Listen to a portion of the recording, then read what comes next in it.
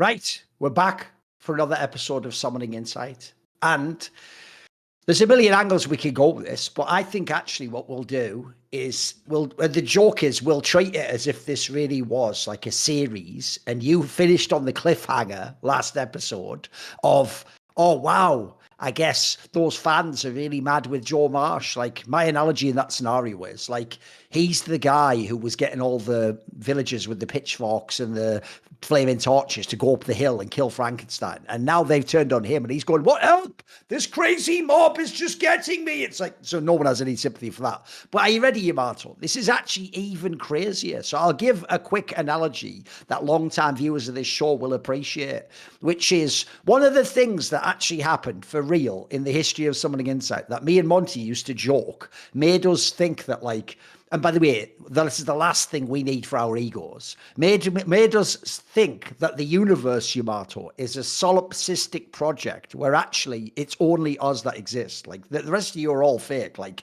we're clearly the only real humans in the world, and we generate the universe out of our thoughts, and they manifest into the world. Because whatever we think purely enough, if we focus with that single point of awareness, it just comes into being. Because the craziest example I've ever seen of this ever happening, Yamato, was the famous one where Doublelift did that accidental stream leak of all, like, Lena talking about TSM business in the background. Because famously, before that, me and Monty did a whole series of Summoning Insight episodes where when we addressed the topic of Doublelift rejoining TSM, which at the time was crazy because it was publicly known he was dating Lena, who was the president of TSM. And he didn't just rejoin Yamato, which already in itself is like, put it this way, even just for HR reasons, that's like a little bit suspect in itself because there's so many possible problems you can have. But even worse than that, when he rejoined, one of the first things he did, people can go look this up, is sign a contract extension. So I'm sorry, that does look like you've just basically said, like, hey, I'm just going to give you, my boyfriend, a really big business deal, which is like,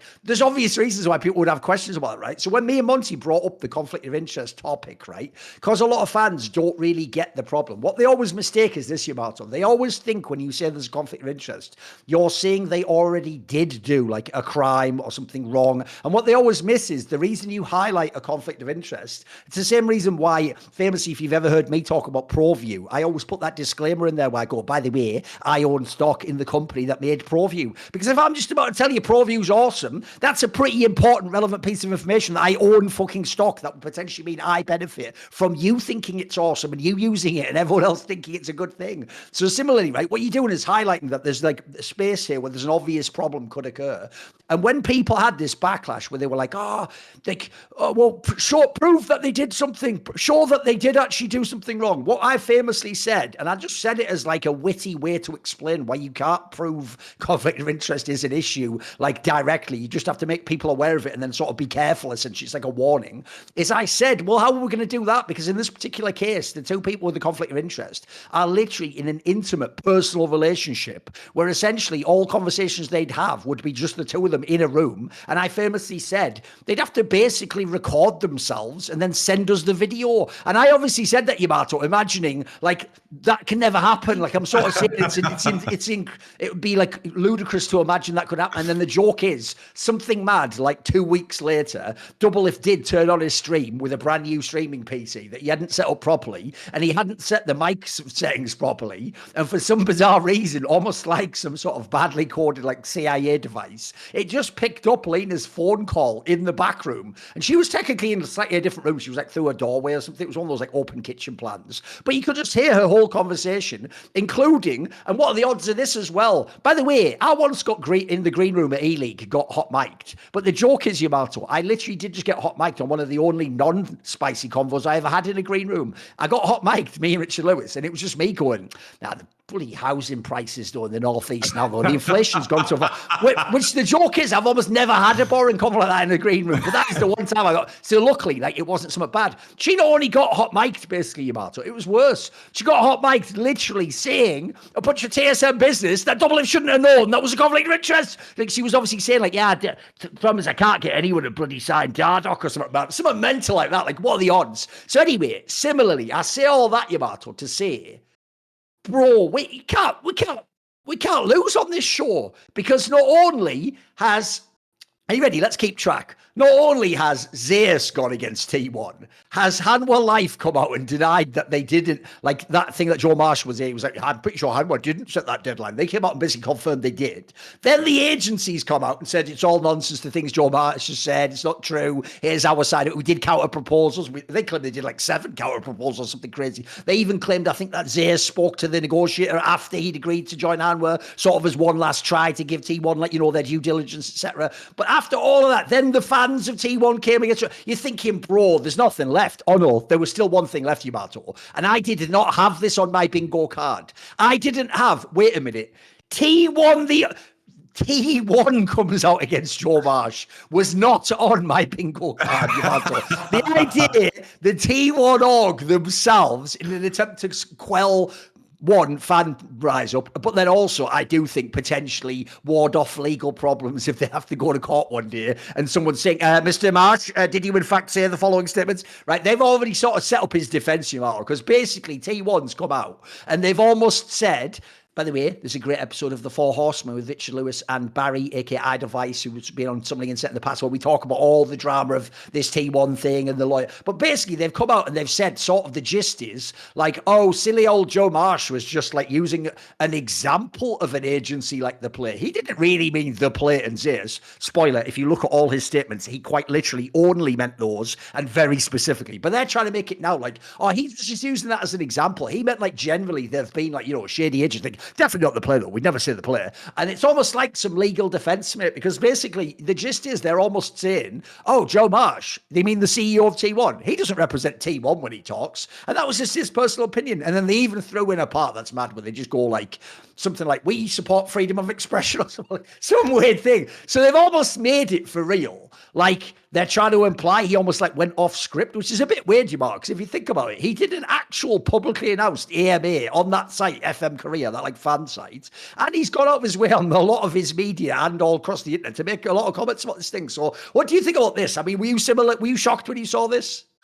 I don't know, man. It's so silly because it just seems like every decision is made to either inflate or protect the ego of Joe Marsh, which is such a weird position to be in, like to even have that as any form of metric as a CEO of a company like this, because usually the way I imagine this went down is that Joe Marsh was getting like heat from the fans, and he's like, bro, we need to make a public statement, we need to say something, and the lawyer's like, no, we can't say anything. And he's like, what kind of lawyer speak can I drop here? Like, what can we do here to protect what I said? I just need to make a public statement somehow. And the lawyers was like, okay, we're gonna figure this out somehow, where you speak in a way. This would be our defense if we go to court. Just take it and use it however we want. We don't have control of the situation. You're not listening to us anyway. I can imagine there's like, I can't imagine T1 don't have like a PR person, like lawyers involved, like, bro, this is a fucking multi-millionaire company, At least at this point, they must have hired someone that understands PR, right? And it just seems like how it comes across as if Joe Marsh just goes against all of that just to protect like what he said, and like the form of like, the weird thing is, it's like that AMA, he did that whole cryptic message that Hanwha Life are liars. And the idea that you can distance yourself from this fucking, statement that he made. It's like, how stupid does he think everyone is? Like, how stupid does T1 think everyone is? Like, the only thing you could have done, right, from this position to wash off like the stink of what has happened so far is hope that people forget, because people do. Like, the news cycle is so fucking, you just move on to the next thing, just win a couple of games and Gumayushi pops off, and then everybody's going to forget. We will remember, because we just care, right? We just care. But people would forget. And they just needed to come back in. The easiest thing is just to be quiet. And I just don't know, from a PR position, bro, I'm not the fucking fantastic PR person, but they just play it so stupidly. I can just be quiet, do nothing, please do nothing. Why is it so difficult for Joe Marsh to do nothing?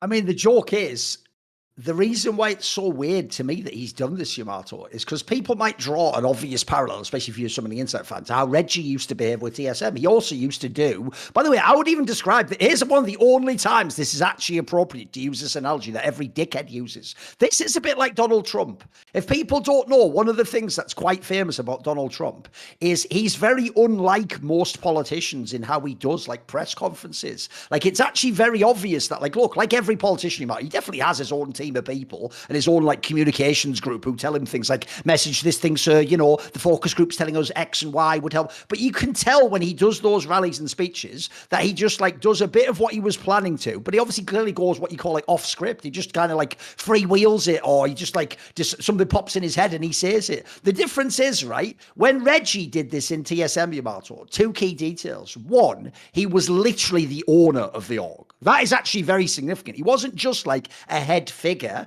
He was actually the guy where he actually also owns it. Like, he actually has an extra level of power and status within TSM that other people don't. In fact, you can also even argue, even if Reggie didn't know what he was talking about in the game sometimes, it is his team. You can see why he'd be very motivated to talk about and to address things and also have a different relationship with fans. The weird thing about the Joe Marsh one is he isn't the owner, guys. Like, he is the CEO. Like, he's not even the owner of the Comcast group. That's like the Tucker Roberts guy or whatever. He's obviously, there's the Korean people still involved who actually did the most of this deal. What I'm getting to is, what's weird is, as far as I can tell, I don't actually think Joe Marsh does do that much stuff to do with the League of Legends team. It's why I agree with you. It's so bizarre, for example, that he'd go out of his way to imply he was the one who like told the coaches to put Smash back in, Gumayushi back in. By the way, one thing I hadn't even thought of at the time, I just thought of right now, actually. That even makes me wonder if the coaching staff really were against it, mate. And they were like, look, if you're going to do it, you have to say that you asked for this. I don't want the fans to think I took out fucking Smash, the guy who's playing. You could even argue that part. So I agree. He's not only gone out of his way, seemingly, to almost take the blame for things he didn't do. Like, I just don't believe he was the one picking the roster and by the way, if you actually ever read between the lines, even he's not actually claiming he was involved with the Zeus negotiation. I mean, obviously he doesn't speak Korean. Like, it wasn't him who was going to meet them. A lot of people don't know this. When they said they wanted to meet in person, that was actually, I think, with the COO, who's like a Korean guy. The negotiator guy, I don't know if it's the same person, was a Korean person. That's why they're directly talking to Zeus. So what's bizarre about all this is, it's so necessary. Like, what's silly to me is this, Yamato. I could almost understand it as like 5D chess if it actually had been more like you're saying, if it was more like Joe Marsh was like, look, this move might go badly with fans. So I'll tell you what, like, initially I'll take like one side of it publicly. Then if it turns on us, you know, maybe then, like, for example, now you have the org come against me, like, oh, he didn't mean what he said. And then we can sort of like divide up the blame and sort of like, I'll take some here and I'll tank this over here. But the problem with that is that's like too advanced, mate. Like, if you look at the chronology, it's more obvious to me that he just really does go, like I say, he goes off script, or he just comes with his own approach. Who knows how he's formulated that? It doesn't seem to me, I agree with you, like he's actually consulted with his PR people when he's going to make these big statements. He's just I think what he's doing is, it reminds me a bit of what Dana White does. He's trying to use the fact that he's saying stuff you probably shouldn't say to appear authentic. Like, one thing Dana White does actually, I've always thought really hit with is, you really do get the vibe he really does think those things. Like, even if it's a controversial take, like, he doesn't think this person should fight for the belt, or he thinks this guy, you never get the sense he's saying it cynically, right? The problem in Joe Marsh's case is, again, Dana White is more hands-on. He is the guy doing a lot of those things. As far as I can tell, Joe Marsh is just like you say, it's like he's just always mentioned, like, team up powered by Joe Marsh. Like, why insert yourself into this drama? By the way, there was already enough crazy drama with Zeus leaving, with Hanwha like poaching the player, then going on to win the championship, then the whole idea of, like, you can forget Joe Marsh just within Korean esports. T1's never lost an off-season, mate. They've never had a situation like this where the player they wanted didn't sign again. Also, this is a homegrown player. Like, it's not the same skill, but this is comparable to like a Faker-esque player, like, choosing to leave. Remember, in the past, Yamato, they never had the choice. When people like Bengi left or Piglet left, they were basically kicked or just told your services aren't required anymore. They were never going, oh, you want me to sign? Fuck it, I'm going to I'm going to KT Rolster. You've never had what I reference all the time. You never had the Figo goes, lol, was I on Barcelona? I'm on Real Madrid now, dickheads. Like, you've never had a crazy like heel turn like that. So I also think that alone would have been crazy crazy drama. Like the whole idea, like, wow, is T1 not in control of the Korean scene? Like, oh my goodness, is this agent, did they scam them? I think that would have existed anyway. But Joe Marsh is just a petrol on the fire, mate. He just made it way bigger. He made it like a firebomb. And as these 2 episodes show, it then all becomes about him and about why is he doing it or what was he thinking. So I don't know, man. I think he's just really badly played his hand on this one. It's funny because I think early on, I can see what he was going for. In the initial thing where he basically called everyone liars or implied they were all lying, that did work. Like it did get all the... You remember that everyone forgets this detail, Yamato. The detail they all forget is that this story broke when the off-season began, before Zeus had actually signed with Hanwha, remember? It almost looked initially like they were also pressuring him into trying to sign again. Like, all the fans were going crazy. So I actually think initially it went as Joe Marsh planned. He sort of rallied the T1 fan base. They were all completely on T1's side, but you remember those Reddit threads? Almost every comment was like, wow, he snaked them, or wow, did this agent lie, or same thing. By the way, people love to say this in politics now. You do realize what Joe Marsh did, based on what T1 said, would be considered a crazy conspiracy theory about Hanwha Life and the agency. I notice no one ever uses that, Yamato, when it's about like the big name figures. That's only for little people like me and you who's supposed to get banned, mate. That crazy. That's what you would call a crazy conspiracy theory. There was no basis to it, apparently. But he put all that out there. And early on, I think he won, mate. Early on, he had all the fans riding with him. Yeah. The problem is, it's like the last 3 or 4 instances of this, it just looks like T1 and Joe Marsh have taken the L. Like,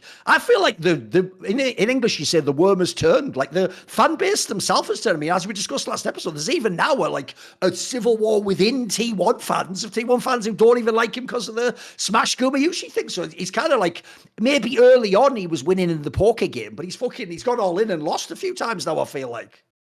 It's so strange because even from a coach's perspective, right? I never ever would want to take credit for like a player playing well or a team doing well. It's like, I'm doing my job, my part, but the players are the ones that are fucking playing. Like, if there's shit to be taken, I take that shit, no problem, because in the end, like, I care about the players more than anything else. I never had like a fucking chip on my back about how much effort I did, and then it's like the players getting credit or whatever. And that extends also to leadership. I think as you walk up like the fucking management ladder all the way up to the CEO, it's like in terms of the credit that you get should be implied. It should never be demanded. You should never need to force yourself into that spotlight. I think it's very different when you have like the owners, like you mentioned Reginald, or whether it was Ocelot in the past. I think these were players that built their organizations from the step up, and they already had a very, very, public-facing relation. And in terms of what made those teams popular at certain points in time was, of course, that figure.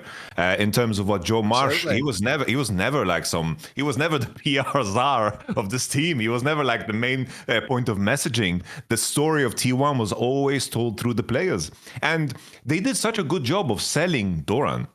It's like Doran came into the team. They did all those streams. Yeah. He was very, very welcomed into the team, and it seemed like everyone was like ready to move on from everything that went down. Like everyone, like the T1 fanbase, really, really accepted Doran for what he is, and they did a very good job of like integrating him into the team. And they could have moved on so smoothly and make, of course, the players the center point. Because that's what's so strange about not this statement that they did, but the previous one where they just throw everybody under the bus. Like Gumayushi, I don't know, the Gumayushi, in terms of his value, they could have just sold it so easily. I mentioned it the last time. It's like Gumayushi worked his way back up. Now he's going to perform again. Wow, Gumayushi is such a hero. He got benched and then he worked hard again. Damn, I love that about him. And then everyone would have just been fine, cool. Gumayushi's back, Smashes on the bench. They're competing against each other. That image is just very, very nice because it fulfills every aspect of what you want from a team, the competitive aspect, the personalities and so forth. But it just seems like Joe Marsh along the way wants credit for what this roster accomplished in the past years, what they've done, and in terms of with the decisions. It just seems like a CEO wants credit, and that is so strange to me. Like I never see the fucking CEO of any company just come out and just fucking make statements that make it seem like he is the one doing everything. Sure, that happens with like the likes of Elon Musk, but this is not good business in my opinion. This is not good business at all. I'll tell tell you what is actually quite ironic, though, but you'd have to know Korean culture to us, but some people might get what I'm talking about if you're deep enough in the source in Korean esports, which is this is the one sense in which Joe Marsh has successfully been a bit Korean, Yamato, because I can tell you in their culture, one of the things about like the strict hierarchical nature of companies is it's actually quite common that your boss will often, if he's in charge of the project, just take like credit for the project succeeding. Like I've told this story in the past, like when I had a Korean girlfriend who just worked like an office job there, she once did tell me that she had to like work a bunch of overtime, and I said something like, oh, but you will get like credit for it or like paid extra, and she was like, no, we have to just do it to finish this project on a deadline, and then unfortunately like my boss basically will get all the credit for like this working. And I was like, what? And she was like, that's just standard though, like if I was the boss I also would be in a position I'd do that. So that was just the way they took. So the joke is like in that sense he's actually been quite Korean, like he is trying to take credit for it all. It's so bizarre though, because I've never seen anything like this. Like I said, I don't think people realize how crazy this statement is. I understand, like I say,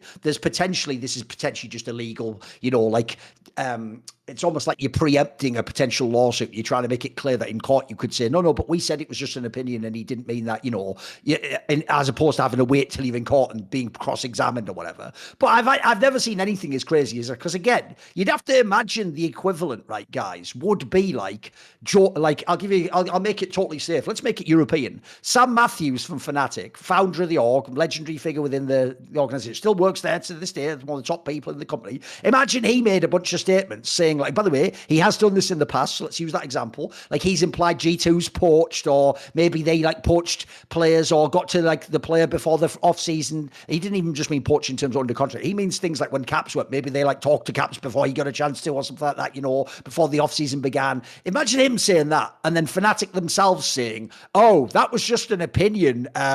Don't expect what he says to actually be our opinion at Fnatic. It's like, he is Fnatic.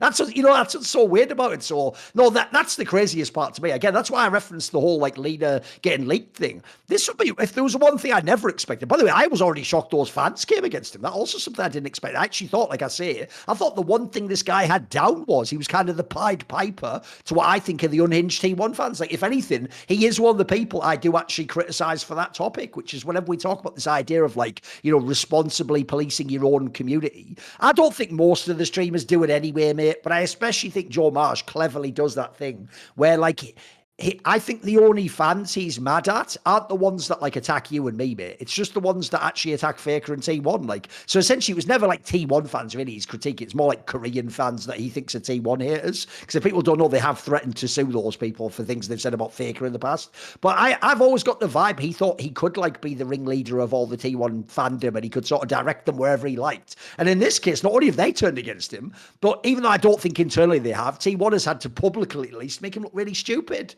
Like, this makes it look like he didn't know what he was fucking talking about. He's talking out of his arse, even though I imagine here's the thing, I would speculate some of the things he was saying were things he was also being told by other Korean people in the org, Yamato. Like, I imagine whoever fucked up in the negotiation, here's another thing I'll put out there. I doubt they just completely came. I actually think that, you know what's funny, Yamato? I don't think Joe Marsh is just barefaced lying about that negotiation. I actually think what will have happened is the Korean person who was the negotiator might have told him in English, like, this is what, you know, they didn't even give me a counter proposal. You might have said all that stuff. And because Joe Marsh is just having to go, he's just having to trust that person. He wasn't there in the room. He doesn't speak Korean. He's just had to trust that is what happened. And he's come out and said it publicly. I mean, I can tell you, one time in my entire career, people might think, you know, I say that famous line, I've never lied in 23 years professionally. The one time it would look like I did, I actually luckily got it fixed. So it can't even be proven, which is when I worked with that Flashpoint company in Counter-Strike where we ran tournaments. What happened was, behind the scenes, two different top-level executive people within our company told me, oh, ESL's just scheduled their dates over the top of ours. And at the time in Counter-Strike, there was actually like a master document, like a Google Doc, where everyone put their dates so you could like share the calendar. No one would ever have like two events. And so because two people separately had told me this, I publicly said basically like, what's ESL doing taking our spots? And what happened was the ESL guy was basically like, well, we didn't actually. Our dates were in the calendar first. It's your people that have got it wrong. And when I went back to them, I was like, is this right? And they were like, oh yeah, sorry, actually turned out we were wrong. And so I actually had to have them come out. I had like one of the head people of Cloud9 come out and basically have to say, no, I'm sorry, we actually gave Thorin the wrong information. He wasn't lying when he said that. Like, we actually genuinely fed him the wrong information, and so that's all he could go off. So in this scenario, I think Joe Marsh probably did get like a mixture of like Here's the thing though, Yamato. I would guess it wasn't supposed to be public is the difference. I would guess privately, the guy was salty, or he was like, I don't think Zeus even wanted to sign, or no, they sort of snaked us because, they played us against Hanwha. Yeah. I'm sure there was, everyone does that when you talk like, more like off the record, as it were. But the problem is this guy then just put all that stuff out there publicly. And the weirdest thing to me is that he thought there would never be any consequences. Like, I always thought the second he said that there was going to be the lawsuit against the agency, I always wondered, surely eventually that has some sort of backlash, because people don't get this. This isn't like in America where you go, who cares? We got the player anyway. We win. Just let it all die down. Like, if anything in Korea, they really care about their reputation and like being accused of things and your honor. And like, that's a big deal. You don't just come and pop off. And especially like some Westerner, Yamato. Like, this is one thing a lot of those people don't get, is one of the interesting things about countries like Korea, I've heard it's similar in Japan, is they're not like insanely xenophobic. They'll allow you as a Westerner to live there, and they'll even be very polite to you. And in fact, they even will be quite accommodating. Like I always say, as long as they know you're a Westerner, they actually don't expect you to follow all of like really the strict Korean culture rules, because they don't expect you to know it. Like, they actually understand you probably won't. But the thing is, they also will never fully accept you. You'll never be Korean. You'll always be the foreigner who's sort of like allowed to be in their space in a bit, but you'll never. So as a result, like, they definitely don't want to hear some Westerner coming in and going, hey, this person's wrong and he's a liar and he's full of shit. Like, I always thought that surely I'll have a consequence eventually. It turns out apparently it did. And also, it's also the worst timing ever for Joe Marsh, because as I pointed out in the last episode, I think the reason this got resurrected as a topic is he decided to do that interview right after Hanwha Life won, almost to be like, hey, let's get ourselves back in the headlines. Like, hey, remember, we have won those 2 worlds, because that's almost like what that interview was, wasn't it? Like, the interview could have been summarized, Yamato, as, lol, who cares about LCK, which we haven't won in ages, because we won those worlds, didn't we? Which, by the way, does work. Like, no one else won worlds in the meantime. It's not like Hanwha won. It's not like GenG won. So that was like a clever pivot. The problem is that, like, again, won in the short term and it's now backfired completely. Like, I have to say, I want to get into this topic with you, because let's talk about LCK. We just finished watching it. We'll make that the first topic. Here's where I want to start, Yamato. Even though we haven't yet watched T1, so there's not that big a deal, but I want to ask you this question. I actually feel like this drama, if we just go to the Gumayusi Smash thing, and especially now we know that there's fans on either side that hate the move, I think the weirdest thing is you've also put yourself in sort of a lose-lose. Like, I can see what they were going for, essentially. And by the way, this is why, I'll just put this out there, this is why I get why, if people don't understand why Dom, if you go watch Power Spike, Dom was really triggered about this. Not like a normal one where, like, a streamer, you find a way, like, right, crack, better get like outraged, because that's like sort of the thing I do as a stream. It wasn't like where you just do it performatively. Dom was genuinely really pissed off with this move, because if you think of how Joe Marsh presented himself in this offseason, he presented it as he wasn't even just concerned about T1, Yamato. He put that weird thing in there, the story about the idea that like Zeus almost got like, I joke that he almost got like kidnapped or press ganged into joining the LPL, but then Como was like, whoa, who's in that barrel? Zeus! And then like brought him out and they got to stay, because they almost make it sound like that. They don't really, but you know what I mean? They make it sound like he had no say. Oh, what the hell? Help, please! I'm blinking twice. I don't want to be in the LPL. Like, even though, as far as I can tell, he might have even been up for that. Who knows? So anyway, when that happened, one of the things Joe Marsh dared to do was paint it that he also really cares about what's best for the player. So he tried to imply that, it'd be best for the player to stay in T1. That was obviously his angle, right? My problem with that is this, Yamato. If you say that, but then you allow this rookie Smash to play really well, by the way, not be the reason the team loses, and then bench him, as far as we can tell, just for popularity reasons, and also, as far as I can tell, to potentially scapegoat him. I know he didn't explicitly do that, but when you come 6th, and the one thing you do is go, get the one guy who didn't used to play when we won Worlds out the lineup, that does make it look like you're almost saying he's the reason we came 6th, which a fan, they're not super smart, but they can pick up on that. They get what you mean by that, and some of them obviously agree. Some of them think it. Well, you've seen the comments, bro. People's logic, as far as I can tell, is Gumayusi could never ever play bad because he won 2 worlds. Like, people keep saying it. I keep telling them he wasn't playing great the first few weeks. Yes, but he is a 2-time world champion. How many worlds did Smash win? It's like, fuck, we're not even talking about that. So anyway, that was working. But now I feel like it's actually like a lose-lose, Yamato, because no matter what happens, like, if you imagine, right, if you lose now, you get hated on anyway, but from either side. Like, then the Smash fans will be like, why didn't you play Smash? Then the Gumayusi fans will probably blame Thorin or Thorin. Who knows where it'll go now? But I feel like you've actually put insane pressure on yourself for this split now. Now you almost have to win the split for me, Yamato. Like, and the reason why I bring this up is I actually do feel like this is how you know people like Dom don't actually hate T1. If he really hated T1, what he should have done is a silly angle like Thorin won 4 of the last 5 splits. So T1 should be even better now. Now, if they don't win everything, they're failures. No, everyone made their expectations quite reasonable. I think most people had T1 probably to be the 3rd best team in Korea and to like be a borderline world's team. Well, now they actually do have the pressure to win again because the move they've implied is that it's going to get them back to the top. What do you think about T1 this split? What are your expectations? Do you have concerns about this aspect? What do you think? Well, it's weird because the way they ended was good. Like they could have they were the team that was closer to beat How Alive. Yeah, and that's aged pretty well though. After they did 5 games with everyone, it looks better, doesn't it? Yeah, like that was a game that could have won. They had like the Nash push. I think they could have ended the game there on the final one, and they seemed like in a good place. Like in the beginning, it was like Owner and Faker were only the ones performing, but Doran seemed to really find himself. Like he was doing quite well into Zeus, which is like a really big deal because we talk about Zeus.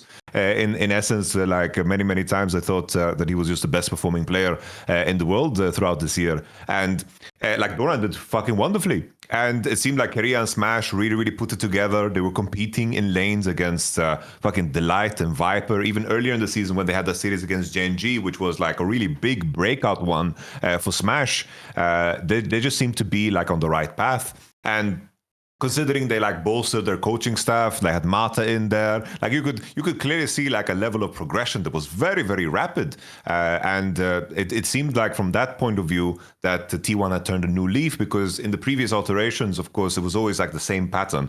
Like if the draft fell in a place where they got away with playing, of course, you know, the supports that Korea loves, the dynamic ones, the range ones, and Zeus could find counter picks that made sense together with the jungle that Owner played, then everything flowed very beautifully. When he could play like the Vi or whatever, the Sejuani, to make sure that they have some buttons and tools in the game to make sure that they can get away with playing playmakers and of course the support position, like carry champions in the support position and carry champions in the top position. But now, like in this dynamic, it seemed like they had such a wide range of what they could play. It wasn't like in this slot T1 is the best team in the world and the other ones they are struggling. Here we could see T1 do so many different things. So now adding Gumayushi, it just changes the dynamic of everything again because at least they're playing best of 3s. But the fact that Fearless stays is probably, you know, a negative thing for Gumayushi, considering if he's playing the Caitlyn, the Varus, the Jhin, the Kalista, I am super happy most of the time. You're playing standard lanes, no lane swap. That should be very good for Korea Gumayushi. But if they proceed into best of 5s and they have the whole plan of using both Smash and Gumayushi, I'm like, fair play, that's fucking brilliant, that's genius. But I'm so afraid that they're not going to line their pockets with this fucking competitive fuel that they have with knowing they have a 6-man roster with Smash. I like they're gonna stare down the barrel of, let's say, game 4 of a best of 5 at some point in the split. And then they're sitting there and they're like, oh, Zeri is open. We have like all the carry champions, Zeri, Kaiser, Ezreal. That's the pool that's ready. And then you see like, you look to the left, you have the T1 fans. Look to the right, there's Joe Marsh, ready to write a statement. He's just staring in the eye of Mata and Koma, and they're like, shit, should we make the decision that will make the team flourish? Or should we send in Gumayushi and force him to play a game of Zeri? You know, I don't know how that's gonna fucking play out. But from a if the only purpose is to compete, which, you know, might not be the case right now, then I think the T1 can do some serious fucking damage. I think as long as Faker continues with the same form, I think it's good usually when Faker gets a break. That's usually like a good thing. The fact that he didn't go to first stand and has more time to rest, that seems to be something that helps Faker a lot and T1 in general a lot, because usually the press tours that they need to do and all the media and all the scrimming and all the practice and of course all the streaming, it just seems that weighs very heavily on them, because usually the break before Worlds they perform, break before Spring Faker performs. I do think that T1, you know, there is opportunity. I think they're good enough to cause some upsets. They should be top 3. I think it's hard to rate them above GenG How Alive right now, but it shouldn't be easy for the other teams to beat them for sure. And I think the magic of D+ should like wear out. I don't think you can put D+ over T1 right now. No, that's why actually the bomber, if you D plus, was like you had your window to do it. That was the playoffs. Like when you were in that upper bracket, that was actually a real chance to at the minimum make the final. That's the bomber. Or if not, by the way, outright just win. Like, yeah, absolutely. Everything looked up. Like everything was going amazingly. Right, let's talk. Obviously, today was the Hanwha Life versus GenG series. And spoiler, GenG Hanwha Life, number one team in the world, already lost. They got 2-0, guys. And I have to say, when you watch this, here's what's wild, Yamato. Look, this hasn't aged well, this statement now, because we'll talk about later with LEC. But I remember when I saw like the IG results, and then I was just thinking, was that just a split early? Because all my teams are fucking killing it now, mate. I've got IGs killing it in LPL. Look, I expect for that it could be really good in the standard lanes. And then GenG, you expect eventually those hands are going to come online. Mate, it did today. Like, if you watch this series today, this was very different from when you saw Hanwha Life play against GenG in the playoffs last split. Like, I'll give you an example, Yamato.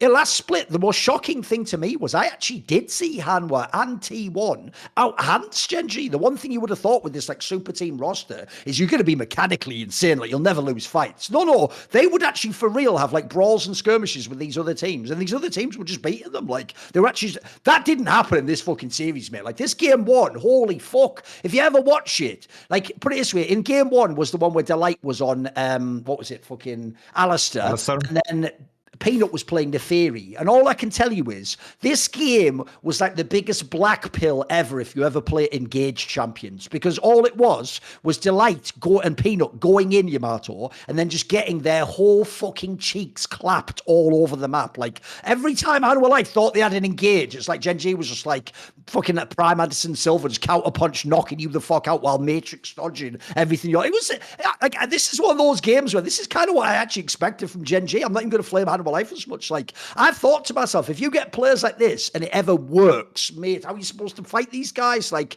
even when you think you've caught them, it's like some fucking Rorschach shit. Like, you're trapped in there with them. Like, that suddenly, essentially, you've just engaged a team fight against a team that you can't team fight against. Like, GenG looked really fucking strong in this one. What do you think? The start is so similar to the previous split, right? Because like the previous split, we also had the same start. It's like GenG, damn, they're good this soon. And yes. Delight and Peanut, the engine is not like functioning.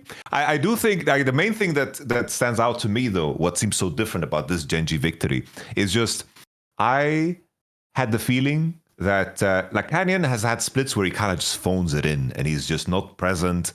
And he gets away with it because he's Canyon. Like I remember like the GenG splits, even some of the splits that they won and then eventually lost to Hanwha Life in summer last year. Canyon wasn't performing as good as you kind of hope him. Like if you had take a game from a regular split and you just pluck it out, random Canyon game, you're gonna be like, this is not good shit, Canyon. What the fuck is this? But if you like look at his like game 5 in playoffs and that's what you handpick, fucking gorgeous. This particular series, Canyon played so damn well. And I feel like also at the same time, Chovy is so back. Because the weird thing about last split was, like all of these mid laners found their form again. We had Showmaker, Faker playing super well too. Showmaker being very creative how he played. But in the end, of course, I think Chovy just kind of, just out-jabbed them to continue the MMA analogy. Just out-jabbed them and just controlled them so Showmaker couldn't roam. But the mid lane pool in the LCK looked very dynamic because Chovy was not performing super well. And in the beginning, Zeka wasn't performing super well by, of course, their standard, which is extremely high. Zeka had to like ramp up and Chovy didn't look as impressive as you want him. In this series in particular, when I saw that first RA trade that he did, where he just like spaced the Aurora, and I was like, okay, is Chovy just completely fucking back? Maybe he fucking is. As like, in terms of the control he had over this game, Spring Split Chovy from last year seems to just be back. Like the Azir angles that he found, like the one that just decided the game in River, like on Dragon, where he just swooped 3 and he just grabbed Viper with him. It's just a different thing when you like, when you combo and grab so many people and you check the nameplates of the players that are like in the air flying as fucking Viper and Zeka, it is something else. This is a fantastic start. Duro, I know that the last split, like it seemed like there was just too much going on for him, because there's a player that has been like top 5 in solo queue for so fucking long. In terms of how he executed at certain points in the split, it just seemed like he lost his mind. And especially with the start that he had, because he had some series where he looked fine and then he just fell off a cliff. And there was conversations about him being like sick and not recovering from that super well. And usually, you know, I'm hoping that he maintains this level, and then everything else will just naturally fall into place, because we don't need to talk about Keen, because Keen has been a fucking stud for super long. Like, he was just waiting for Steam to perform again. So I'm really excited for GenG. I know it's only one best of 3, but I'm ready to get excited. I think this, you know, as long as Chovy and Canyon, you know, actually spam solo queue, they play no TFT, then I think this team will make the split insanely interesting. But it's crazy that we don't get to see How Alive and GenG for a long time. They just loaded this up in the first round, like the first day, and then we don't get to see them for another like fucking 7 weeks or some shit. The playoffs is very short and condensed, so there's a chance maybe we don't see them at all if something goes wrong. But this looks like those teams that should make it to the finals, and I'm very intrigued about how things are going to continue. We also have the matchup of T1, you know, that's going to be interesting. T1 GenG. GenG have just the hardest week possible in the first one, and then they get to breathe out for the rest of the split. So I'm excited for GenG, man. No, I'm with you. Like, I actually think the other thing about last split for GenG is the big names just didn't show up. Like, one, Chovy actually genuinely wasn't even an MVP candidate. He was just kind of like, by his standards, he was whatever. He was still good. Like, by the way, even in the playoffs at the end, had like a few really big games. But I agree, he wasn't the guy where like this is how you know he is at like one of the like Mount Rushmore type players. He's one of those players where you get shocked when he just doesn't play like 9 out of 10. Like, that's how good the guy is. Like that's supposed to be the other way around. You're supposed to be like normal level, and then, oh, he has a great game. Like when we complimented Showmaker, it's actually just shocking when Chovy doesn't play great. But similarly, I actually think the guy who got to coast and didn't get all the blame was fucking Ruler. Mate, after last year, you come in, you're the big blockbuster signing. Remember, the rumor was maybe you were going to go to KT Rolster or other teams could sign you. So you come in, you make this super team, you reunite with Chovy, and then actually he was kind of a bit lackluster last split. He's another one of those players where I was watching. Here's another player where I was thinking to myself, mate, if you have a really strong fighting team, this guy's going to be like the MVP of the split or something, mate. He's going to look awesome. He looked actually kind of a bit fucking scuffed in some of those series.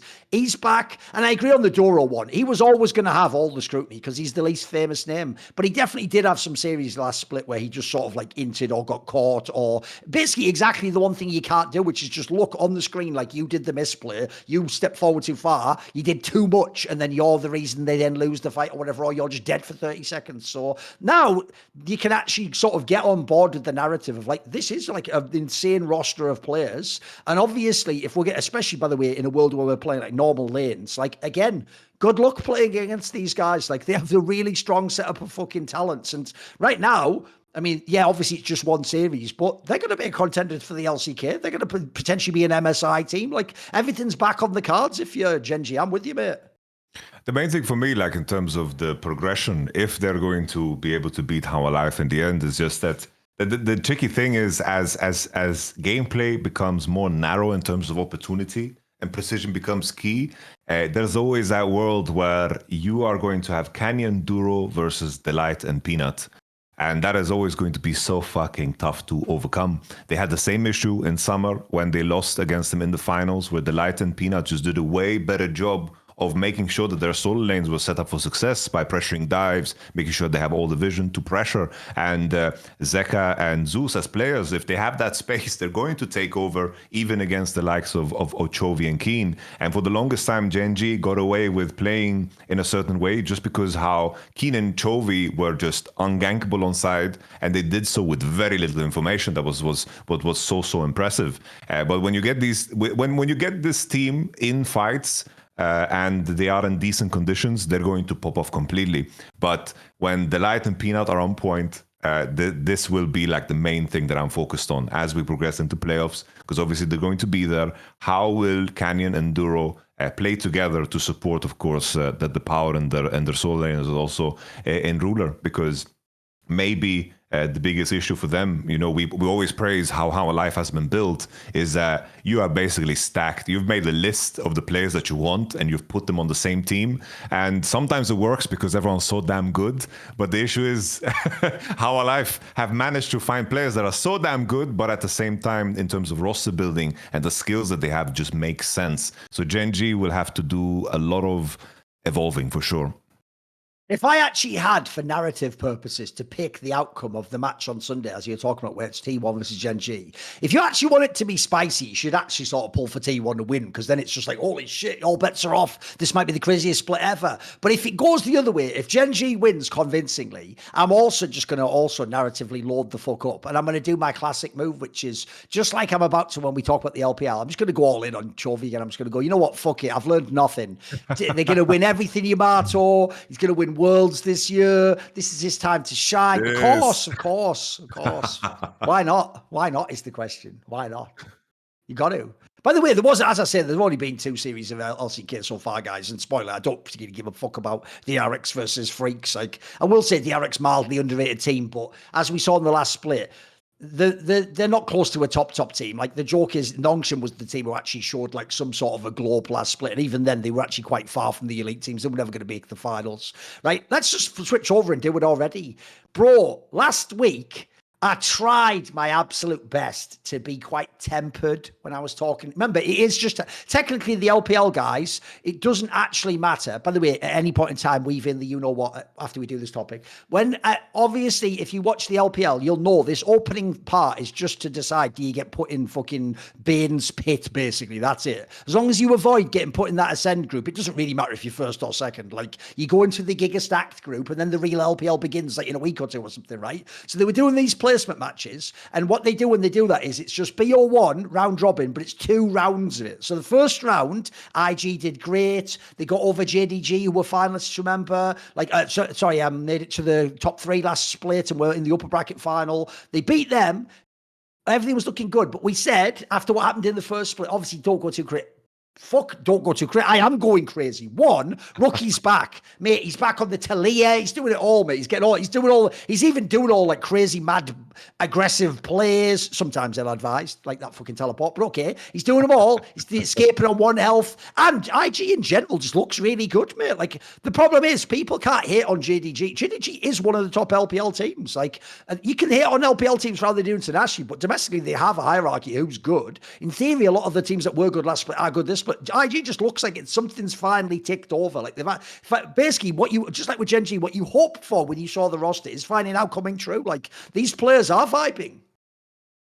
I think the main thing always is like we said this in the first episode we ever did together, right? Only you and I, where it's like names are names for a reason. It's like, yes, when you've had such a long career and you've all consistently been at the top and you've managed to make it to top 3, qualify to Worlds against all odds, or and always find form. There is a certain skill knowing how to find form when you've lost it again.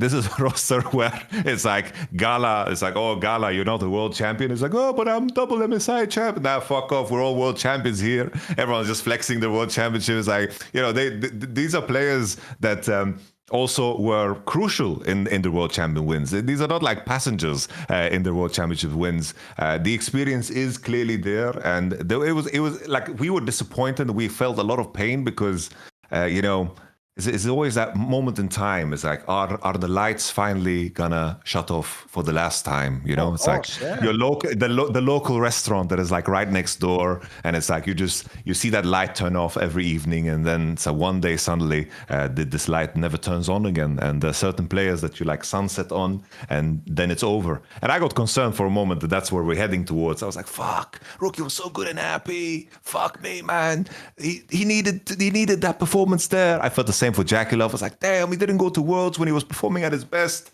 and now he's underperforming at these international events. It's like always it's like that fucking monkey fingers, the paw curls, and you have your one wish, but you get punished in severe ways. IG is looking fucking wonderful. They're playing cohesively. The Shy is not doing anything crazy, which is crazy. It's like usually it's crazy bad or crazy good. It just has like balanced, solid gameplay, has good like matchup knowledge, finds like doesn't overextend, plays the position, plays the economy game well. Mako and JJ as an engine is functioning and Rookie is performing. And Gala, I think Gala looks fucking fantastic again. It's like there's nothing to complain about. Finally, the names are showing up big time. I do think, you know, I'm always a little bit worried when it comes to these like groups, because it's like sometimes I felt, especially when it comes to like the Chinese teams, it's like unimportant games become quite unimportant for them. And that's the only thing that concerns me. But the eye test for IG, regardless of how JDG played or anyone else in this group played, looks fucking amazing. So I have no complaints. I'm excited for IG again. I'm excited for IG again, but I think there's many, many good reasons for it. Yeah. It just seems to work now. And I agree with you. This is one of the reasons why. It's funny, this is where fans are incredibly unfair. One of the reasons, by the way, why I go out on Faker many, many times is because I'll watch like 5 weeks in the LCK, where it's often in the summer, where potentially his injury has flared up and he just doesn't look like, it doesn't even look like he has the hands to do the moves anymore. And the problem is, everyone who's watched Great Sportsman knows this. The saddest part, Yamato, is the body goes way before the mind ever goes. Like, you can tell the great player in his brain, like if it was Michael Jordan, he would have done like a crossover and gone past the guy and donked it. But then eventually, you know what, like he can't go past him, he's not fast enough, or that guy's like himself, someone coming into their prime and they're better than you now athletically, and suddenly you can only play the old man game where you're trying to grind out your edges or you're trying to like play strategically. When that happens, it's understandable that you get more and more and more out on the player. The weird thing to me is this: most people's complaint about Rookie is never, you notice they almost never comment on his actual play in the LPL. What they do is they use circumstantial reasoning, like, well, if he's so good, they like essentially they just beg the question. They just go, well, if he's so good, why doesn't he qualify to Worlds? It's like, you know, you haven't said anything about how good he is yet. You've just made some weird logical argument that if he doesn't qualify to Worlds, it's his fault and it proves he's not a good enough mid laner. So what's weird is this last split was actually the first time I've seen in ages where if you're a Rookie hater, you could not only have said, I actually think eye test-wise he's playing like shit, but you'd have been right. You wouldn't even have been a hater. Like, spoiler, I'd be right there with you. Like, yeah, it sucks for me, but you're right. He's actually, first of all, the problem. Like, some other people are playing pretty well in this team. And also, he is just playing by his own standards ass. Like, he had some games that were embarrassing. Like, he had some where he literally, again, if you'd have put like 2 years ago, like Zika's tag on, I'd be flaming the fuck out of that. I'd go, this is fucking garbage. Get me a better mid laner. The difference is, though, I'm with you, Yamato. When someone is as great as Rookie has been for that long, it's like when I said about Chovy.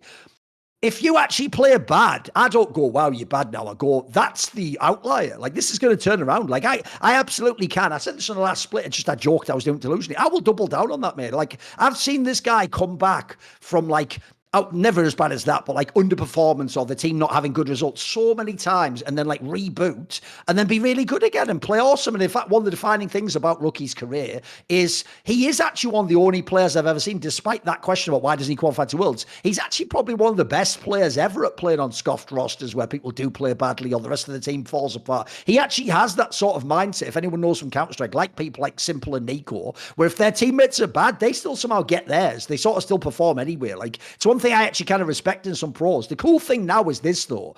We didn't get to enjoy this narrative last split because he himself was bad. But bro, the reason why it's cool is, I said this at the beginning of this year, if this year goes badly, Yamato, then I will absolutely just accept these results. I don't need an asterisk or an excuse. I actually, if I'm a Rookie fan, I can tell you, these teammates he has right now, I'm willing to accept those. I'm not going to at the end go, they suck. Listen, if one of them plays really badly in like the last split, I'll say he played badly. But on paper, I think this was actually, specifically if you're a Rookie fan, a very well GM'd squad. It's about the best you could hope for. Like, realistically, at this point in his career, he was never going to get like night spot on BLG or something like that. You were never going to get a super team like that. So this is about the closest you can get, especially because it is almost like, on paper, it's like everyone except Gala and JJ. It's just like one last dance, like type shit, you know, like, can I have one last team, please, sir? But actually, it looks like finally we can get on board with that narrative, because this team, the other thing that's going to be fun is, now the LPL is going to be really competitive this split. Like, think about it, those two MSI spots, mate, good luck picking who's going to get those. Like, you can actually even argue, based on how the last split, how the placement started, we still don't even know if BLG is going to have one of those 2 spots. Like, it's wide open who's going to get those MSI spots. It's going to be an amazing LPL split, I think. Man, I can't wait for that group. I actually do love that format where you get the super group of all the mega games. You don't have where you're just looking on the schedule like, I've got to wait like 3 weeks for a good match between my team. No, every week's going to be good games. It's going to be dope. I can't wait. Well, finally, we get to the meaty part, you know. Just to add on IG as well, it's like they have fucking Danny. You know, Danny was the wizard of Weibo as well. It's like this seems to be like one of the last Hail Marys, because in my mind, I'm so worried about what's going to happen with LPL as the current generation of like the players that are really, really insane when they get like phased out, you know. I don't know what is going to follow that due to the restrictions around the game and how I've heard. Of course, I'm not inside the community in terms of how things are, but I have like some people that speak Chinese and are in those communities on my stream, and they're saying like a lot of the youth are just playing mobile games right now and Valorant. Everyone's hooked on Valorant. So it's like these are the type of teams that need to be built now. That has to happen now. If it doesn't succeed, I don't know what to say. I don't know what's to come. But it's always that concern about what is the future of the LPL and what are the future players, because there's like a couple of players that are like super exciting, but the teams that are IG and top esports, and of course some of the names on JDG, you have of course Bilibili and Weibo. These are the players that are like really good. If they stop like succeeding, then I don't know what's gonna be next for LPL. It's very tough. You know, just to add as well on the conversation of Rookie, it's like all of the players that people fucking meme on super hard out of the LPL, those were Rookie's teammates.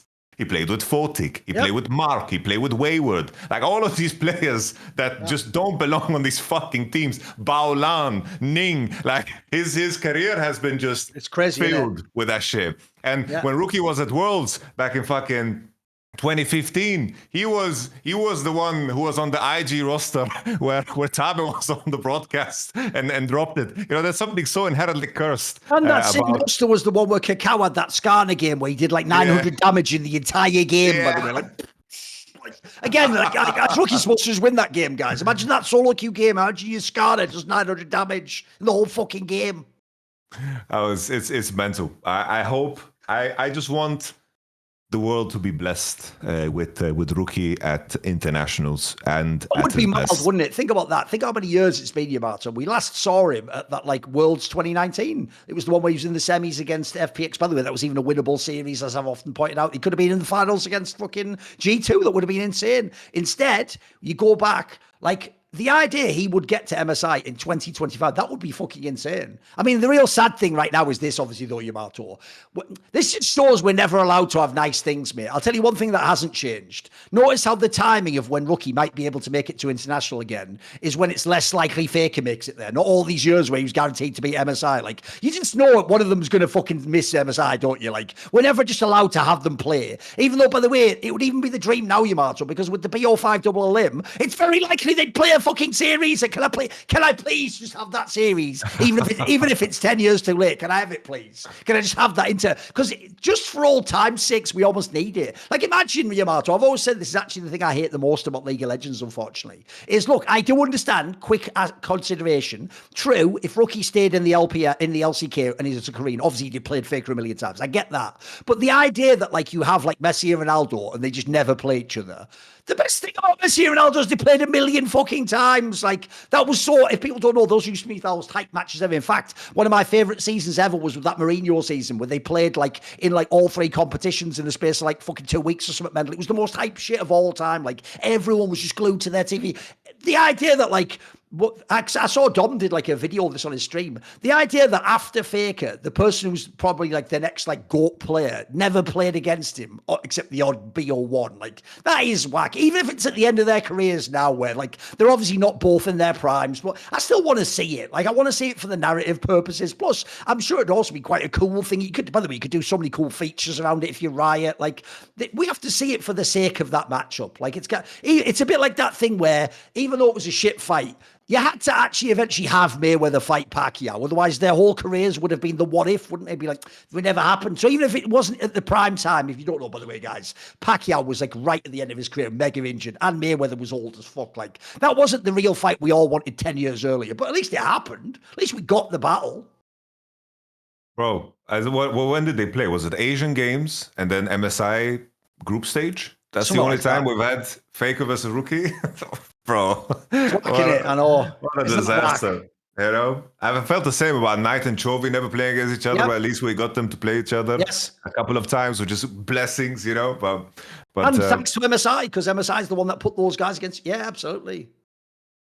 what else do we have in LPO? NIP is an interesting one, considering like where they were last split. Like Doinby doesn't look like himself. Like I was so pained last split because you know Dom hits himself to the NIP wagon and he just got fucking it paid for him. It did well for him, and they were in the same group as IG back then, and they played against each other, and it just looked awful for IG, especially that best of five that they played. And Rookie had like one good game, but then Doinby was just doing things he's not supposed to do when he takes like a 2 year break into games. This is what I expected more from Doinby. This is more realistic. We are back on Earth, you know. Doinby is making mistakes. He still has Doinby magic, you know. Plays a Pantheon game, pops off completely, you know. Still has that in him. But this feels a lot more realistic to me. I think like the top esports games, sure. I think it's like obviously we can't forget how good top esports were before first stand. I like how they played at first stand really doesn't change my opinion about how good they should be here in the LPL. It should just be that is like a weird tournament, an anomaly. It is what it is. I want to go so far that I can even imagine top esports if they get to MSI that they do well there because the tournament is just inherently better. But if they don't do well there, then it's over. I'm slowly getting back to the top esports hype train again because they are damn good. They play damn good. But NIP dropped a game against FPX that was very ugly, and in terms of how that group's kind of structured out, I feel like the NIP kind of honeymoon phase is kind of over. I don't see them doing anything crazy in the ascended group for sure. If anything, it's like I said this after the playoffs, like when you actually see how bad some of the NIP players can play, you realize Doinby was the MVP, mate. Like that has aged fabulously now because if you ever go back, they were just following his lead, mate. And as you say, he was just doing some things that shouldn't even be possible for a player coming out of like semi-retirement, and especially not in an era like Fearless Draft. Like everyone's like, oh, what the adaptation pit? No, he's just fucking amazing in that group stage. He was blowing everyone's minds. The problem is this is not an elite roster.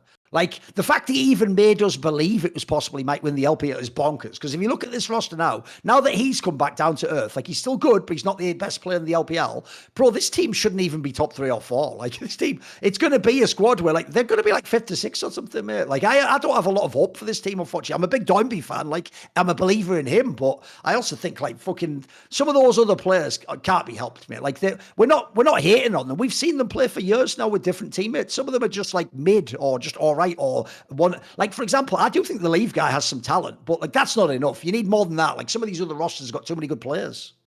Yeah, like the bot lane is solid, PP good. Was like the biggest pain point for me was, you know, last split was when basically Doinby inherited the people that I complained about outside of Photic into his roster, and it was still executing and doing well. Like the Shanji magic since his OMG days have kind of worn out because, you know, he was just an outlier in everything that he played. He just played like Kisante, Rumble, and that made him like, he was just so far ahead of the curve. And now it's just in the meta. And the same thing for Doinby now. It's like everyone in LPL is fucking playing Ryze. It's like Ryze is being blind picked.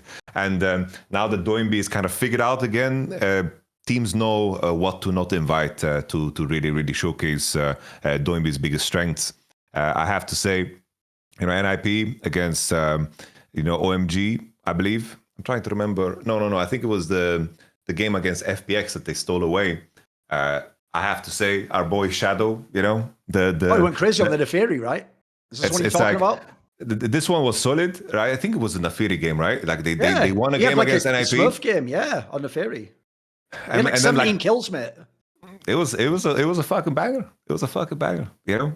But what I wanted to highlight was there was that game. I think it was FPX versus fucking NIP the first time they played, where Doinby was doing things on Talia that was just so strange. He was like ulting Right. into the enemy team, just like I don't know. He just kind of he lost me. He lost me when I watched him play.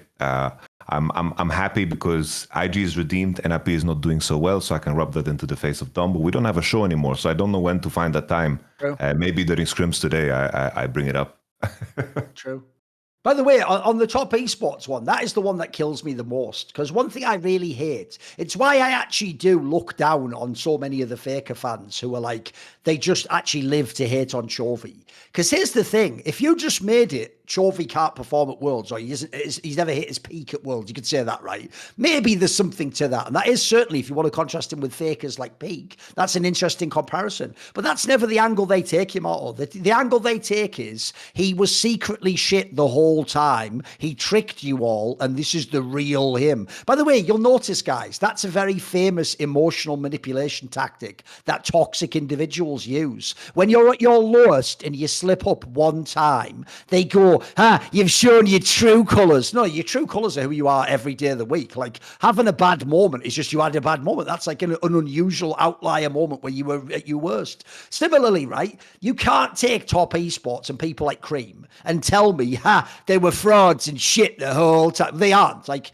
the body of work and the eye test in the LPL proves that is not true. So I agree. They clearly have some quite significant flaws internationally that if they don't overcome, they are going to be a meme. Like, they're going to be the LPL's equivalent of what Niski and Mad Lions have been at many of the times they've gone international, where they are really good domestically to get to that point. But you always feel like, I'm not fucking good on that team. They're going to betray me again. They're going to fuck me over. Because I'm with you, Yamato. If top esports play awesome and they go to MSI, just for the sake of being like fucking representative of what they did in the LPL, I'll have to believe it's possible for them to even win the tournament. But certainly I need to see them overcome that. But the second they step back on Chinese soil, I agree with you. It's almost like they just memory wiped what happened at first stand. Like, it's not a problem. They are one of the best teams again. They have one of the best rosters. These players are really good. Like, I just hope it all. I actually really do think, like I said, with IG being good now, I think we could actually have an insane fucking LPL split. Because I thought actually at the end of the split, the LPL looked really weak last split. Like, it looked really awesome before, but then the playoffs played out in a way that made a lot of top teams look really, really messy. This split looks like it could be all the big names going ham at the same time. Remember, NIP was like a bonus. We never even expected them to be good. Like, this looks like on paper, maybe with the exception of JDG, we can talk about that if you want. Like, all the other teams should be really good. They all are like kind of taking over where you expect them to be. Do you want to talk about JDG? Do you want to do that? Sure, yeah. I think it's like in terms of their level, I don't know. It's like they started quite slow as well, I feel, last split,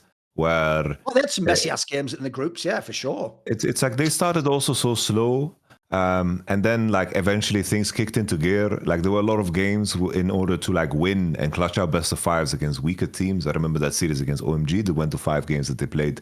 It was just, Scout was like, okay, well, I guess my teammates aren't that good. I have to carry on Akali or whatever the fuck is open in this game 5. And this time around, like BO1s, I do think that on paper this roster should be good. I think Ale played really, really well last split too. I don't want to put too much stock into these BO1s because it's like all of them are packed into one day, and it's like if you have the wrong read, let's say like in the beginning it was like a lot of teams got wins because they had a better Gwen read, and then they had a better Nafiri read, and then they were just willing to play it. And then in the middle of the day, people are scrambling. And it's very similar to some of those Worlds days that we saw in the past, where it was like the group stage, where it was like the first round robin was played, and then all games were packed on the same day, 6 games, and then you just had to like piece them together. It's practically the same, right? And in my mind, I still think I would be very surprised if JDG make it, but they should be able to land in top 4, I feel like. I think that their floor is strong enough. And then the main question for me is just, can CV Max piece it together? Because the danger of it all is that Fearless allows you to be bold, and CV Max is too bold in his career. True. I'm very, very worried about that. Considering Fearless continues, I'm just in the state of mind that I'm still rooting and believing in like the big coach names that we still have here in Home and Tabe and so forth. But CV Max always scares the shit out of me. And I think that Pays up and down, had really, really good Ezreal games, had some games where he was like a little bit more timid. Looks very similar to how he played in LCK. I feel like Missing has, Missing has been weird ever since that JDG 2023 year, where now that there is more focus and more emphasis on what he needs to do, I think that his role was similar to, like, he was good at playing the role that Duro needs to play in GenG now, where for sure. you are taking as little attention, taking as little attention, both negative and positive, and you are simplifying the game. You're a strong laner, and then you're just present for the fights.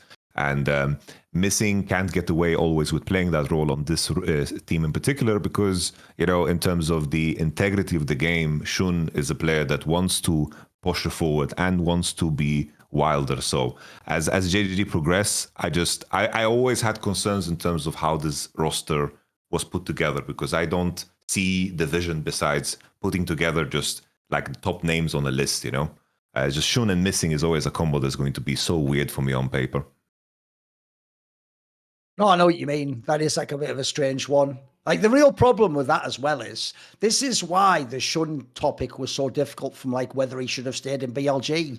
Because the problem with that player is, like, mechanically, he has at times he looks genius. He looks like fucking hell, like, could be like the strongest jungler, but he clearly isn't like the well-rounded, like, brain jungler who can just play in all scenarios. Like, there's metas he's going to look ass in me, or teams where it's not going to work. Like, he's actually a sort of player, fully enough, where I would rather he played with like a Doinby type figure or a scout, where it's like, in theory, on paper, you want these people to like be the leader and you're just the follower. But I agree, the support, the problem with that one is, that feels like some of these Vitality rosters where it's like your support and jungle combo is like non-existent. Never mind, like, they don't work. Like, they don't even look like they can talk to each other. Like, they just look like they're just off on two different missions. That's half the problem. Yeah. No, it's just that Shun on frequency was just perfect, because both of them had like the same type of crazy. Yes. They were very, very willing to take fights, and they were very willing to posture. And that's what's like the juxtaposition of Bilibili's problem, right? It's like they currently, in terms of how Wei played, it's like it worked in the beginning because it was Bilibili needed to catch up in terms of playing a disciplined game. Especially after MSI, it was very clear that GenG just fucking completely out wrestled them and made sure that any of their aggression into bottom side just didn't come through, and they need to be able to play very stable games, and Wei offered that. Wei offered that with his Maokai Sejuani gameplay, and Shun was always the player to try to get more when it wasn't necessary. But now, when you need to have like a far wider range in terms of what you need to play, Wei just seems so off for Bilibili. And it just seems to me that we're back on that page where On and Wei just don't play on the same frequency, because in terms of the misses where Bilibili play, like Knight and Bin are still fucking insane. Elk is a fantastic player. They should be able to like win games on the sheer force that they are really, really good. But in terms of their discipline and their game idea, in terms of like their setups for their objectives and how they set up the lanes for success, this is what is hurting me. It's as if they need to switch junglers again, mostly because I want Bilibili to be great again, because I need them at the internationals, So obviously I want Shun back to Bilibili, but it's just the conversation of frequencies and the pacing in terms of how people want to play. There just seems to be like almost a disagreement in terms of how they want to like progress the game. But also, not to make it too vague, I also just think plain and simple Wei is not performing well at all. You can't get away with being a weak performing jungle in most of the time, because it's like you have some demons here in the LPO that we always talk about. It's like, bro, you have to compete against Tarzan, Kanavi, Tian, Shun even, right? It's like these names are tremendous, and you will be exposed in the jungle position if you can't keep up. Do we transition to another region? I think that's pretty much it for the LPL. Again, we're just starting off. We just did the phase that was just for the groups, etc. Are you ready to drop who goes to MSI prediction on LPL? Oh, right. Yeah, let's do it. Let's do it. So I have to say, as of right now, my two picks would be, I'm actually going to say, what's funny is I'm actually not going to take BLG. I have to say, as of right now, I don't believe it. I actually think the teams I'm going to take, sadly, will be IG. I just think actually it's justified even right now. Again, we'll do it like power ranking style. And the other team I'll take is Top Esports. Like, I actually think, again, it's only internationally I've ever seen them do that. I actually think that squad has enough quality. It's well coached. I think those are going to be the two teams. I'm going to take IG and TES. Who are you going to take? I do think this is wide open, so you can disagree if you want. Where are you going on this? I do think Top Esports, I think that's a lock. I think it's hard to look away from them. Very, very difficult. First hand doesn't change my opinion on them. It's not, we're an LPL, they're chilling, still super, super good. Jackie looks in good form. My other one, you know, it's tricky because it's like in terms of the list, right? It's like we have IG, JDG, probably I won't make it, Billy, Anyone's Legend, and Weibo. Anyone's Legend has to be mentioned. Yep, true. It's tough. Weibo's a bit bold. I don't think you're not even. You put them in there, but we're going to remove them immediately. You're not picking Weibo game and get the fuck out your mouth. My gut wants to say Weibo. My gut wants to say Weibo. That's the crazy thing. My gut wants to say Weibo. I think. Okay, this is your crazy call, right, from left field. I do think in terms of game ideas. I think like in terms of how they like progress and map setup, when they're on, they are so damn on. The issue for me is, of course, the level of inconsistency when it comes to Xiaohu in terms of his performance. But I do believe like when he plays well, I think this team is so damn good. And I think Tian covers for all of the weaknesses of Hang, and he simplifies and streamlines the game from Hang from what it seems like. And I'm such a big Light fan and also Breathe fan. And I feel like Weibo is the type of team that can pick up the pieces that Billy leave behind. So my wild call is going to be Weibo Gaming. I'm going to say Weibo is the second one. Okay. That's my wild one. That is a really bold one. I don't hate it though. I know what you mean. Like the problem Weibo, by the way, in all iterations with even though completely different players has, is they always look super messy how they like generally play. So everyone always goes out on them. But as you saw like some of those worlds, like they sort of win in messy games though. Like that's a style too. It's, you don't always have to be clean. At the end of the day, it's like football. At the end of the, as long as you score the goal and win, who gives a fuck? It doesn't matter if it's off your elbow or the fucking knee or whatever. As long as it goes in the goal to goal. That's the way the game works. So I know what you mean. I think that's an outrageous take, though, but we'll see. Here's the thing. Luckily, you will get an amazing clip if that ends up happening. You'll look like the prophet. I bet you're the only person in the world who's picked them to go to MSI, mate. The joke is, I don't even know if they'd pick themselves to go to MSI. Like, you know, like, being honest, I don't think he would. Come on. The easy safe ones, right? It's like if you want to be like safe, it's like top Billy, right? That's like the easy safe one. Yeah, I think so. But JDG, Anyone's Legend, is tough for me to picture that, you know? IG I can, but I don't know if I'm, I don't know if I would concede that if it's my own delusion and love for Rookie. So I'm careful, you know, I'm very careful. I don't want to have my heart broken again. So I'm going to hitch my wagon to Nofe and his Weibo Gaming. I'm a Tian believer, Light believer. I think they can piece it together. Right, let's go to the LEC. But first, do you have something to say? Of course, I have something to say. You know, as Joe Marsh, you know, in his PR, you know, it's weird because sometimes, you know, you put out PR statement because you want to wash off the stink of previous things, but sometimes you can just protect yourself against that by saying nothing at all. Or when it comes to real stink, you can just buy Mando products. They keep you fresh. They keep you clean. Whole body deodorant is my product of choice always. I think it's always cool, you know, growing up, before you went to these parties, you know, that somebody, you know, rented, you know, a locale and people buy like, you know, a bunch of, you know, people buy alcohol and whatever. And you have those parties and you were growing up and you're like, how the hell do I prepare for any situation I might find myself in? Because these parties and these days, of course, go very, very wild. And of course, when you're walking down the street, you never know what's going to happen. You're not in control of everything. You're only in control of yourself and your own decisions. So you can start a day by taking a good decision by applying whole body deodorant. And you can put it anywhere. You can put it in your armpits. Very simple, straightforward. You can put it on your ass crack. You can put it on your ground. You can put it on your ball sack. And it's all cool. It's going to keep you 72 hours free from odor. So if for some reason you can't get home and you're on some crazy wild bender, you know, fucking hangover style, if you wake up, you know, in Mike Tyson's bathtub and there's a lion or whatever, no problem. You're going to still smell good. And as long as you smell good, you're going to have the confidence to do the next right decision. So of course, take a good decision, continue with more good decisions. As long as you smell good, you have that confidence, you're going to be easy breezy. These products, of course, are completely paraben free, baking soda free. You know, baking soda belongs in bread, not in your deodorant. There's a bunch of different products like the solid deodorant stick that I already mentioned. There's also a spray deodorant, aluminum free, of course. This is something that a doctor created because people just, he just noticed that most people don't treat their body odor the right way, and it was just misdiagnosed and mistreated. Of course, it's clinically proven to block odor all day and control odor for up to 72 hours, which is a super, super big deal. So what are you waiting for? Smell good. Smell like Mount Fuji. Smell like bourbon leather.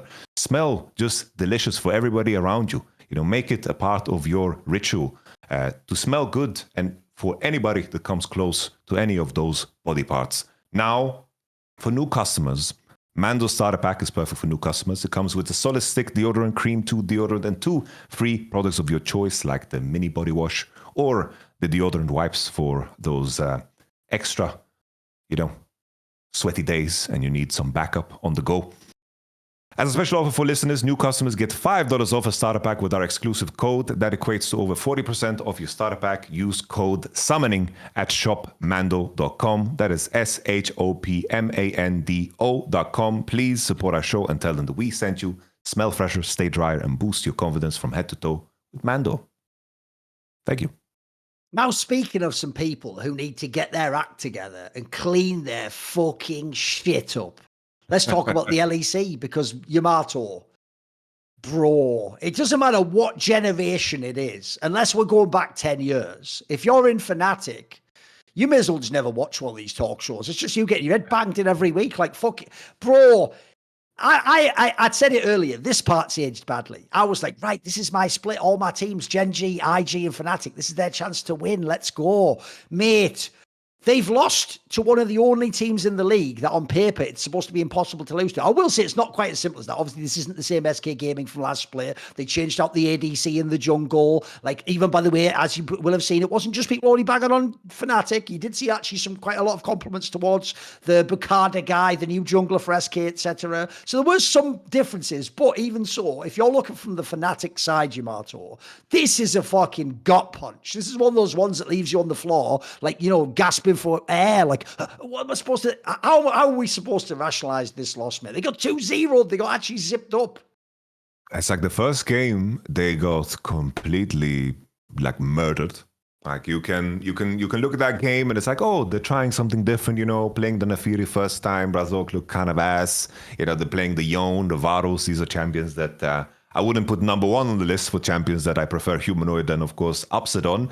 I could be like, oh, damn, SK have hands. Fnatic underestimated them. All right, let's kick it into gear. Coming into game two, they played all of the classics. They dropped the Maokai, a tree jungle for Razork. They played the Silas, the Kaiser for Upset into Ezreal. This should be like full comfort zone. Mickey for Rakan too.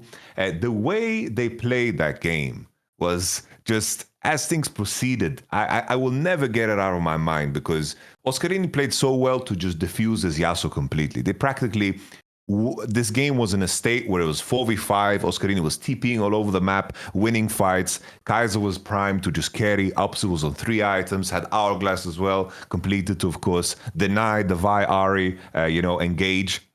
But somehow Oscarini just jumps into River, does the craziest, most disgusting turn of all time, and it just didn't make any sense. Even if he hit 4 people into the wall with his Nara ultimate, it just wouldn't have led to anything. There was no Kaiser ultimate, and all they needed to do was just take that Nashor, because they caught, of course, Bukada on his Vi with the Maokai ult to push him out, and then Rakan caught him. It was just so absurd.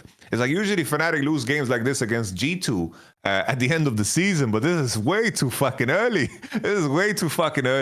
And I was getting hyped for Fnatic because it was a conversation about standard lane Fnatic. Standard lane Fnatic should be a good thing, but I didn't see any of that craziness in their lane matchups. They were very timid in the way they picked their bot lane matchups. They had the Alistar and the Nautilus. It's not like a matchup where you can do too much to gain any significant advantage. They had the Kaiser Rakan going even in a lot of cases is a massive win. So in terms of the things we were hopeful for Fnatic, they couldn't and they didn't really showcase here against SK. It was just so strange as well in terms of how Humanoid played, because that Silas game, like he did some bad, mistakes mate. that, Bad. you know, like I defend Humanoid many points, but these are the moments where I'm like, fuck me, man. This is indefensible. No, between the two of them, mate, like Razork fucked game one and just wasn't even present. Even though, as you say, right now, that's a pick that can terrorize fucking League of Legends. And then the Humanoid in the second game, the other golden boy of Fnatic for the last 5 years. Where the fuck was this guy? And mate, that throw was criminal. Holy fuck. Like, it'd be one thing if SK had just beaten them flat out in both games. This second one on paper was going to go to a game 3, and then, you know, it would have been like in the LPL and LCK where they always do, like, you lose game 1, but then you come back and win the series. Like, this is supposed to be course correct. Like, this is one of those ones where it's basically like you lose one fight, you lose the game almost. Like, it was wild. That was so strange. Okay, well, at least on the flip side, you know, we mentioned like SK in terms of how they look.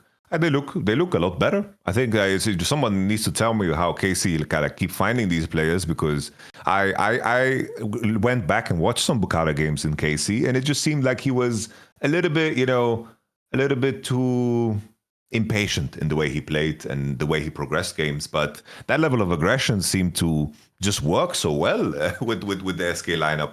Like he was always, you know, very, you know, eager to like just take decisions and look to punish, and to have that as your opening series against Fnatic. Because my line and my live view is like in the video is like, oh, I feel bad for SK because they're opening matches against Fnatic.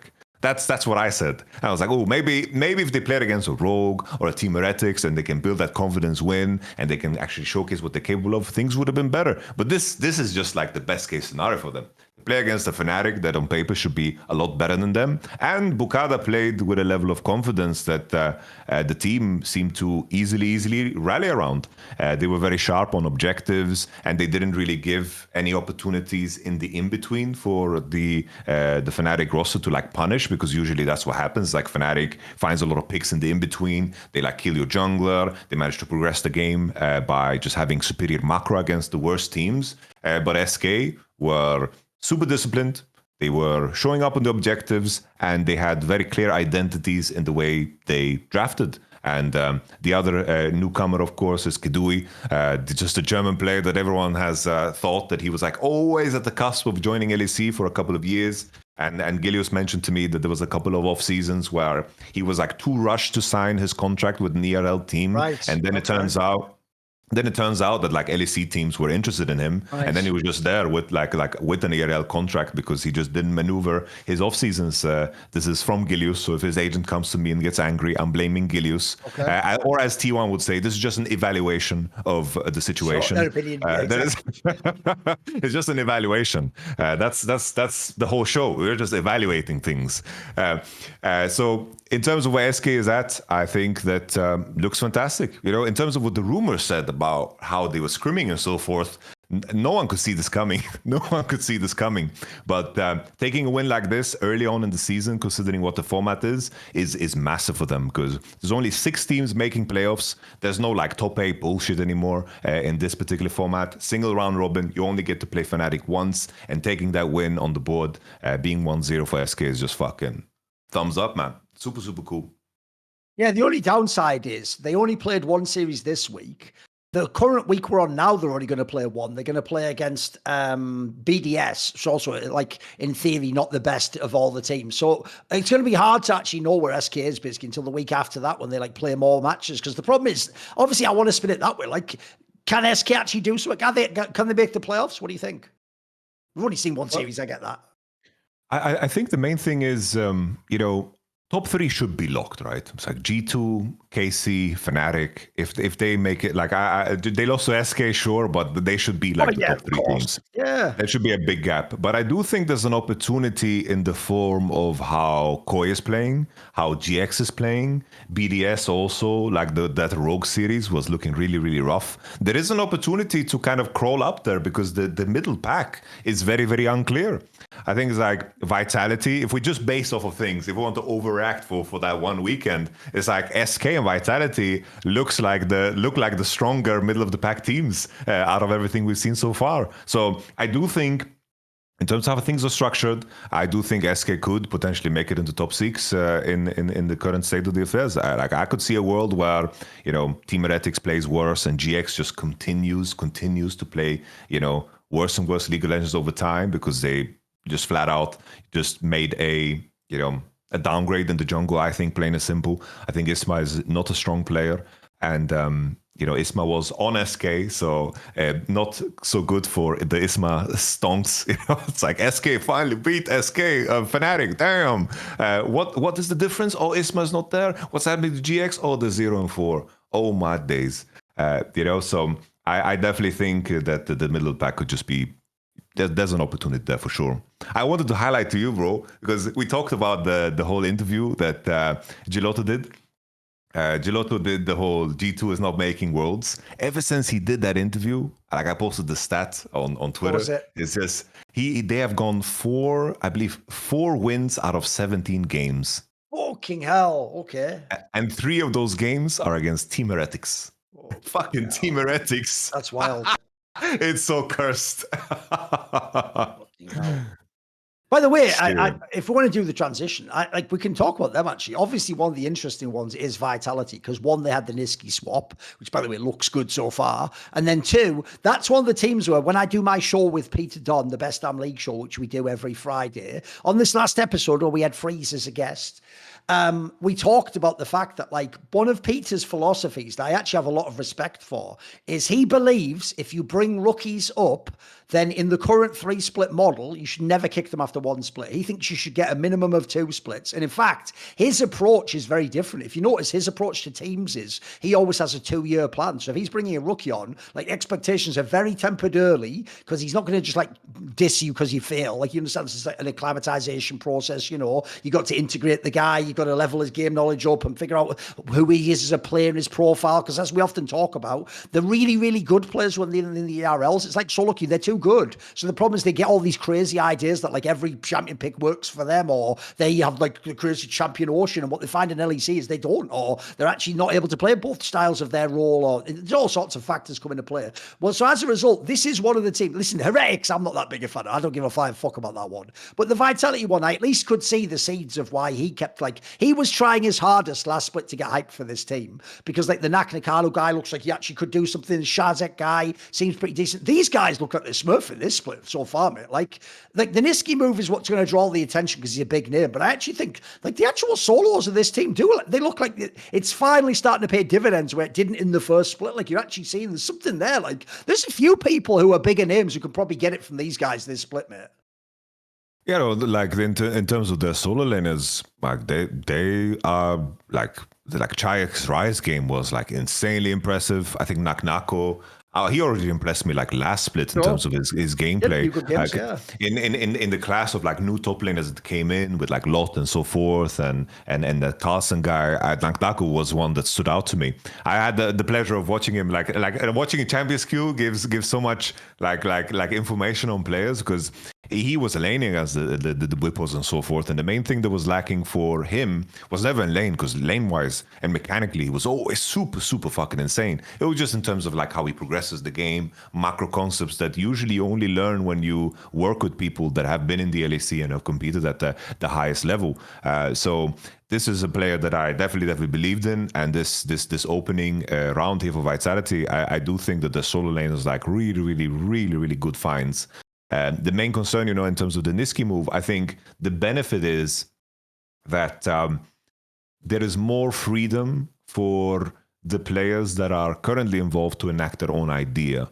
I think the Niski as probably just works as almost like a lightning rod to just simplify and streamline their gameplay, which is something that Vitality just lacked for such a long time.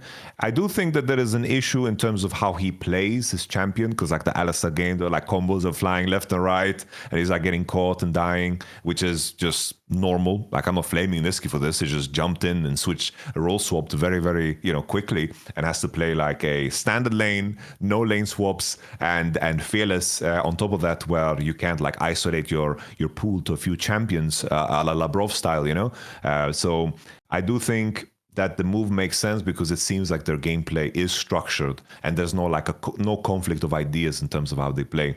But the main thing is still, I do think that what has solved their problems is also going to be a potential weak point as they proceed, because I think bot lane laning, there will be moments where it'll be very, very important, especially if they make it to playoffs, which I think currently from how it looks likely. The best of fives where Niski has to go deep, that's going to be such a fucking test. That is going to be super, super hard to adjust to. But, you know, I've been advocating for mid laners swapping to super roles and taking the super jobs for a very long time. So if there's anyone that is going to do it, it is, of course, a fucking mid laner. So they have to learn a fucking shit ton of champions anyway. Yeah. And there's a lot of supports that get away with doing silly ass mistakes, even at top end teams, and still win. So that is definitely, you know, hope for Niski and the squad. But I'm with you. The solo lanes are looking fucking good for Vitality. They look really, really good. By the way, it's why, even though people did suggest this also for the last year or so, I also actually agree. The most obvious role swap that I think should happen is just perks to support, mate. Like, think about it. The whole skill the guy had was looking at the map movements, flags. Bro, this role was created for you. Like, right now, Hans isn't it for you. Like, you don't want to be the guy trying to go head-to-head with all these crazy fucking 19-year-olds who play solo queue every day of their life. Like, you want to take your edge on them. That was what you were going for in the team. Bro, I tried. Right. You know, he was in, like, the sack, we were co-streaming, and I told him, like, bro, you should just support on Vitality. Like, what are you doing? Just support, right? Just be the support. And then they like ran it back with Kaiser, and I'm like just sitting and thinking, it's like, Perks, if you're support on this team, bro, imagine. And it was the same thing now for the sack team for this year. I wanted Perks to play support, and the initial idea was Perks support, Wounded top, and then just Jack Spectre together with Perks, and that would have been like a fucking banger, just Perks and support. But it seems, you know, that chapter is something that you never get to explore. You know, it's always, you know, players, they have so many things that are going on, and they have ego about certain things, which is natural because they are competitors. So support, it didn't happen, the perks line, but I'm with you, bro. That should have happened. That should have fucking happened. So over in LCK, we had Hanwha come back from first stand and actually look a bit underwhelming that first series. I want to ask you about Carmine Corp, mate, because even though they won that series, mate, they look like they have a little bit of a hangover from first stand themselves. This was rough. Like, MKOI could have fucking won this, mate. This could have been a 2-1. Oh, that game 3 was a steal. Like, Koi, I don't know, the highlight reel of like Koi's throws. It's a long fucking video, because over time, last 2 years, Joe was even fed. They had everything you'd want. Everything you'd want was going for them. Like, they were scaling better. They had the better composition. They were ahead in the game. Everything was just screaming, this should be a free win. But then they just are in the situation where they start hitting Atakan, and then you have a no flash Severe just hitting the mid turret. And the enemy team as well, the composition, like, I think if someone just goes back and watches the coaches' faces as they are rolling out that draft, Rhea looks so disgusted with what has been put together, because they found themselves in this trap where they picked Ivern in the 1-2-3, and they had no melee support or melee top laner to pair with this champion. So their pairing was fucking Ivern Elise. Like fucking some Wizard of Oz fucking spin-off. That was a bad look. Fucking Ivan Elise. And the coaches look so fucking disgusted. Yike also, you know, like after in the post-game interview also said, like, our draft was fucking hard to play. Like, I don't even understand how we fucking won. And I think it was super, super insane, because usually it's like KC, the way they won the game, it was like off of fucking Kalist finding a pocket to flash E on a Sivir that overextended. And he just found the kill that broke just Koi's composure completely in that game. But it's always the same thing with Koi. It's like, they don't seem to, their early game seems to be like fine. They find some angles sometimes. It's like, oh, it's looked decent. But then as mid-game proceeds, they seem to just want to do way too much at the same time. And at this point in time, like, considering where the whole project started, it's like Koi, they moved away from Mac and Pad. They basically broke down this like Mad Lions, you know, legacy that they had built up until that point with their championship wins and so forth and everything. They just broke that down because they really were bought into this so-called rookie project with the average age of like 25, you know. And there was the whole Melzet story with Elioya bringing his players together, but this has just been a story of stagnation. It's like for the longest time, I think Mad Lions were very impressive in terms of how they executed early games. It's very, very clear when Alvaro and Elioya are in tune with the ideas that they want to like camps they want to pressure, the angles they find, the vision pockets they create. I think at times they were like the best early game team in the league. But in terms of how they play out their mid game and late game, the same issue has been there for so damn long. Even last split, when they threw a game against Team Heretics when they were 10k gold ahead, or even when they granted Kana a career in the LEC because they threw a game against KC in summer when they were 12k gold ahead. And that was the game that KC needed to even qualify to fucking playoffs.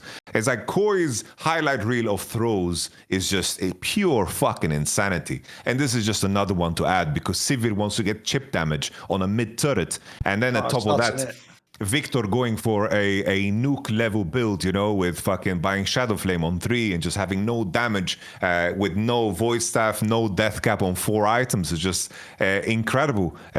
Simply crazy ways of losing games. Funnily enough, I can share with you, it's like I lost game on this money on this one, and I lost money on the Oscarinian throw where he fucking threw water.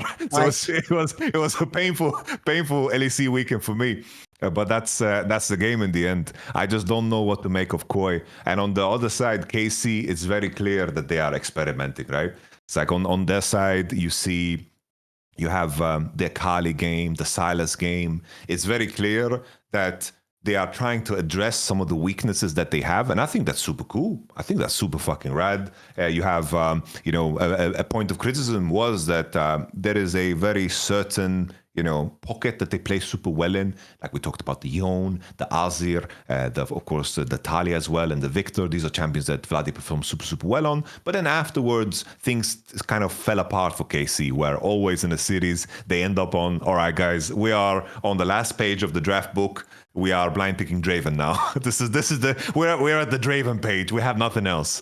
And they're trying to expand beyond that. It was good to see the Lilia. It was good to see them try different things. But I think KC winning this out, I think it requires a lot of skill to find that catch on Sivir because against other teams, they will get away with winning this game with ease. So I like that Kalist was fucking sharp in this series, but I have no concerns about KC being like close to losing to KOI. I have more concerns about KOI because, this weekend in question, they had good game twos against both G2 and of course KC, but there is an opportunity for some teams to overtake here for sure.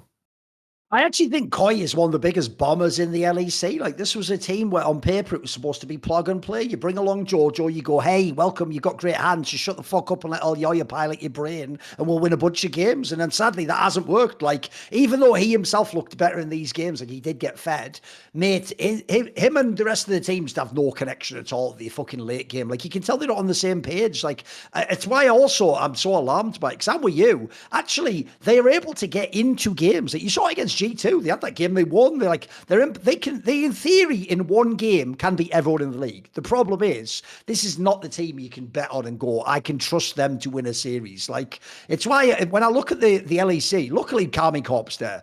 I assume, like you, Fnatic will bounce back. G2 should be like, we have got a really good top 3. The problem is, on paper, these guys it should be a big 4. They should be in there as well, and it should almost be like, depends who plays who, what the matchup is, which star players playing better. But right now, KOI looks like they're just going to be like stuck in that 4th position. Like, I don't really know that they can make the leap up because, like, how much longer do I give them, mate? Like, I'm not going to give up completely, but they've already got a few series. Like, if I look on the calendar now, they play Heretics next. That's the only game they play next week. So that's not a particularly like thrilling series. And then I have to wait until the next week when they play BDS once. Like, it's going to be a while before I get a chance to actually know if this team can be good, mate. Like, it's just kind of a bit, this is like a very mid project for me at the moment, which is sad because I do think individually some of their players are all LEC potential. No, I'm with you. It's always sad because when you have the same reoccurring issue for so long, it's only natural to stop believing in the idea of them solving it. I agree that Jojo Pyun looked like a bit better, but not close enough to what I expected from him coming into the league, because it's like he did the whole grind in Europe, and it just seemed like such a obvious upgrade because Frescawi was just terrible. But Frescawi maybe brought something in terms of just participation. You know, he was just there and didn't try to do anything spectacular, didn't try to lose the game. And sometimes players like that can make ideas that you have as a group just flow easier. And, you know, if I'm at the point where I'm comparing Frescawi to Jojopyun, you know, what does that say about Jojopyun? That's a very, very tough spot to be in. It's just that there is no clear progression in how their mid to late game goes, and I just don't see how they solve it. Because when there was that game that KC just played against them last split, where they just slowly cut them apart, because Koi were very predictable in how they try to progress the map. They tend to like overgroup, try to find picks, and in that process, they were just waiting for information. It was the same in that G2 game 3, where G2 just had like this Caitlyn Dr. Mundo comp, where it was just like so slow and methodical. And the moment they face up against any team that is very, very aware of that, and if the prep is, guys, Koi overgroup, and when they do so, we just make sure to push sides, and they're going to bleed farm. As long as the team has that prep going into the matchup against Koi, I always fear for Koi.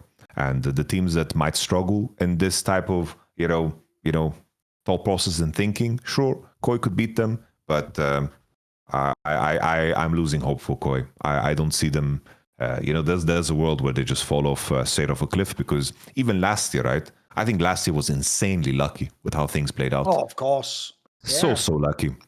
It's like winter was cool, you know. There was a lot of teams that were underperforming. Fnatic was underperforming heavily. They looked very bad in winter. We had the BDS Adam drama that happened in winter, and then they managed to, of course, make top 2 in the finals against G2. And then those points carried them so far, and then they managed to, of course, perform on that one day with Midwin being very creative with his picks, and we had the Irelia counter pick into Nidalee, and they beat G2 in a series. The confidence is there to take the opportunities required of them, but I just, you know, they are missing. Like, this is a team that should have hired Duffman, you know? Fnatic hired Duffman, but they should have fought for Duffman, in my opinion, because no one in that room clearly seems to have an idea of how that team should move forward in terms of their improvement, because at this point in time, you know, it's just been too much of the same. Right, if we talk about G2, I thought this was actually quite an interesting start, because as I said, like when they dropped the game to Koi, that in itself was like, what's going on here? I thought this should be a game like, you know, if you're coming in with the way you looked in the playoffs, you just take care of this team 2-0. We're waiting for the Fnatic and the KCs of the world. They did show a little bit. With that said, one thing I do actually like about this series is I actually thought the worst narrative, like retconning from last split, was once G2 lost the final, in the same way as people just invented that narrative that none of them were saying before, of like, hey, I guess G2 shouldn't have let Yike go, which is like, no one was saying that until 1 second after he won. Like, that wasn't even a narrative the whole split. It was Mickey, if anything, was the one everyone said. And then secondly, because of that, the obvious victim of that narrative baked into it was, I guess the Skewbond guy isn't that good, which is like, is that a real take? Because that guy actually does look like he's fucking dynamite. Look like he's going to be an all-pro LEC jungler for fucking like the next 5 years. And you saw in this series, like, one of the reasons why they picked him up, mate. Like, this guy is a real talent. Oh, I think Skewbond is super, super good. I think the community always makes the mistake of judging people and players off of mistakes they can relate to. Like, oh, he misses the smite. He must be really, really bad. Sure. When there's so many fucking details going into the game, and it's like when we talk about smites, it wasn't that long ago where Yike missed smite on Nash, you know, against, of course, T1. You know, shit like this happens, and it's also they also do that thing where it's like, if we go back in a time machine 10 years ago, smites were literally just you and the other jungler, and you were timing when you did it. In the modern day, like, half the fucking champions do like ults that do like 2,000 damage, and like the things you're timing, it's bonkers. You're like in the Matrix and bullet time trying to smite it. Like, it's gotten way harder to smite than the old days. Like, when people do that meme, like, it's really tricky sometimes to time this shit now. Oh, it's definitely just like straight up like a team thing. It's like in terms of Yes. how you mark people, how you coordinate your damage. It's a team thing. And I was always like, oh, that's okay. Skewmon in terms of like his pathing, in terms of how efficient he is. You know, there's a reason why he is rank 1 and he has fucking 300 LP over like the next guy. Like this is a person that puts in the time and wins games like in a very, very honest way, also in solo queue. And I think that translates on stage. I think he's extremely good. I think that finals against KC, I think it was just like a preparation, gap. And I think this series against Koi was also that, but of course in G2 side, like that game 1 draft where they dropped like the Gwen and Yon, and the enemy team tried to counter Gwen with like Aurora, and they have like 2 AP heavy skewed composition with Ezreal. That was like just Koi like prepping super bad. And then when G2 got ahead, they were very capable of playing like a very disciplined macro game. And the same thing in that game 3, like that Munda angle into the Zyra. They had this composition where for some reason, I don't know why Alvaro is so addicted to picking Braum in horrible spots, but he did so. Picking Braum against Caitlyn is legit. It's like war crime level. Geneva needs to step in here and tell Mad Lions, to stop doing this shit, because picking Braum into Kate, a champion that you only want to pair with champions that counter Kate, is just stupidity. I don't know what you're expecting there. And they had this composition that was like very, very long range, and they played super disciplined, just playing on Mundo Cleavers, Kalen Poke and so forth, Victor Ease. And Koi didn't know what to do in that game. So it's like G2, as long as they prep well, I think that they look super good because they can like hide their weaknesses. Their strength is the macro game. And I think Skewmon is a big part of that. But the main criticism for me in terms of how this team is how disconnected like Labrov and Skewmon are. They don't seem to be like understanding how they should play together, how they cover the map together. And I would tie that more to Labrov than anybody else, because Labrov hasn't really found himself. Labrov had kind of like a Duro arc on this team in terms of, also like we were happy with Labrov when he didn't, int. It's like when he simplified game and just held his spells and threw them at Mickey when it came down to it. That's the Labrov we were like satisfied with in the last split. But there were clear moments like that KC finals where we were just completely out of sorts. And when the enemy team know how to play together with jungle and support like KC showed in that finals, that is like my main concern for G2. And in my mind, I have a lot more faith and hope in G2 figuring something out like that over like a Koi, because they have the coaching staff to support it, and also they have managed to figure out things like this in the past. So I do think this is something that G2 can work on. And I think as a lot of these teams gain more and more experience in Fearless, I do think that G2 still, over time, will be able to cover a lot of their weaknesses through draft. This is where the problem is. They've made the bloody LEC into what I just complained about, what the LPL used to be. Bro, every time I look at the calendar, it's like... So because G2 just played Koi, guys, you have to wait until week 5 for them to play Fnatic and week 7 for them to play Carmine Corp. So like next week they play Heretics, who gives a fuck? Then the week after that they play Rogue, who gives a fuck? Then the week after that they play BDS. I guess I sort of have to give a fuck, because I can't just not watch the LEC. Like, the problem is, I actually do think this Koi series and how the playoffs ended shows that, like, even if G2 had won the split, this is more comparable to like their 2022 roster, where it was like, it was good, but it wasn't like some next level generational lineup. Like, they haven't yet shown me they're like G2 in the sense people mean, like the dominant team that should always be the best. They looks like it's going to require actually people like Capson Brooklyn having really good games, and Hans Sama's going to have to hit his meta, and it's going to have to figure out the angle with bot lane with fucking Labrov. Like, you have to, there's a lot of things still to be fixed before this team is the champion of the #1 squad. The downside, like I say, is the format now and the scheduling means I have to wait a long fucking time before I get any answers. Like essentially, I guess the only answers would be if they just drop the ball against these lesser teams. But like, I think this schedule, I'm not a fan of this. Like, I do like best of threes, but fucking having people play once a week's too much. What I don't get is the LCK figured this out years ago. They simultaneously have best of threes, but you just play like multiple series. So you manage to get to, if it doesn't feel like you ever have that many down weeks. There's a lot of potential down weeks in LEC now. What do you think on this / the G2 angle? Where are you going on this one? It's always been like the challenge, right? Format wise, it's like my understanding. It's like I've been in the LEC studio so many times, and the amount of people that are like involved in even like running the show, it's like the amount of bills they need to pay. Like if you would guesstimate, you know, in terms of how much money they need to spend to run one show day, where would you land? Like I would land at like 200, 300K maybe. I had something ridiculous because there's so many people there. That might be too much, but it'll definitely be tens of thousands at a minimum. Like it'll be like a decent amount of money. Yeah, maybe it even could be like 50K, 100K. It's not implausible. Because I was like thinking about like I get paid 1K to be like on a show day, you know, like, and I was thinking it's like, bro, you mean, right? There's like medical staff. I thought you meant just to run the arena or something. If you add in everyone's salaries as well, it'll be a lot. Yeah, of course. It's like you have like firefighters, you have medics, you have like certain safety standards you need to reach. They're like the electrical costs, like the broadcast room is like packed out with people. Maybe less so now because I wasn't there when they began like firing everybody. So maybe this has been cut short. Right. But it's like there is a struggle in the fact that you can't run more show days than they do. And I remember in the past when they tried to do like multiple streams, that like the lower end teams were just like suffering too hard because nobody was watching their games because they were always like pushed on the days that nobody cares about. Similar to how we see now on Monday.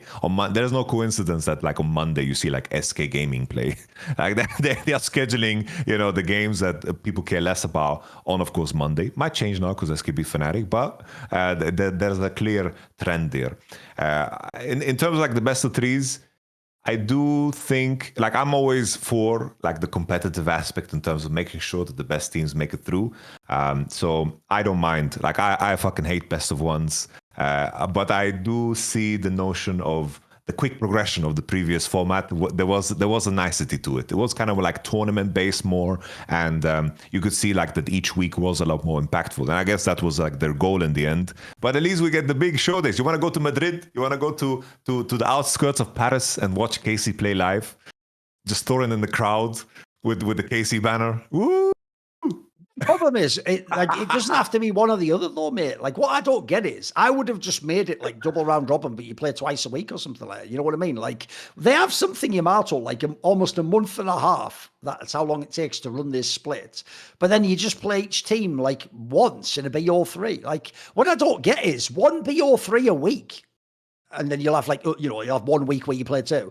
That's not that much. Like, people are making it. What I don't get is simultaneously in the West, people complain like, I'm burned out, but then they also play way less than all the Asian teams. So it's like, I don't get what people want out of the format at this point in time. Like, all I want is each week to be guaranteed some big high level games. And I'm sorry, since LEC only has a few teams that are really elite, it's mainly when those teams play each other. Like, it's just way harder mentally. Like, look, it turned out this week it worked. It's way harder when you see a Fnatic SK on the schedule to even go, I'm going to put time aside to watch that. Like, you just look at it like that's actually the game you skip, if anything. Like, who gives a fuck about that match? Or you just think it's just going to be Fnatic players like playing like solo queue, basically, like just demon time and all the other team and just owning them like noobs. Like, so I just don't get why we have to like, it always has to be some weird consideration for the format. Like, why can't we just have a whole bunch of matches? Like, have BO3, but just play 2 matches a week. Like I say, LCK, that would be standard to do. There's nothing weird about that even. Yeah, I just like the reason I mentioned like the costs of like running the arena, I just don't know how they would like piece it together, you know? It's like should the days be like longer on the weekend? Because they already start at like 2 p.m. right on the Saturday. I just don't know how they would like slot it in. Because I think from a player side, playing 2 best of 3s, I think is completely fine. Like the main issue with the super weekends, what people complain about, what I complain about, is the fact that when you make like a commitment to play 1BO1, it takes you like 5-6 hours of the day to play 1BO1. It's like to travel, to wait because you need to be there ahead of time, and there's a Kit Kat break, and then like you're waiting because you have interviews, and then everyone's just oinking in the green room waiting for one guy to do like some fucking press. You know, it's just like the BO1s are horrible because it's like the super weeks. But I think on the best of 3 side, everyone will be chill. You know, the cool part about LCK when I was there was the fact that, you know, we had like 1 break day like every 2-3 weeks.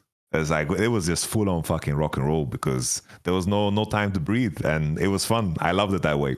Another thing about the scheduling and the format of LEC I find really weird, mate, is they did it for me the wrong way around. Like, here's the thing. I know why, for example, like, by the way, if you did my idea, you would also make it like LCK or LPL. What you do is you'd have the whole week. That's what would allow you to do the games. Because I don't hate the idea, like, put it this way, on the Saturday, was the day that for the first 3 weeks they play 3 BO3s. I will say you don't want more than 3 BO3s. We all learned this in Counter-Strike, by the way, because the problem with 4 BO3s is if it ever goes all 3 games in all 4, that's 12 games. That could literally be like 15-hour broadcasts. Like, that's just too much for everyone. It'll do, especially by the way, people like Sharks will just be destroyed after that. Like, you'll never get to hour 12 and be at your best. At that point, you're the walking wounded and you're trying to survive war at that point in time, And so that part I get. But here's the weirdest part. If you go and look at it, right, they chose on Saturdays when they do the 3 BO3s, as you say, to start at 2 p.m.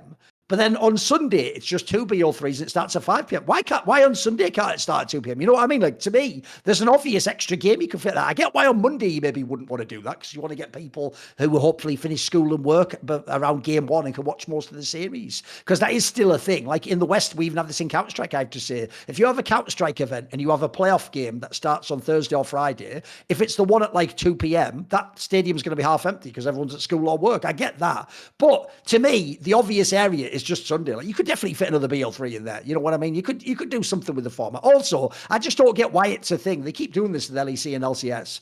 Why is it that it has to be on the weekend? Like, what is that? Like, why can these esports? Because in Asia, this isn't a thing. Like, why can it not be during the week? Do you have any reasoning as to why like they do it that way? Do you have any even theory?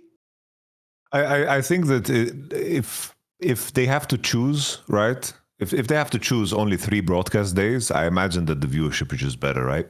On the weekend, like I imagine that people have more free time. Choose only 3 though.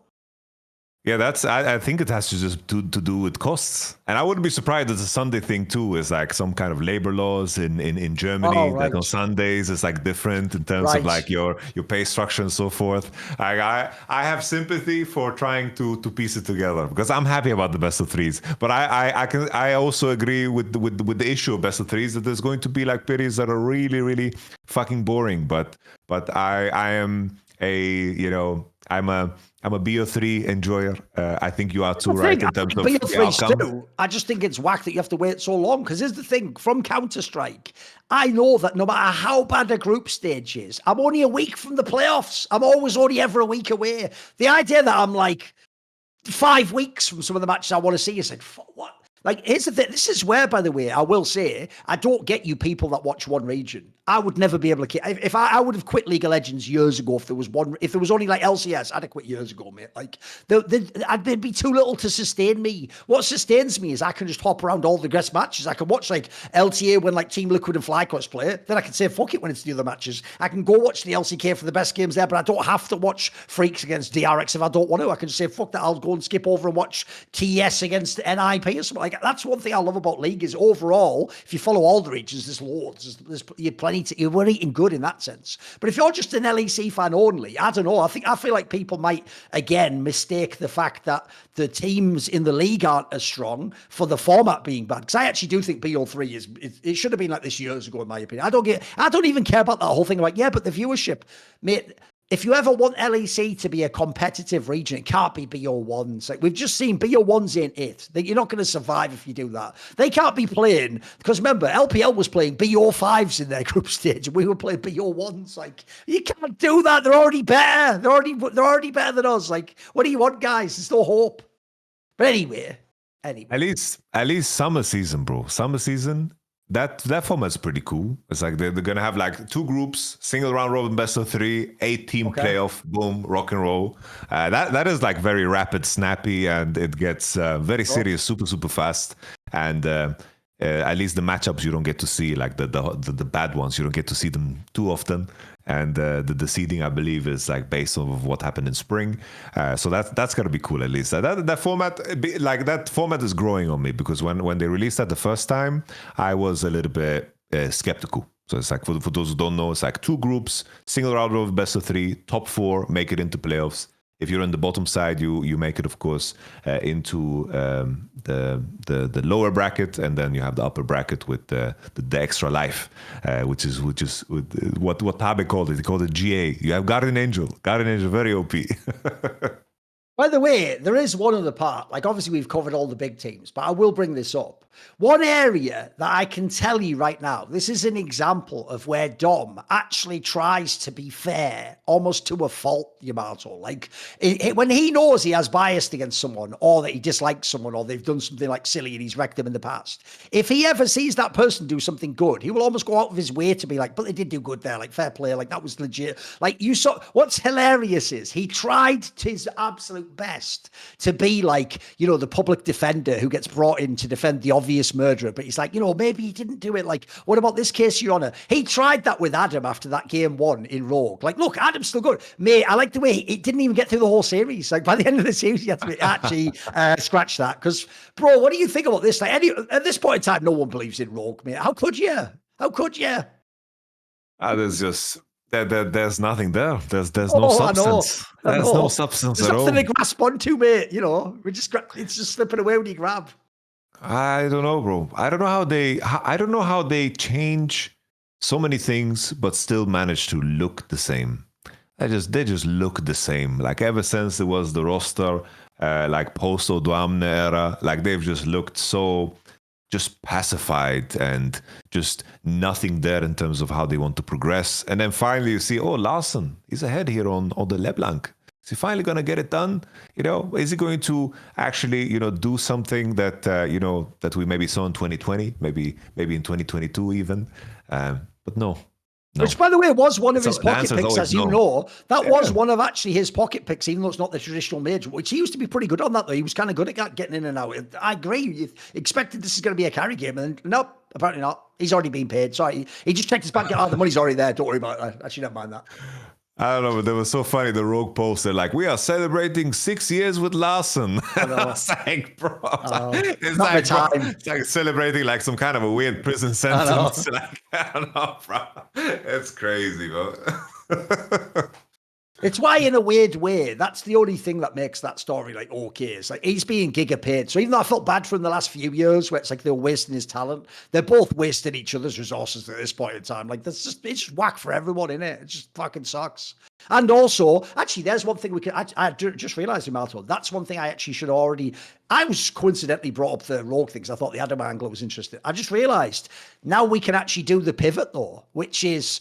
It was rumored in the past that Rogue was the team that was going to try and sell to the Falcons, the Saudi org that has all the money. And basically, I'd heard ever since last year that this org has been positioning the whole time to try and like basically sell the spot. Now, I will say it's worth understanding when you sell the spot, just like with Carmine Corp, that doesn't mean you sell the players. It doesn't mean like the Astralis players get to go and be in Carmine Corp. Sometimes you're not buying those contracts. You're not buying it lock, stock, and barrel, as we say, right? In this particular case, the rumor now is that NAVI, Nartas Vincer, the very famous Ukrainian organization, obviously most famous for Counter-Strike and Dota, where they've been world championship winners, etc. And they've had some of the all-time greats like Simple and Dendi and the 1.6 players, Marklov, Edward, etc. The rumor is they're going to come into League of Legends. Now, I will say there's two things here, Yamato. One, if you're a true boomer, none of the people in this chat are, Navi actually was in League of Legends, but only in like 2011 or whatever the fuck. If you go back a million years with like Citizen fucking Wayne or whatever his name is, well, that guy, like they were around then. Amazing used to play for them if you don't know as the jungler. They had a few players back then that were known. That was in the era though of the open circuit and where you could go like OGN and all that shit.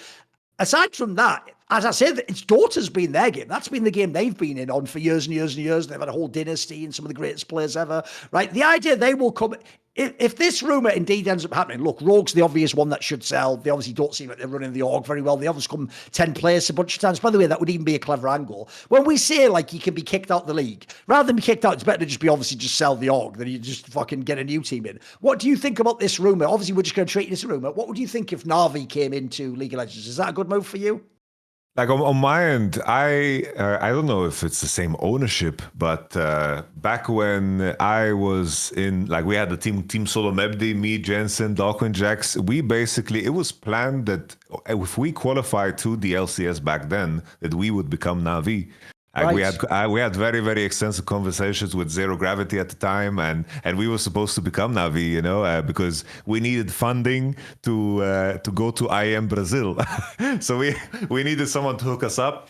Crazy to think that we would I have mean, just that given might up. have been prime. That was when they were like killing it in CS and Dota. Like, it must have been massive to get that offer back then, mate. I bet that we were hyped as fuck, right? Like we were giga hyped, It's like in that era, the cool Yeah. orgs were like They were the Navi, best. Fnatic, like SK, these were Yeah. the badass fucking orgs. And obviously we didn't understand that like us giving up the slot or whatever would be worth any money. We just wanted to Right. have an org Sure. and be taken care of. Like we didn't fucking know the golden goose that we were sitting on. But obviously we got fucking disqualified because 3 players got banned before at the airport before we got to the event. In terms of where Navi is now, of course, I've heard of their accolades in CS and Dota. In my mind, I don't know how they would leverage their advantage, because I imagine in terms of league in the CIS region, League of Legends is just not that big of a game, right? It's like Dota and No. CS is very, very prioritized. So I wonder what their advantage would be, right? Their advantage would be that they're just a legacy org that seems to have a lot of success. But in terms of that fan base and that viewership, I would be very, very interested to see how they would translate. But I'm at the point in time where I would take anything over Rogue, and I think that anything being Navi would be good in my mind. But I imagine from my side, before you even brought up Navi, I wanted to ask you, in terms of Navi Right. and what you think about them as an org, because I imagine your opinion, because in terms of what they accomplished in CS and so forth, you have a better overview of Navi and what they could bring to the table. I mean, the interesting thing is a lot of the teams in that region, including like Russia, etc., who's obviously used to previously prior to the conflict was actually a shared region. They often had a lot of teams that had Ukrainian and Russian players in, including, by the way, Navi in CS and in Dota in different time periods. Actually, it was like a shared cultural heritage. In that region, a lot of people might not know that in the modern day, there's actually quite a lot of money. I mean, a lot of it comes from like gambling things in CS and Dota, etc. But I can tell you, like, for example, in Counter-Strike, that one of the top teams now, winners of the last major, Team Spirit, one of their like other star players is a player called Shiro that they bought from Cloud9, and they bought him for like over $1 million. Like, there's some big buyouts in these regions that are like very legit. Like, they have millions to spend basically. So that aspect is exciting. Like, the idea, anyone who comes into LEC, it's why, by the way, I don't like the Saudi angle, but I like the Falcons having loads of money. Like, I like the idea that we have teams come in, because one of the cool things, if you ever do follow sports like football, is you want the people to have the $1 million owners, so that like it's not just like I have to find like the next great player in like the fucking academy somewhere. That's really hard to do. There's very rare people that actually have even the skill set to find the player and then bring him into your team and make him good. What you want is you want your teams and the top teams to be making big off-season moves that give them a chance to win. So if we have another org, like Rogue wasn't it. Rogue has never been that team. As far as I know, the only person that's ever got giga paid is Larson right now. And that was basically the only reason, as far as I can tell, he stayed and re-upped, etc. If instead you get rid of Rogue, who I do think after that one glorious period of 4 to 5 years, they've been really mismanaged and they haven't been good. And at this point in time, they don't look like they're even going to turn it around. You look at the rosters they make, they're so lackluster on paper. You just go, this shouldn't even work even in the fantasy world. The idea a new org comes in, presumably to spend money as well, buy big name players. That's exciting. I like the idea that someone comes in who could build another contender, and then we could actually, like in an ideal world, LEC could actually be good enough. The whole top half of the table could contend for the title. You could have G2, Fnatic, Carmine Corp, Koi, Navi, like, bro, that's when it'll get spicy. That, by the way, and then who knows if the BDS is there'll be one other team, Vitality, one other team will get it together, and suddenly you'll have a really competitive league. By the way, that'll actually take care of that whole scheduling problem I had before. If every week there are just good games, nothing to worry about then. So I would be in favor of it. I think it would be good. And also, I think a lot of the downsides that you get in games like Counter-Strike and Dota just wouldn't actually appear in League of Legends, because another detail is, remember, because League of Legends is about living in Germany and having the visa, you actually wouldn't probably have Russian and Ukrainian players in this team. It wouldn't be about nationality. It'd just be another mixed European roster. So one of the only issues I've ever heard about in their region still is sometimes if you're like a smaller name player, you don't get as much salaries in the West. Like, you might actually be on like 5 or 10K as opposed to someone's on 30K in like another European Counter-Strike team. That probably wouldn't be a factor here. Like, I actually imagine they'll just make another team where like one person's Spanish and one's German and one's French, like all the LEC teams. So I actually think, to me, it's almost only an upside. side, and I'll throw this in there as well, even though, yes, the SKs of the world have sort of taken their heritage in League and thrown it in the bin, I do think having like, I mean, Navi actually started in 2010, so to me, they're not an old school org, but in the modern context, they are. They actually are like a legacy org at this point in time. Like, anytime you can get an org like that, you want to play on the fact that, like, they do have all these all-time great players and historic names, and that you're not, the problem you have, like, Carmine Corp's issue right now is they have loads of fans today, and they've just won a split, but just like when Rogue won, it doesn't feel the same as when G2 and Fnatic win, because they're adding, like, another fucking name and an era to, like, an already an incredibly long story that is kind of like a tapestry of what League of Legends esports is. So I want all the great orgs to be in the game. It's actually one of the big bombers to me about actually LCS is how many of the big esports orgs aren't in that league anymore, and the fact that you'd even have these giant names. And I even think of the people who never came into LCS, mate. I always think that's another failure people don't even talk about. Like, LCS never had FaZe Clan. One of the biggest orgs in all of esports, like massive. They had Optic, but it was kind of scoffed. You know what I mean? It wasn't the real Optic with the big fan base. They had Envy, but again, it was kind of scoffed. Like, you never got like both the team and the success that like goes hand in hand with that. If you don't know, guys, you know the games like Call of Duty. These are the Real Madrids and the Barcelonas. These are the Manchester United and Liverpools. Like, you want all these people involved in your esport, because you can build like Carmine Corp. You can build a new fan base, but it's not the same as having really been around 10, 15, 20 years and having people with it. The cool thing is, like, the obvious thing I think of immediately is the day someone like Navi announces they're into League of Legends, if you were a fan who was the crossover fan between Counter-Strike and League, you're buying that jersey instantly. Of course, you were a Navi fan anyway. Like, there's a way into the league and an interest that gets sparked immediately that you didn't have before. Whereas, like, of all the teams to replace, is anyone a Rogue fan? No one's a Rogue fan. Come on, bro. Has anyone ever even seen a Rogue fan? The joke is they picked the right logo. All their fans are just fucking hiding in the shadows, like getting the hood on, like keeping your head down, you know, fucking exactly. Bro, I'm with you. It's like Navi would at least have pride, you know? It's like if they are 10th place for some reason, they're not gonna exactly. They're gonna have pride, and maybe like what you said made me dream. You know, maybe they are the ones that can bust out the checkbook and bring back some of our, you know, European greats that are over, you know, in FlyQuest. You know, maybe Nukta comes back, maybe Mythic comes back with Whippo and Inspired, and they build a roster together. You know, this we need someone to write the checks for these guys. You know, we need to bring them back here home.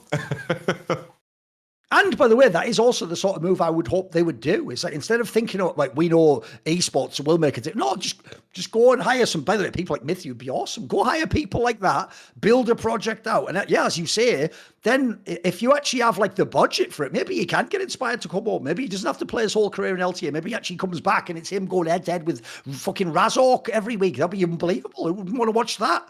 That would be the shit. I'm in on that, mate. Yeah. Now, here's the thing, Yamato. Do you know what? Normally, I'm not this sort of person, but you should always be kind to your mother. Now, one of the reasons why is, one, she did literally birth you. She literally took you, someone who existed in a non-material realm, and forced you through the threshold into material reality, which, unless you're a Gnostic, is actually a good thing. You get to experience, like, the senses, the world. You get to eat a delicious strawberry. So juicy. Oh, to be alive is wonderful. The sun beams down on your face. Oh, it's glorious, isn't it? You're walking, la, la, la, in the fields.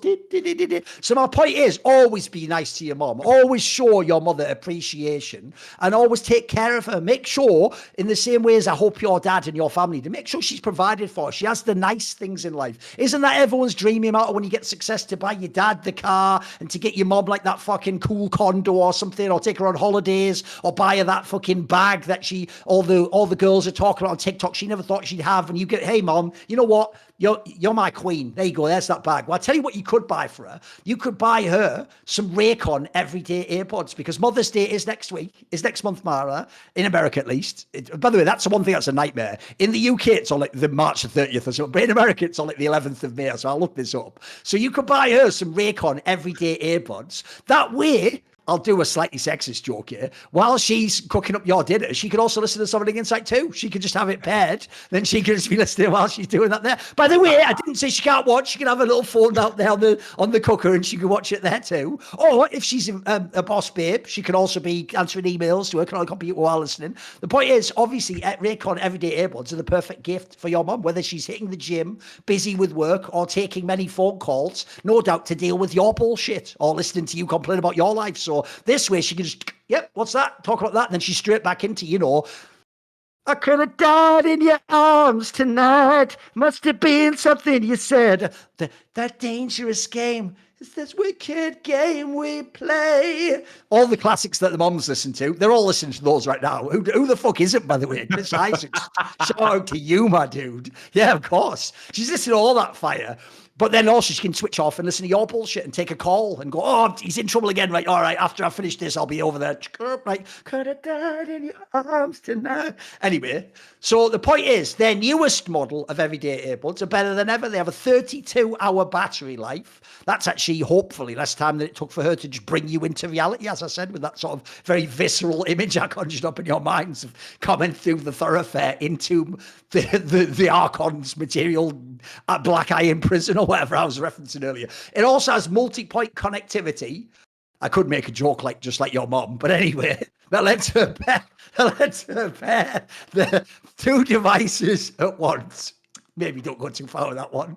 And then as a result, unlike the boomer she is, she won't have to ask you for help pairing the Bluetooth, will you? You'll connect it to two devices, and you go, there you go, mum, just press this button. That's all you have to do. Don't call me. Get her prepared decades earlier. If you're in trouble, press this button. She'll be doing that in the nursing home, so just get her in on that in advance. Also, speaking of the battery, it has the quick charge function. So if she absentmindedly forgets to charge it before she goes to the gym, 10 minutes will get her 90 minutes worth of time. That's enough for a good workout there. Good, a bit of what's it called, like fucking aerobics, yeah, some Zumba, some like all that shit, all that fucking. Because there's a weird thing that women do, which is they won't just go to the gym and just lift hard. They have to be like tricking themselves that they're doing some other bullshit, like, oh, I'm in like a dance class, or like, oh, it's like we do like like they're fucking, we're doing like yoga, but we like swing on like these weird swings. Or they always have some weird angle to like trick their brain into working out instead of just going like, listen, mum, just go and fucking put on some David Goggins and just go and fucking lift hard. Like, I'm a piece of shit, but I deserve this.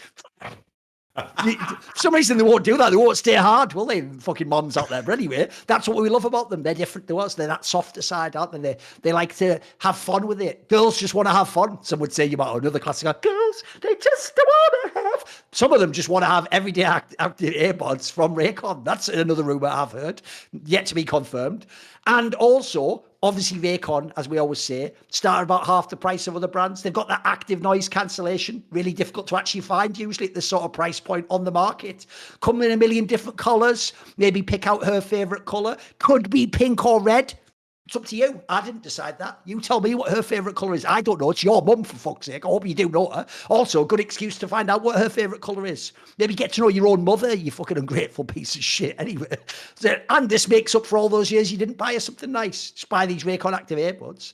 And you know what the best news of all is? If she doesn't like them, 30-day happiness guarantee, return policy, no questions asked. Perfect. So go to buyraycon.com/LFN to get 20% off site-wide. Right now, they are offering up to 20% off site-wide when you go to buyraycon.com/LFN, buyraycon.com/LFN. Also, you know that whole thing? You don't have to buy it for your mom. You can just buy them for yourself too. You could just enjoy, you could just be selfish again and enjoy stuff for yourself. Or if you just don't have a mom, skip all that. Do you want some Raycon earbuds? You could listen to, I don't know, a book about healing yourself for not having a mom. Figure it out.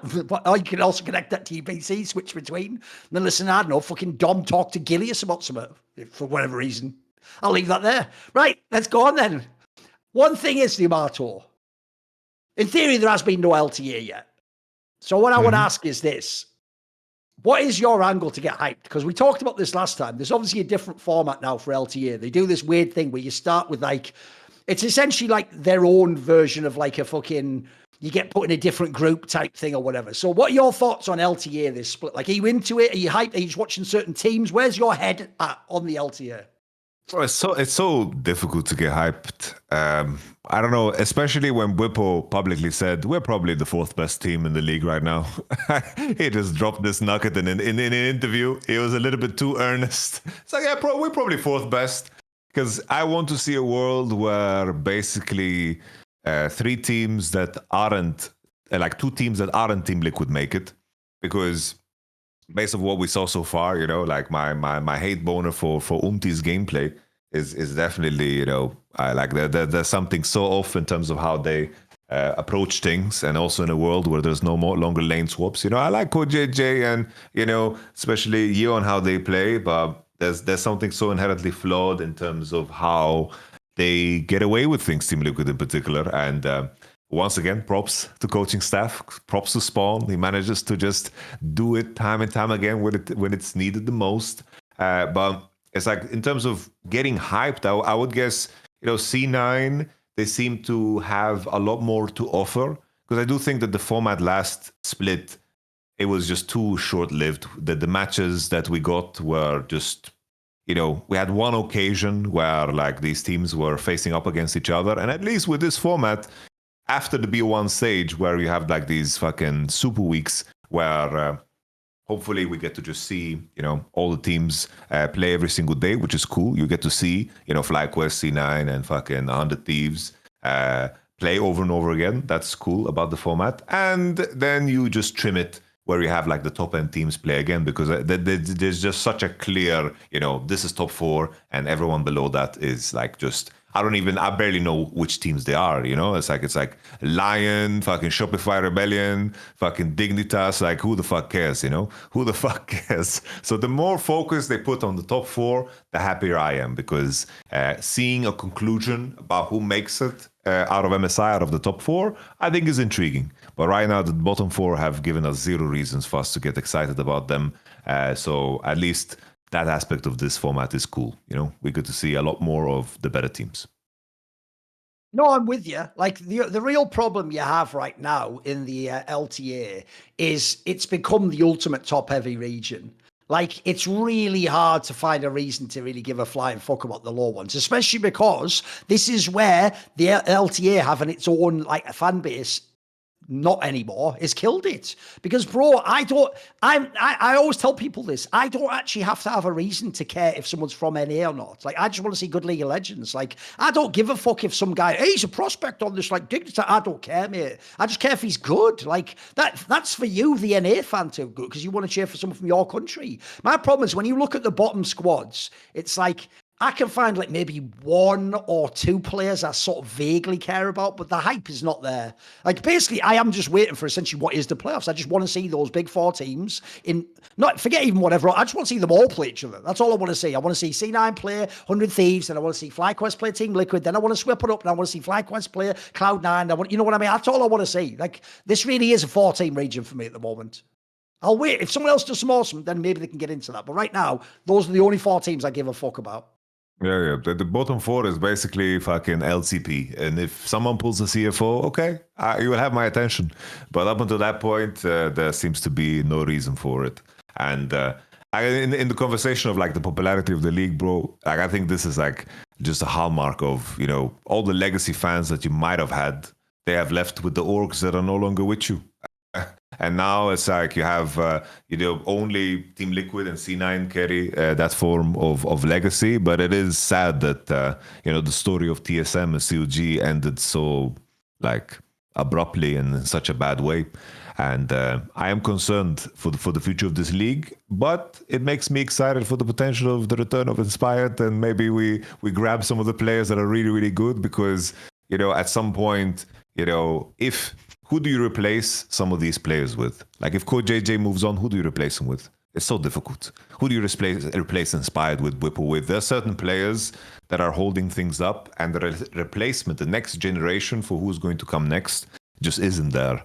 It's kind of like it just, the moment these guys choose to move on, I don't know what the progression of this league will be, because it's as if we reached like a peak point and it's just going to be like downhill, you know? There was even a thing I saw on Reddit where he did an interview, UmTi, with the website Hotspawn. And basically, Bro, this is so weird. If you just look it up on Reddit, you'll see the whole thing. Someone's done like a transcript, so you can just quickly read it there instead of listening to the video. Basically, he actually like openly says that there were like comms issues he was having in the team, like when he was speaking in English, basically, that like he didn't like communicate the urgency of a call or something, and like he would say something, but he makes it sound like he wasn't able to like express himself properly. The reason why that's so disturbing to me, bro, is this isn't like his first split. He was in the whole team all of last year. Like, what's going on? Like that just seems like a really weird thing to bring up now. Like I say, I always say this. The weirdest thing about UmTi is he's one of those people who seems like honest to a fault. It's like, bro, you can just say no comment. Like, you don't actually have to tell us for real what's going on. Like, this guy he just speaks his mind. It's such a, I don't know, it's such a, like, I read that headline too, and it seems, I don't know.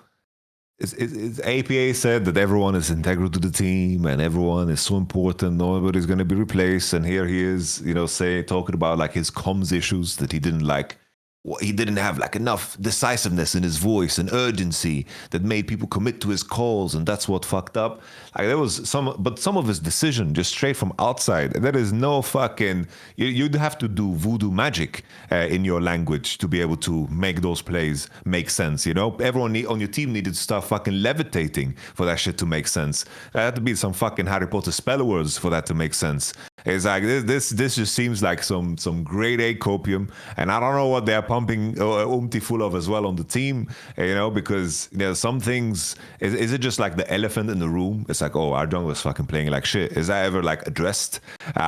Usually it's like in terms of the content that we see from outside, it seems like they have like some stern personalities that are very, very straightforward. We had like that APA Yeon thing. It's like, why the fuck didn't you say it in game? Here you are like complaining now about your Ziggs pick. Like, why the fuck didn't you say something in Champions League? I was like a pretty base, that was a good conversation to have with your teammate. Are they doing the same with UmTi? I'm not so sure. I'm not so sure, because it's like everyone on outside is seeing what UmTi is doing. Are they realizing on inside too, or is it like just one of those things where, oh, we're gonna let a year ride out and accept our mistake? Because right now, I just don't see like comms being the issue. Nah, bruv, you're just you're playing like straight garbage. You're just playing garbage League of Legends. Mechanically horrible, very few like redeeming qualities. Like, sure, he looked fine against KC, but this was Yike at his absolute worst. And he was playing champions like Nocturne and Maokai, where it should be very, very straightforward and simple to play, which is, a good mandate solution. Props to Spawn once again.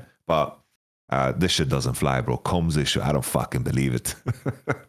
I also think like this is an area where I'm going to purely speculate. Like I do know Spawn a little bit. First of all, he's the sort of person who's been on shows like Somebody Inside in the past. And back when he used to be a commentator, obviously I'm quite close with a lot of the commentators and the people I've talked to over the years and gone back and forth with, etc. So he's not like a complete stranger to me. But I haven't talked to him at all about like when he's actually coached Team Looking Beyond, like, the odd DM, like well done at this event or whatever, I've never got in depth on his process. But I will tell you, I actually think American fans probably I'm going to speculate here, but I think they're probably wrong about Spawn, which is they might think from how he publicly presents himself as the coach of Team Liquid, that he's like a really, really like soft kid gloves sort of like, I'll be very careful with my players, because he always comes off. First of all, he's the ultimate person who plays defense for all of his players. Two, he never calls individual players out on stream or in public. He always does the sort of, we lost as a team and we all deserve this loss. It's on me as well. He does that thing where he guards you, etc. But I would speculate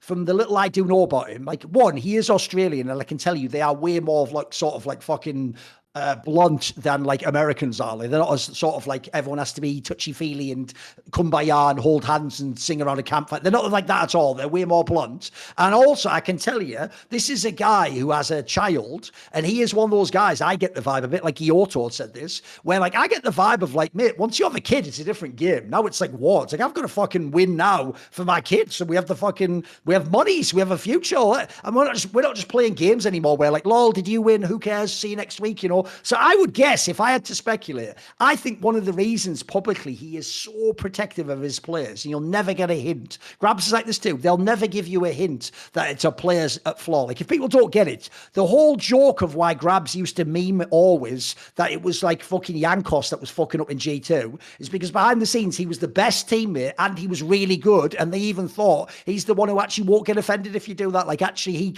the joke, the reason the joke works is he obviously wasn't the problem. That's why I maniac and joke that he is. So I actually get the vibe. I would imagine privately that actually Spawn is way more stern than people realize. Like, I would bet if you fuck up in the game behind closed doors with no cameras on, I would absolutely bet this guy absolutely tells you straight up, like, you fucked up in this way, do this differently. Like, maybe he's polite about how he phrases it, but I'll guarantee he doesn't just let things go or sweep them under the rug. And you even saw, he did an interview where he mentioned that he has, like, a bit like Cloud9, he has like cameras set up in the Team Liquid facility. So he can even see stuff, bro. This is kind of cool, actually. He can even see stuff like, do you arrive on time? Do you fuck around when you get into the building? Small things people wouldn't even think of. And I saw people on Reddit were trying to like while about this, like, this is fucked up. What the hell? She's like, no, if you don't know, guys, that's a really famous thing about the most famous football coaches of all time, is that they actually take ownership of very minor things, Yamato, like things like, are people on time? Are they punctual? Do they listen in meetings? Are you taking notes? Like, people like the Mourinhos, the Alex Fergusons, all these great men, they all do that shit as far as I know. Like, they actually really do care about the idea. We have a saying in English, right? It's obviously to do with our currency, that if you take care of the pence, the pennies, then you take care of the pounds, because a pound is 100 pennies. Like, the idea is if you take care of the small details, the bigger things take care of themselves. I get the sense that like, people will think, because he hasn't, like Spawn hasn't said in an interview, yeah, I guess UmTi is hinting, lol, what the fuck, what's he doing? He better step his shit up or I'm going to kick him. People think like Team Liquid's just going like, oh, what do you mean? I don't see anything going wrong here. This is all fine. No, I don't believe that. Like, I actually do think, like, look, you're not going to kick him tomorrow or get a new player. That's not realistic. But I think they absolutely are aware these are issues, mate. I even think actually you could imply by the fact UmTi's now saying this in interviews, this is a topic that's been brought up. They've pointed out to him, maybe your comms aren't good enough, or maybe you commed like I'm going in, but people didn't know, like, I could go in, or like, I'm going in now, help. Like, maybe it's something like, I get the feeling like it's not, all hope isn't lost for Team Liquid. Maybe it is for UmTi. I don't think he's a good player, mate. But I do think TL, I have a lot of faith in that coaching staff, mate. I think they're legit. No, I'm with you. But they could have just also just thrown like maybe Steve just steps in, right? And, brings a replacement for UmTi and says that he requested this specifically over UmTi. I wonder where you go here. He really, really trusts and respects the coaching staff, but he requested that UmTi was benched, and he insists that, this new player that they're bringing in is going to do better because they need a carry jungler specifically. And maybe that's the move for Steve. I think this would be super, super good, to ruin the unified front and just throw everybody under the bus to step up to the plate and make yourself look better. I think that's the move that Steve should go for. Yeah, I like it. We'll just leave that out there. Leave that to people can figure out what that means. It's just an observation, That's good. I like it. Right. Was there anything else in League? Was there anything else big that we missed? I think it was quite a quiet week, actually, because obviously, not everything started. Like I said, LPL still just placement matches. LCK had the banger, but we already talked about that one, the HLE GenG one. Yeah, I think we covered everything. It was definitely quiet. LCP hasn't started. I'm going to keep track of CFO and, the PSGs, or the Talons. They're not called PSG anymore. I'm going to keep track. They have hooked me in, so I will maybe give some small updates on what's going on there. But they haven't started yet, so we're chilling. Also, by the way, I know one last thing we can bring up, mate. I don't know how you feel, but I know I'd speak for Richard Lewis because me and him have talked about this many, many, many times. One of our least favorite days in esports is April Fool's Day. Not even because people are going to do all silly, because, bro, the news are just so badly done. You know what I mean? Like, it's actually one of the most whack things that I think about Zoomer culture. They think they're hilarious, and the jokes are just like a one-note joke. Like, what's funny about that? Like, some of these were fucking ass, mate. Like, this one where, like, Mulu or whatever was like, TSM and Dignitas are set to return in a four-way merger with Giants, TSM XL, and Dig to form a team called Giant TSM XD. Like, mate, the problem with that is, like, the joke is contained within, like, one sentence, and it's boring before you even get to the end of the sentence. Like, the payoff just isn't there. Like, I see where you were going for that, but you didn't even do it well. Like, you should have done something, like, I'll come up with something off the top of my head now. You should have done something like Giants and TSM are forming their own team, and they're going to have, like, whatever, like, I'm joining it, and it's called Giantism. because they've got autism or something. You can do that. That's better than theirs, mate. At least that's vaguely funny. I know, like exactly. You could do some fucking whack angle. That's just garbage, mate. There's nothing to that. One, everyone knows it's fake, and two, it's not that good a joke, is it? Because that's what they always do, Yamato. People think it's like my show when I do my hot take show.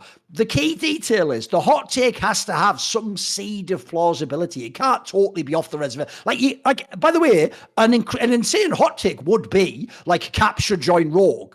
It's just there's nothing to that. There's nothing more to discuss. Like, there's no real reason why. The hot take has to be like they should kick Skewmond and get like Smithy or something. You know, they need a clutch jump. That has to be like some vague, crazy angle you could do. The problem with these, their April Fools are always like, hey guys, Expeke is back in Fnatic instead of Humanoids. Like, that's not even a joke or plausible. Like, that's just a bad joke, mate. Like, why are you just feeding us bad jokes on it? Did you was there even one good one you saw yesterday? Was there one you can think of? I saw one good one. I saw one good one, but it was not esports related at all. Because everything I saw esports related, it was just the same, like regurgitated garbage. But I have this application that I downloaded. It's called After Hours, which is basically like a social media platform in a sense where people discuss, like basically you can connect your portfolio to it in terms of what you have in terms of stocks or whatever. And then you can publicly like share your trades and people just discuss it. And it's just like a social media platform. And then some person posted like a fake tweet made by Trump where Trump has decided to remove all tariffs and to return everything to the norm, and it was so plausible because the implications to the stock market are insane, right? They're just so insane. It's like, oh, we have stability again, and it's like with Trump flip-flopping every fucking day on what he's doing with the tariffs. It started so much fucking chaos to the point that like the admins needed to step in, like to clarify. It's like, yo, this is fake. It's April Fools. Relax. And those ones are the best ones, you know, where it's like, oh shit, my world is tumbling, and it's gotten to the point where I forget what fucking day it is. Like last year, a friend, like basically the husband of my fiance's aunt, he like messages me. It's like, yo, I need help. I need to go to the hospital. I'm like, what the fuck? I'm like turning off the stream, going outside, and like, where the fuck are you? I'm gonna find you. He's like, relax, bro. I'm just trolling. I was like, this is too far, bro.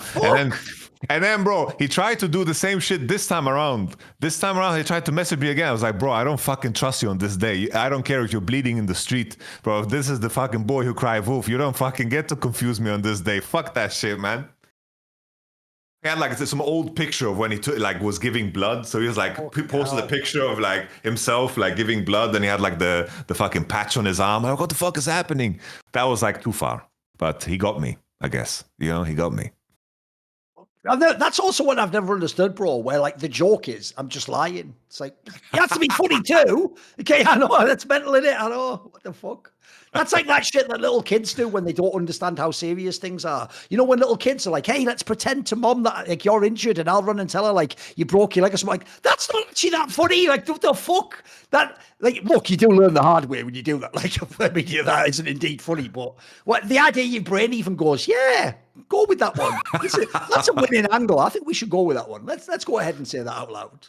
Okay. Right. Speaking of bad looks, how about sort out your look? So, listen, we already helped you before. Stop stinking.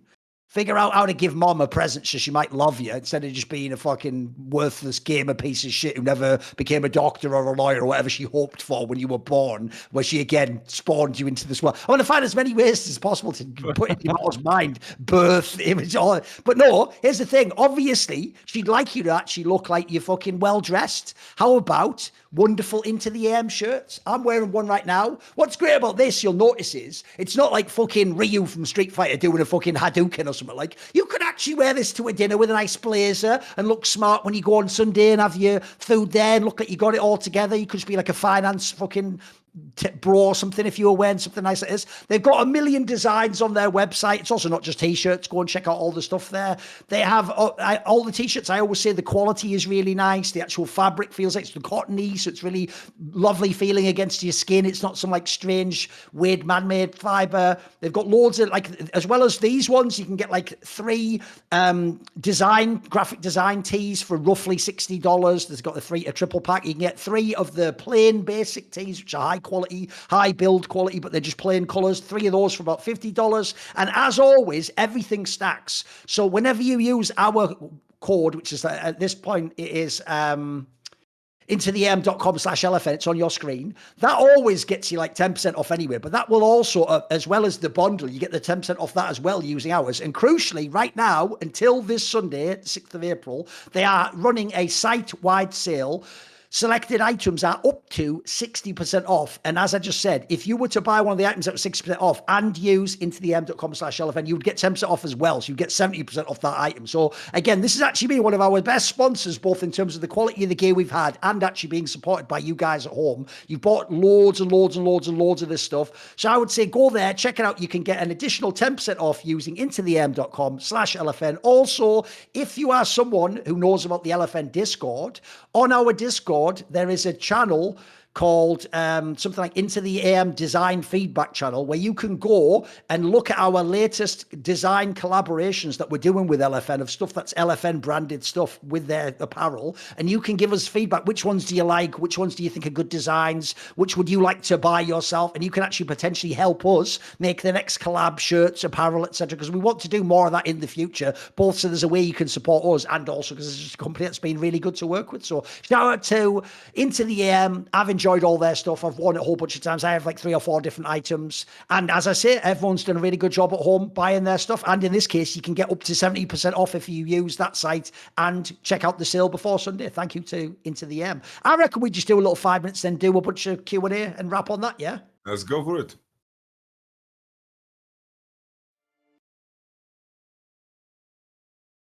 Right, we're going to do the last segment, which is always the fan Q&A. Now, technically, the viewer questions are sourced from our Discord. If you subscribe to our Discord, the Last Free Nation Discord, there's a channel there, as well as all the other ones. And this one is SI questions.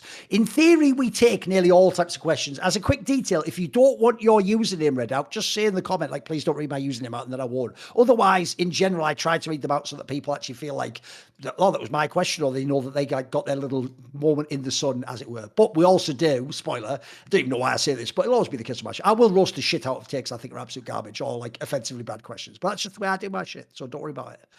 So Franny Boy says, considering everything that happened in both of your careers, has your love for esports grown or did it diminish over the years? For me, I think at least with age, I feel like the level of passion you have for things, it's kind of like the ignorance is bliss type angle, you know? I fell in love with the potential of esports, and what really, really drew me in was seeing like all the streamers. Like I was watching like fucking the COG streams, I was watching the TSM streams, and it allowed me to dream. And then there was the rumors about the league starting and everyone having like a base salary after coming from a place where the contracts we signed were pretty much only to pay for our travel. And sometimes if you were lucky, you got gaming gear, you know. Having salaries was unheard of. Like I didn't even get mouse pads like some other people did. Like I had no currency. And you know, at the time it was a dream of what could be. But I think as you grow older, you realize always the issues. Always with opportunity comes corruption and also abuse. And it just seems to be so human, because I have talked to people that are completely outside of esports in different walks of life in terms of how, you know, their management runs and how their company runs and the people they need to deal with and the frustrations of it all. And the rawness and the purity, as when there is potential, it will be just taken advantage of. So while my love for the idea remains the same, the plausibility of that idea, the fact that it's not there, maybe diminishes that love.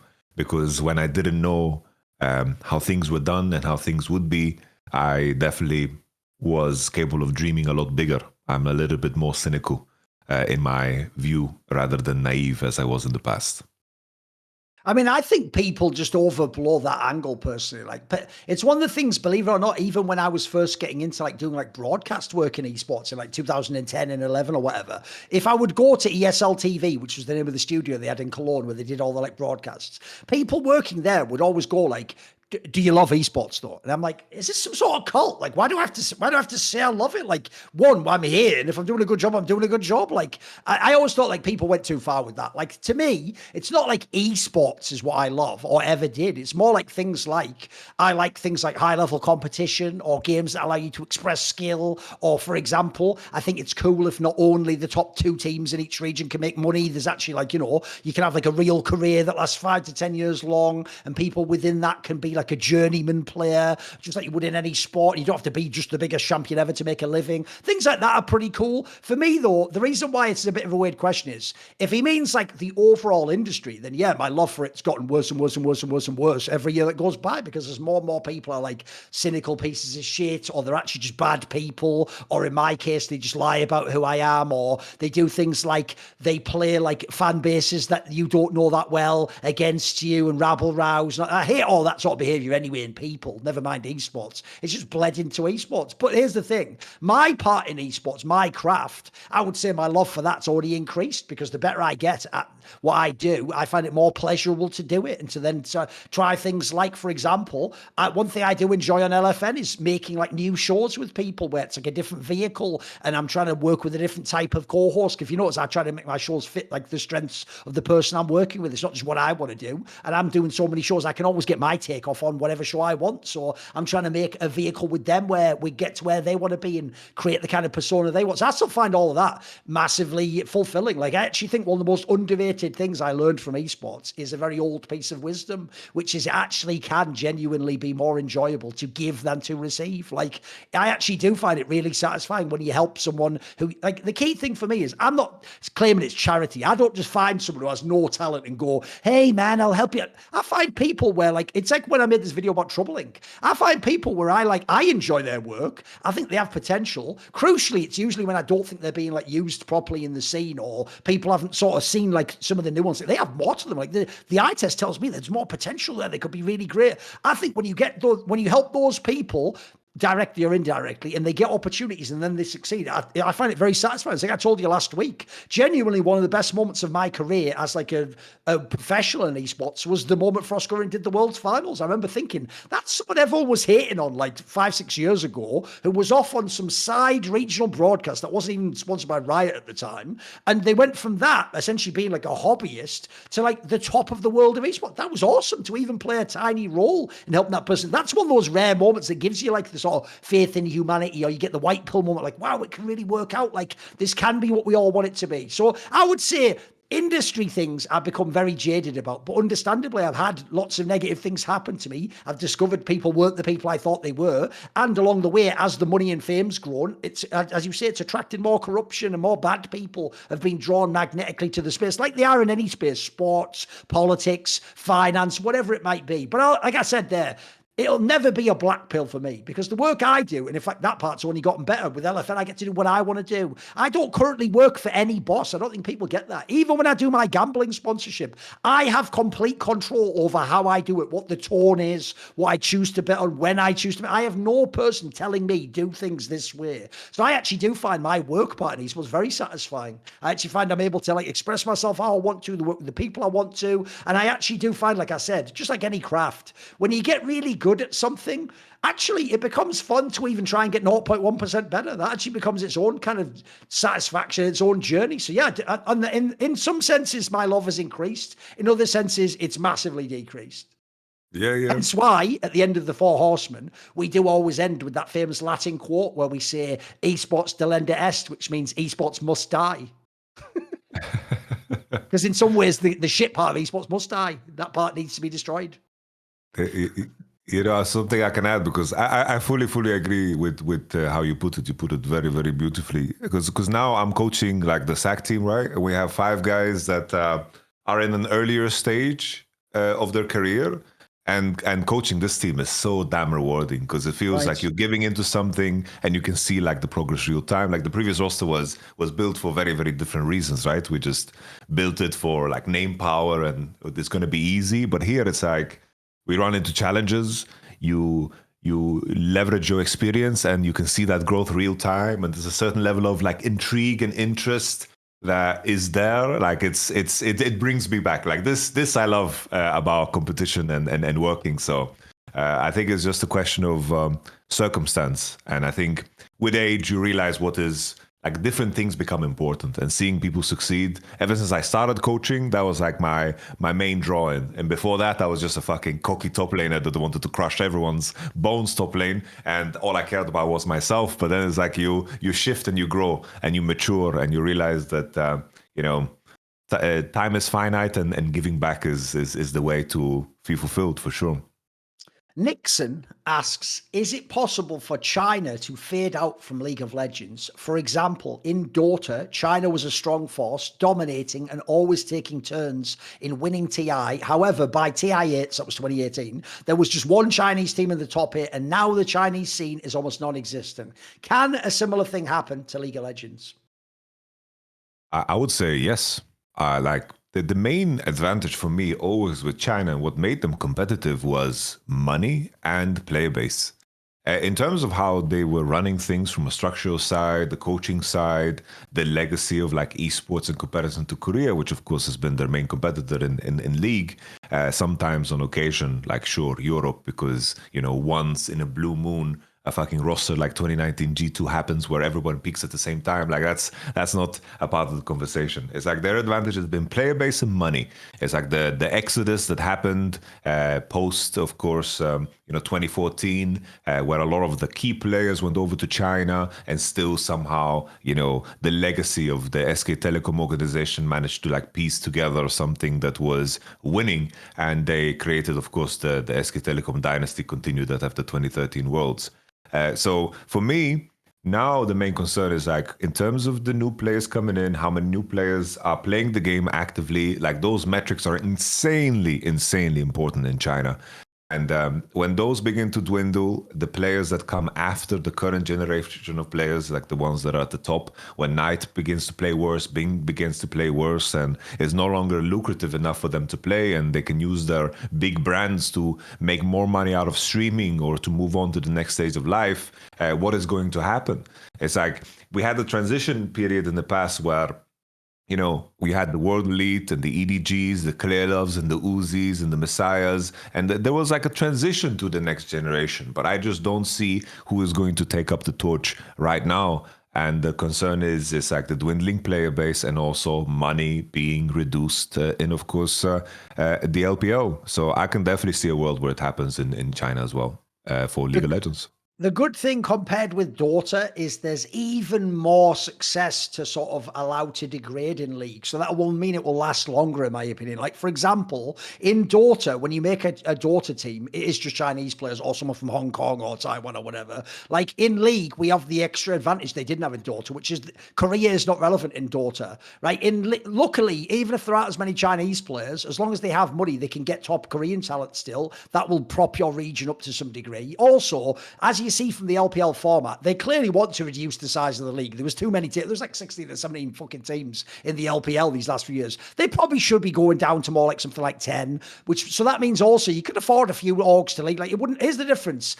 Right now, if EDG left, it'd be sad, but you could still have the LPL. You could still have a great LPL. So here's the thing. A little bit of it, I agree with. It could fade out compared to its heyday, but I still think it will be potentially the biggest region or one of the biggest regions. And especially when you consider like NA doesn't even exist in League almost at this point in time, it's still going to be very relevant at Worlds and internationally. Like the key thing about the LPL is maybe the LPL will get worse, but they can still always send 3 or 4 teams that'll be bangers to Worlds. And as long as they have the top end, I still think it'll be fine. I'm not that worried about that aspect. I will say, as you alluded to earlier, the main concern for League of Legends isn't even other PC games, it's actually mobile gaming. In the modern day, the kid who before just tried to scrape together a few Remby or whatever the fuck it's called, and yet go and play it in the fucking PC cafe. He plays on his phone nowadays. That's the problem. Like, I didn't even know this. I just found out because of this recent scandal. Apparently, even TFT is a huge thing on mobile over there, like a different name for the app or whatever, and you can play it on your phone. And one of the people who got potentially punished for win trading was someone who was a mobile player. So he also claimed he hadn't played on PC before or whatever, and that was why he was like lagging or some shit, like, which is like, whatever, bro. But it's a whatever. Again, there's a 4 Horsemen episode about that too with Frodan you can check out. So luckily, I know what he means from Dota, but I actually think they've got a stronger position in League. The main issue with China's going to have is just maybe all of League dies out. If League dies out entirely anyway, then yeah, they will go the same way everyone else does. Right, Dr. Docky asks the following. If Hanwha Life win Worlds this year, Zeus will solo hold the three-peat record. Because obviously no one's ever three-peated. Viper will be the only player to win in 2 major regions. He means Worlds, obviously. And Zika will be the second ever mid laner to repeat at the tournament, as in win twice.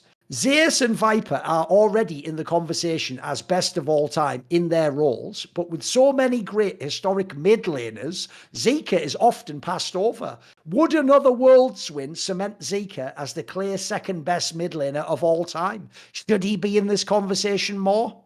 Thoughts?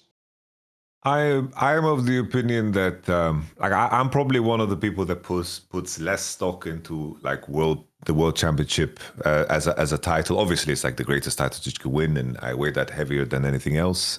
But at the same time, I put a massive weight on like your overall volume. You know, it's like in terms of how you play regionally and so forth. And Zeka, you know, in terms of how he played even on DRX or his time in LPL, like these are times that you don't want to remember. Like his times before, of course, the World Championship in that DRX year was not super impressive. The following year had like a solid start. It wasn't the greatest, and I think we saw his like the biggest resurgence was of course in the last year where he just conquered the AD carry mid-meta, and Zeka is now back in form, and he's one of the best mid laners in the world.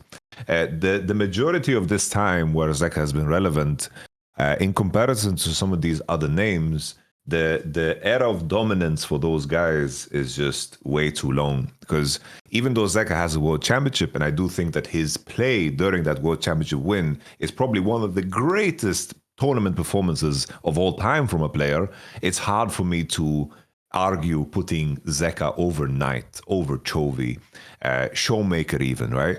Showmaker, maybe that Showmaker in terms of the period of dominance, that's where he can begin to like build and overtake, because Showmaker's years, you know, the best ones were, of course, the 3 consecutive years of Damwon, and then the finals where they lost against EDG. He was so damn insane still. He was crazy good.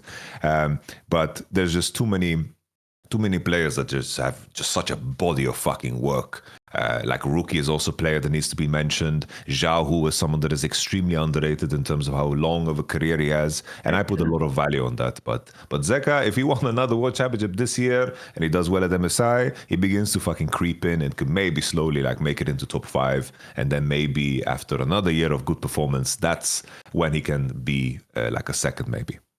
My problem is this just goes completely counter to my model of how I see performance in team sports. Like the way he's talking is as though this is tennis and this is 1v1. Well, you know what? If he really had won all those championships and then a player I like hadn't won the championship, it's a 1v1 sport. I'd have no excuse. Like I'd have a very hard time saying the player without the championships is better. But even so, you could get the odd scenario. Like I'll give you an example, right? If people know in tennis, Stan Wawrinka won like 3 Grand Slams, right? There are some players that never won 3 Grand. Andrew Roddick. If you don't know, Andy Roddick is probably a greater tennis player. He had more time. He was like number 1 in the world. He had a point where, like, if you don't know, he came second a million times to Federer at Wimbledon. So those could have been championships against anyone else. You could still argue an angle. My point is, though, when you come to a team sport, there are so many other factors than just did you lift the trophy at the end of the tournament. Like, I'll notice the same person saying that would never for 1 second sit down and say Baolan is better than some like support that never won Worlds. Like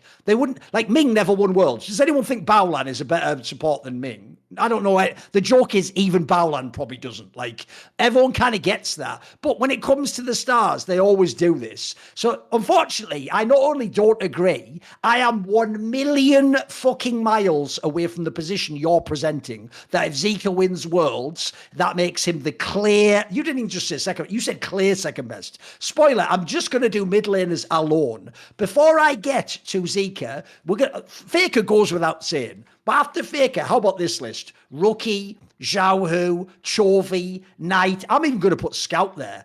Here's the thing, if he wins Worlds and he's part of why they win, he's not a passenger, he's part of why they win, I'll say this, I will then put him into the category that is sort of the showmaker, BDD. That's the sort of category he'll be in for me. But the difference is, the reason why I even put Scout above his level is, mate, Scout was a back-to-back LPL MVP. Like, he was contending for, like, I might be the best player in the world. And I don't, like you're saying, Yamato, I don't think that, like, LCK is just a qualifier to Worlds and MSI. It's its own tournament. Like, it means something. It has a very high level of play. And because it is literally how you play each week, it does represent how good you are as a player. It's why I'm with you. One of the reasons I did actually hold off for a long time on saying Canyon should be one of the GOATs is because he did look like he did my old boy Expecki and Soaz back in season 4. It's like, lol, I'm just trolling in the regular season. Oh, what's that? Playoffs. Crack. Time to lean forwards with the PlayStation controller. Like, the greatest players of all time do it every week. That's what makes people like Knight and Chovy without Worlds contenders for the best mid laner ever. Because, mate, every other week of the year, they're cooking. They're just so fucking... Like, Chovy especially has achieved a level of regular season play I don't think anyone's matched. Like, even Faker has his ups and downs, for fuck's sake, even in his prime. Like, this guy actually did genuinely have... Like, this is why last year everyone was going crazy in spring. He was having week-to-week performances where it's like, well, shit, that's a 9 out of 10. That's an 8 out. Oh, he had a bad game. He had an 8 out of 10 performance. You matter. Like, it was nuts the level this guy's at. So I don't think you can even take people like Scout and go, but he only has the one world star in. What about fucking Zika? It's like, mate, Scout has a long career of a body of work that is very respectable, and also he has the Worlds too, and he was pretty fucking good in that one. So I just, no, for me, not even anywhere close. Listen, here's the difference. Where I will give you some room is, he used to be a meme to me, where, as you say, it was a one-off. It was like, the joke was, it's like he sold his soul to win that one Worlds. Now, it turns out that's not the case. From summer last year onwards, I do think he's clawed back a lot of the sort of credit that we had to take from him after that Worlds. And now he might be becoming, that's why I did that piece about him, he might be becoming a great player now, where he can now go down as like one of the best ever. But I still think he's got to put together, I've got to see a whole bunch more splits. Like, I'm talking about the regular player. I want to see, it's not just the championships anymore. If anything, he's already got a very good resume. I want to see splits where he's, for real, maybe the best mid laner. That's not happened yet for me. Like, I don't think he ever has been the best mid laner, even in LCK, never mind the world. So, show me some of that before you... Think about it, guys. If someone was never even an actual contender for best mid laner in the world, how can he be the second best mid laner of all time? You know what I mean? So I don't buy it. I don't buy it personally. But it's all good. Final thing to add as well. Yeah. It's like in the conversation of Faker being the GOAT of the game, it's like everyone just points to the World Championships. But for me, it's like, sure, the World Champions are fucking fantastic. Yeah, 5 of them, God bless, that's insane. But there were years, like, for example, 2017, he didn't win a World Championship where he was crazy good. And if you don't put stock into that and all he has accomplished in the LCK and the amount of titles that he's had in terms of different team rosters and so forth, like, that matters in this conversation. It isn't that simple. Like, if it was only the World Championships and let's say he won Worlds, for example, the 2023 one where I think that for the majority of it, besides like the fucking Azir shuffle, I think that he was, you know, far from being the best player on this team. Like these, while the trophy looks nice and all, and the story is fantastic, like I put so much weight into those fucking years where his team was trash and he was dragging people. Like that's the most impressive fucking Faker ever, for sure. Oh, yeah. By the way, I also think that's an angle that I don't even agree with T1 fans on that, mate. Faker already could be the GOAT if he just retired in like 2020, mate. He'd already done it. His body of work was amazing. He had everything. If anything, all he's added these last few years, like this last World's a great example, it's just more to his legend. And especially, obviously, he showed us a bit more of a clutch play because his hands aren't there as much now. So when he's able to do the odd hands play or the odd clutch play, that just, if anything, that doesn't even make me think he's the best now. It just reminds me, fuck, it's that glimpse you get, Yamato, of like, remember how good he used to be, though. That's what I like the feeling of now. And by the way, that's why people like me and Dom get mad when he doesn't play like that and fans talk like he's still as good. Because, mate, it's like the Messi fans do now. People don't get this. Like, I'm a Ronaldo fan, but I remember how good Messi really was, bro, in like the early 2010s. Like, fuck, when you see him score a sick goal for Inter Miami, don't tell me he's anywhere close to his old level. The old Messi would just fucking destroy the current Messi by like 1,000,000-1, mate. It's insane. You actually don't appreciate, it's a self-report. You don't know how good he was at his peak if you think he's anywhere close now. Like, no way. The old guy was unbelievable. And I'm with you. Faker back in the day used to also be able to 1v9. He used to just be able to carry the whole team no matter what. And I do think there are players, funnily enough, like the Bowland discussion, there are players who are sitting with a bunch of rings where I don't know that they deserve any of those rings. You know what I mean? Like, they should just for real just be fucking thanking Faker every morning with their morning prayers. That's the best day of their life was the day they met Faker, put out way. Right. Let me just go over.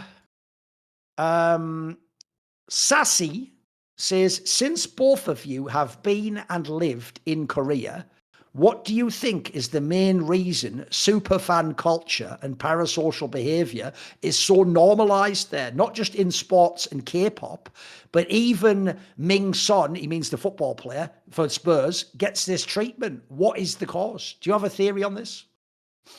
Honestly, for me, it's very hard to say. From my personal experience, like I did notice, it's like in terms of the fan support that I got while I was in Korea from Korean fans was extremely unique and extremely pleasant, because I got like gifts. I never received gifts from any Western fans. I got like snacks and food and gifts, and I can't really, for me, I don't know how to break it down. I'm just excited to hear what you're gonna say. So let me know now. Bring it up. Tell us, Thorin. Yeah, I mean, here's my theory. I would say, first of all, some of this is actually tied into what happens when you have these Confucian cultures that are like theirs. Because one of the aspects about the idea of like honor and the idea you have to live up to certain expectations is what enforces those, Yamato, is actually something that in the West we've maligned. But it actually, I think, plays a social function. It's the idea of Karens.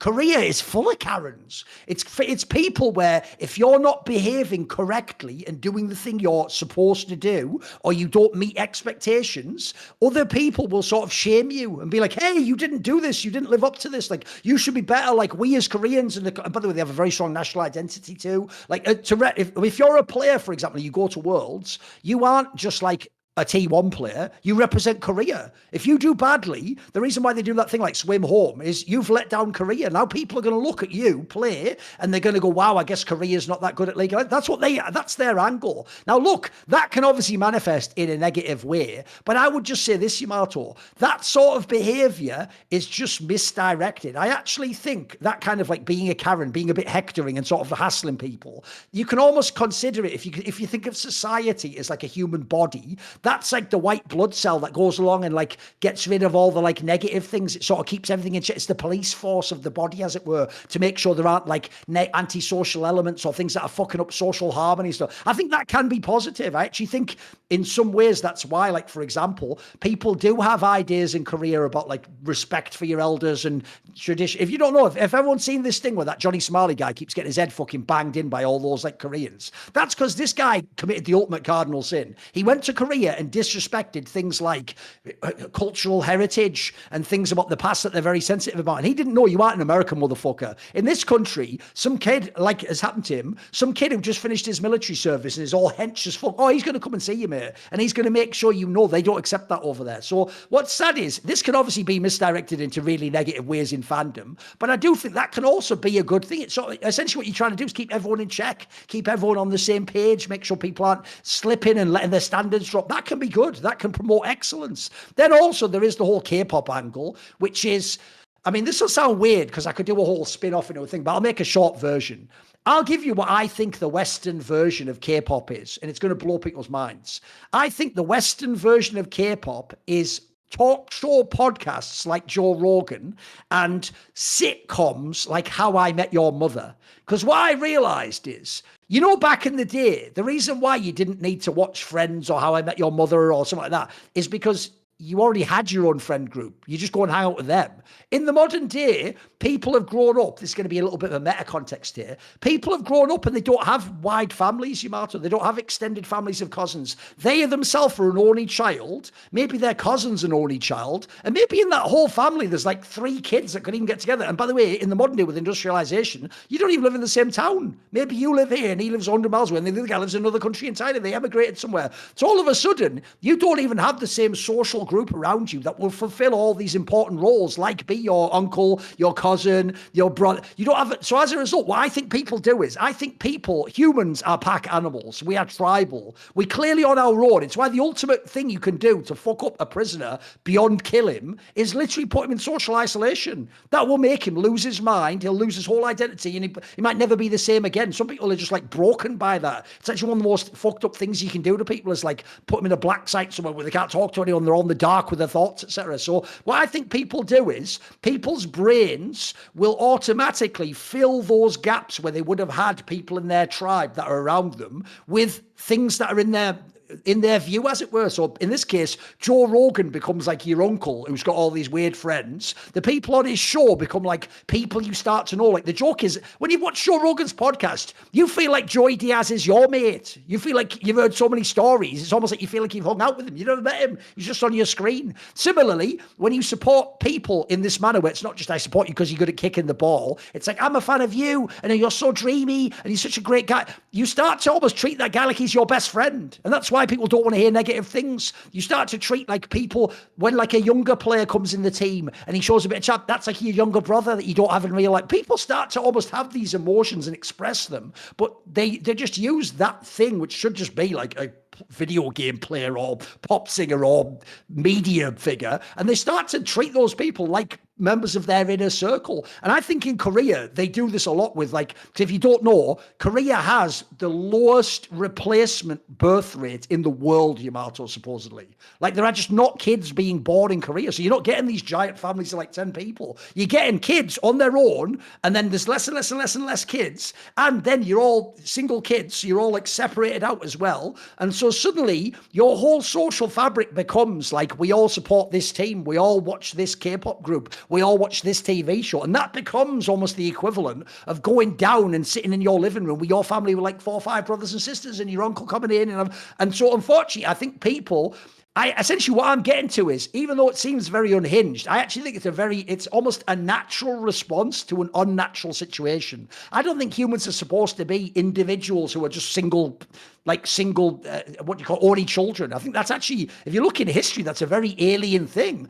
Even when people only had one kid, that was often because the other kids died. People kept having kids over and over and over again before birth control. Like mothers for real, like even in England, mate, would have like 7, 8 kids, and a couple of them might have died early, but they'd have like 5 or 6. And so I think essentially people have sort of replaced what they lack as social creatures with external, like almost like imaginary friends, as it were, in this scenario. And so I think, unfortunately, when someone does identify with a K-pop singer, not just as a pop singer, but as like, that's like almost the brother I wish I had, of course they're going to react differently if you then say, you know, that guy's a piece of shit, or hey, he did something criminal, or wow, this is unacceptable. He's going to leave the group after he was friends with them all for so many years. Like that becomes a drama, as if it was a drama in your life, as if it was your friend leaving the friend group, as if it was your brother that was fucked up and is going to prison or something. Like that becomes way bigger. It doesn't just become someone on the screen. It affects you personally. Because I do think you have to, one thing you should try in general to never do when you look at social aspects is don't automatically just assume the person is wrong for their response. I think a lot of responses are quite natural, actually. Just the question is it like directed in or mischanneled, as it were, in a harmful way? So that's my theory. Thoughts? Do you have any angle? That's very interesting. No, you gave me a lot to think about. I have nothing to add. I think that was perfect. Right. Let me just see. The dog. This is a good one. Fair play to him for this one. This made me laugh when I just read it now. How many roster moves is GX away from having a potential championship roster? 5? No, but I get the joke he makes. Go on. How many Yamato? For real, how many moves are they away from the championship roster? Hopefully it isn't really 5. Sure, you can keep like 1 player. Surely Judd or something could say, right? Come on. Or Jackies. Maybe we can keep 2, right? I would go with the angle that, like, who could we imagine being good enough to win a championship, right? It's like, and we need to do, to imagine Yeah. requires a lot of work, right? It's the same way like Yeah. Targamas won a championship. I think that was True. hard to imagine for a lot of people, right? True. So, Yeah. so definitely, like, I would lean into what you said, June, Jackie's. And then we need some firepower here. We need to cannibalize, pass from G2, pass from Fnatic maybe. There's definitely some players that need to be slotted in here. Like bring in like a little Broken Blade, maybe Hans Sama when inevitably Upset and Mickey reunite with Cap somehow on G2 or Fnatic. That move is definitely going to happen next year for sure. I have inside information. I'm just joking. I think three roster moves where they really, really like bring, really, really some fucking crazy firepower. Those would be the ones, yeah. I'm with you. Like, the real problem you have in all teams, and I think, by the way, I actually think, as someone who's followed a lot of team games, I think League of Legends is 100 times worse than CS for making individual players look bad in losing teams. Because I've always said in CS, every 2 or 3 rounds, you get the guns again. It evens the playing field. And so if you really are a superior player, like Simple or Nico or something, you can still get yours. You can always get your frags off. You can always have a chance in a game. By the way, this is, if people don't know the example, quite literally, when Astralis was the best team ever, there are still games where Simple actually still himself on his own went crazy against them and like looked like he could beat them even though his team lost the game. In League of Legends, the game itself snowballs against you, and like the joke is, because of the way like the objectives work, even the player who would never beat you one-on-one is getting more powerful on their team. So it means that when you're on a bad team, you all look bad, genuinely. It's actually, in fact, the funny thing is, that point I said earlier, where they go, if this rookie guy's so good, why didn't he make more worlds? It's like, it's the other way around. What you need to ask is, when you go back and look at some of those fucking insane rosters of whack-ass players Rookie was playing, it's the other way around. How was he almost qualifying the worlds with those rosters? That's what you should be asking. He was in a super competitive league, and he used to be dragging these motherfuckers across the line. It was crazy. Like, he was just like fucking, he's like one of those fucking Sherpa guys that can just take you up the top of Mount Everest. Like, get on my back, motherfucker. Like, we're going. Like, this guy was going hard. So I agree with you. Those two players, like, look, you've seen it with Vladdy. Jackie's with the right team could be a really fucking sick player. He's shown it already. He's shown the glimpses. I think the Jun guy, for me, it's just how you pair him up. He probably needs a different jungler or something like that. I think if you pair him with the right one, he seems like he has quite an interesting eye for the game and engages and stuff like that. So I do think, look, it's a good joke question because the answer is going to be like probably at least 3. And even then, it's not just 3 players. I probably need like a sick top laner or some stud ADC to come in, etc. But I do think like it isn't impossible. It is LEC after all. We're not saying win worlds. We just mean win LEC, And it's like for the other 3 guys, while we are replacing them, it's like Lot is too soon to say. I don't think he's showing anything crazy in his gameplay. Like, I think that like the first split was very easy to play as a top laner, so a lot of top laners look better than they were.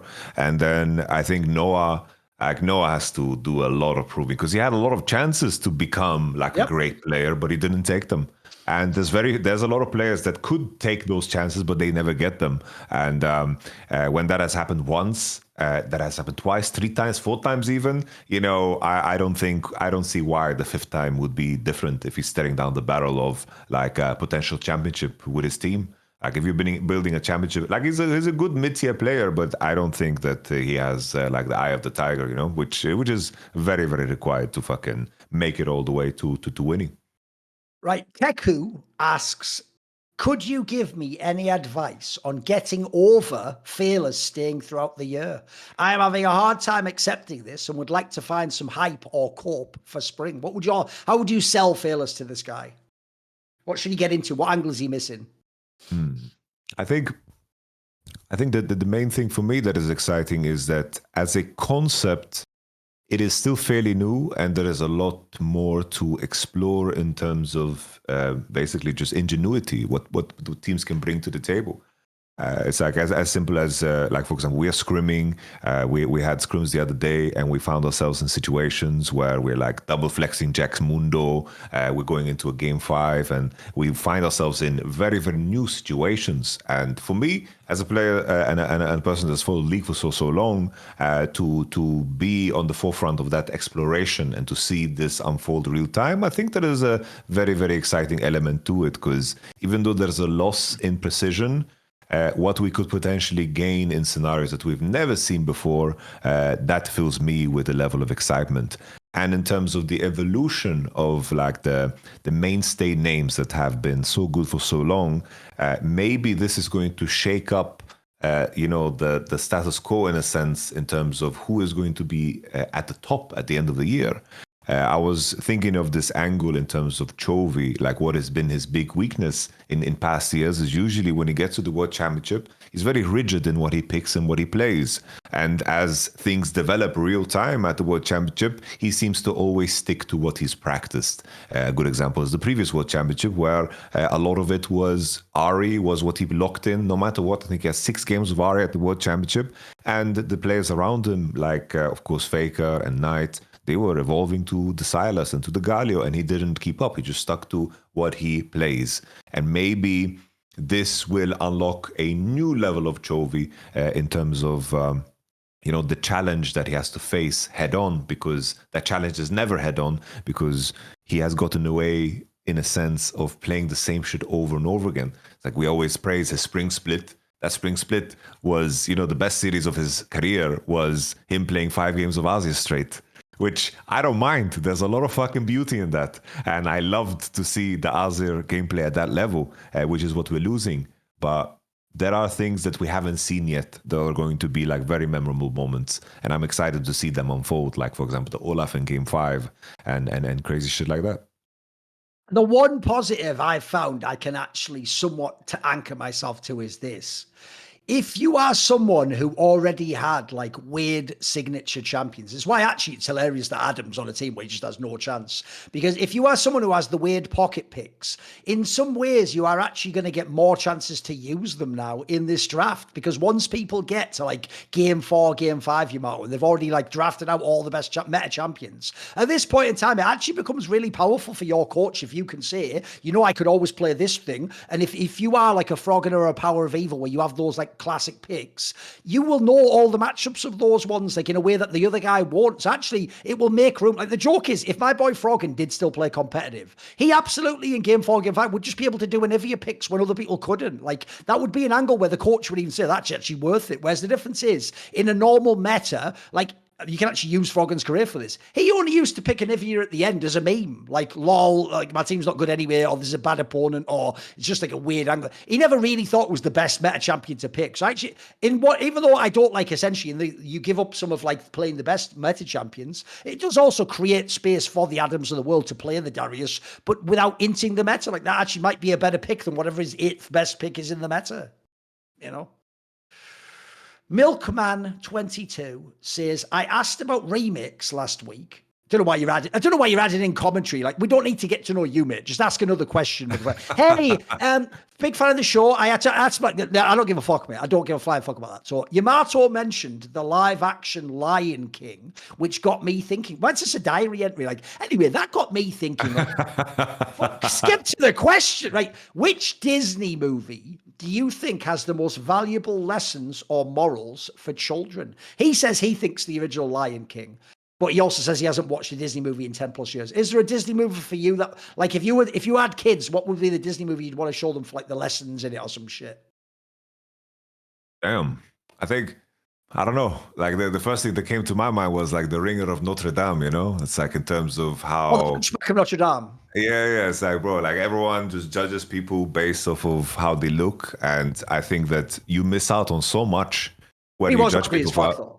He had a beautiful soul, though. You're right. In some way, was ugly as fuck. He was ugly as one. I know. Again, just tell him get that fucking hood back on me. Yeah, just get fucking.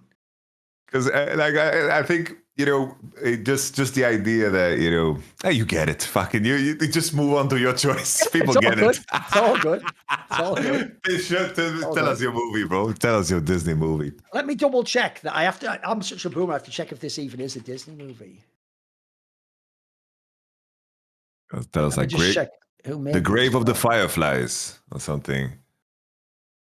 Oh no, Duh. there is one. Okay, this one actually, it says it was produced by Walt Disney. I think the one I would like to show is, do you know the classic film, The Sword in the Stone, the King Arthur story? Yeah, yeah. The one where it's like that King Arthur, but as a boy, and then he has like Merlin the Wizard. And the reason this film's bang is, first of all, it's actually just a really fun film. Like, because he is with a wizard, part of how he trains him is he transforms into different animals. So, you know, he's a bird at one point in time, then he's a fish. It's actually really well done. It's like got some fun elements. I also think as well, it's about things like, I mean, because it's about the idea of like the prequel to King Arthur. It's about the idea of like, you know, becoming a man and what it means to be brave and what a king should aspire to. I think that's a pretty cool movie for kids. I think that'll be a fun one. And it's a classic themes too. Right. I'd throw in Robin Hood too, man. It's Robin Hood with the the old school version, one with the songs. Yeah. Socialism. Let's go, bro. Don't know about that, Brooke. Yeah. Tallahassee Riot Supervisor. Do either of you have a favorite Dom clip? And then he says, as an example, Thorin has previously said one of his favorite LS clips is the Tom Kench clip. I don't know if you remember this one. It's from so long ago, Yamato. There was a clip where LS was streaming, and this is back in the day when he went way harder than he does now, believe it or not. And when he's streaming, he was playing Tom Kench, and he gets so fucking raged when like the tongue like just misses by like a pixel, like a character, and he's doing like a chase down on someone, and he fucks it up, and he dies from it or whatever, and he gets so raged. It's just so hilarious. Like I was crying, like it's one of those clips I rewatched like 100 times. I can't find it now when I googled it. Like it's so old, the clip. You can't type in LS Tom Kench and find this clip, unsurprisingly. So is there a favorite Dom clip like that? Is there a Dom clip that stands out in mind where it's like, for you, it's like iconic, or it's the one you always think of? What would it be? But the most iconic one for me is just when he did the "What are we saying? What are we saying?" Well, it's like the caster just fucking calls out. It's like, oh, he senses it when he's like standing on a ward. Yeah. And because the beauty of that clip is like Dom is just so neutral. And then that just fucking, it's not like he was already pissed or something. It just hit the worst part of his mind, that sentence, and it just fucking snapped. This one to me is just too good. It's too good. Also, I have to say, even though it's a classic, actually it's the one from last year, bro. It's the one where he kept doing, I think it was when Team Liquid was playing something, where he kept going, we're giving soul for this? We're giving soul for this? Surely we're not giving soul for this. We're giving soul for that. By the way, the joke is that clip could also, it's one of the best clips that could be used in other contexts. You could have him doing an audio commentary of the story of Faust. Think about it.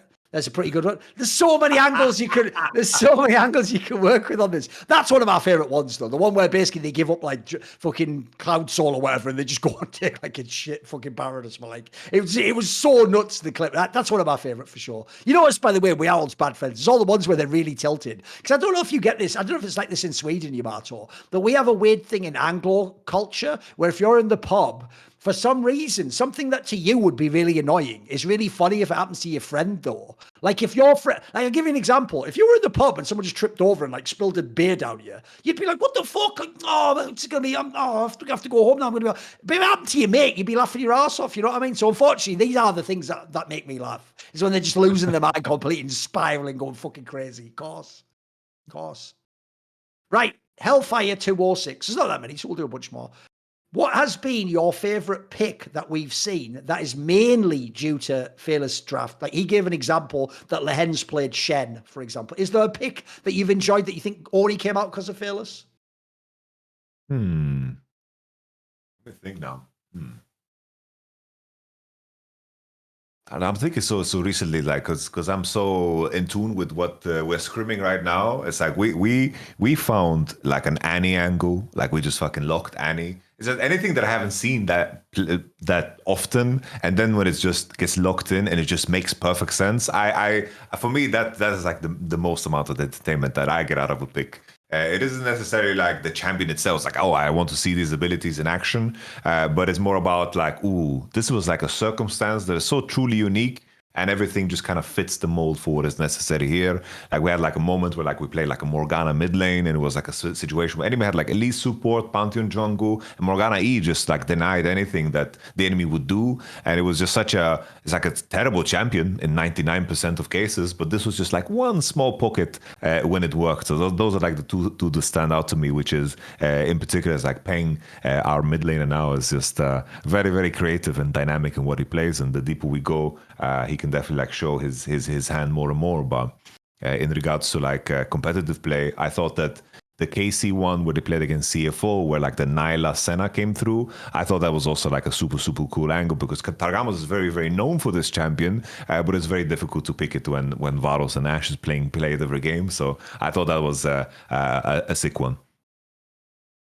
The problem is I'm trying to think one that's actually good. I know a lot of weird ones. Like I'll give you an example. When Hanwha Life were on that run, mate, there was some fucking crazy peanut picks. He was picking like Jack's Jungle. Like he had some picks at Wukong. Like these are the ones you traditionally associate with peanuts. So it's, I mean, he had like an Amumu, I guess. That was kind of a wild one. That's an old school chat. He brought that out against T1, if you remember, in Game 5. That was a fun one. I don't know. The problem is there's been some good picks, but they haven't always worked is the problem for me. There's been some trash too, like fucking Faker playing Zoe, like a trash of Labrov. Like there's been some rough ones for sure. Yes. Right. Big boy, what was your Dade Award culinary experience? So think about the premise. Dade Award is a player that's hyped as being one of the best in the world, but they go to Worlds and fail. So I guess what he means is someone hyped this sort of food type to you or food experience, but then you had it and it was trash. What would be the one that's not that good? I'll give you put it this way. The obvious example I'll give, even though it is one of my favorites, is I actually think one of the worst things people do is when they have great Korean barbecue, they tell people, oh, Korean barbecue is the best. But I always tell people, if you've never been in like Germany, you can get some really bad Korean barbecue in Germany. So like if someone goes to a local place not in Korea, for all you know, they're going to go and have like the worst one ever. And they're going to go, it's just, oh shit, like the marinade was that. So is there like an example of something that was hyped that you never lived up to it for you? Honestly, I think it was the biggest meme for such a long time. I think it was mostly because fucking Girl Score for some godforsaken reason was such a big streamer where like, I don't know, like cheeky Nando's, you know, I up for some cheeky Nando's. And I was like, that was something that just lived rent free in my mind for such a long time. And then finally, when I got to the UK like 2 years later, I was like, oh, Nando's, I can order Nando's. I have to try the fucking cheeky Nando's that I heard about for fucking every fucking day. And that was such a disappointment, you know? Like considering, What did you order? Do you remember? Did you order like chicken and chips with the sauce or something? What did you get? Yeah, I got like, I thought like, I don't remember exactly. I was some chicken. And then I had the sides with the, I don't know if it was it rice? I don't know if it was rice. It was like some veggie, something. And like, I just remember the hype where I was at, you know, in terms of how people talk about it and where I landed. It's like, as fast food, I was like, okay, it's solid. But bro, the hype was too crazy, bro. Shall I give you an explanation? Are you ready for the truth that people didn't tell you about that? So I'll give you a comparison point that UK people will also appreciate. Another thing you might have seen, I know Shocks did this. Another thing people hype about the UK for food is Greg's, the bakery, right? Did everyone tell you this as well? No, this one I missed. Right. So what happens is people go, oh, you've got to have Greg's. It's just a local bakery, bro. As in, they just mean have a sausage roll or something. The point is, you're not hyping that to someone as like a 5-star experience. Like, that's just something you have, like, when you're drunk or, you know, you're hungover somewhere. So the problem with Nando's is this, bro. People to this day don't know what cheeky Nando's means. The premise of a cheeky Nando's is this, Yamato. It's cheeky because you're being naughty. It's the idea. I'll give you the example. A cheeky Nando's would be, say you have a wife and she's not a very good cook and you're coming home from work and you know she's going to make you like some mid-ass food. You're naughty, so before you get home, you sneak into Nando's. You have a cheeky little Nando's. Then when you get home, you go, sorry, love, my tummy's acting up a bit today. I'm not really that hungry. And you've had your cheeky little Nando's on the side. But it's not actually that it's like some god tier 10 out of 10 food. It is just like roast chicken with chips. And by the way, it's not even British, it's Portuguese. Like that style of like Frango style chicken exists all around the world. So the problem is, one, you're right, people overhype the angle. But then secondly, this is what does piss me off. I won't name who they are, but there's a very famous League of Legends talent member who did the same thing you did. But they went to Nando's, it'd been hyped, and they went, this is just average. But when I saw their image on social media, they had ordered the Nando's, right? First of all, when you get Nando's, the main thing people enjoy is when you get the chicken, you choose what heat you want the peri-peri to be on it, right?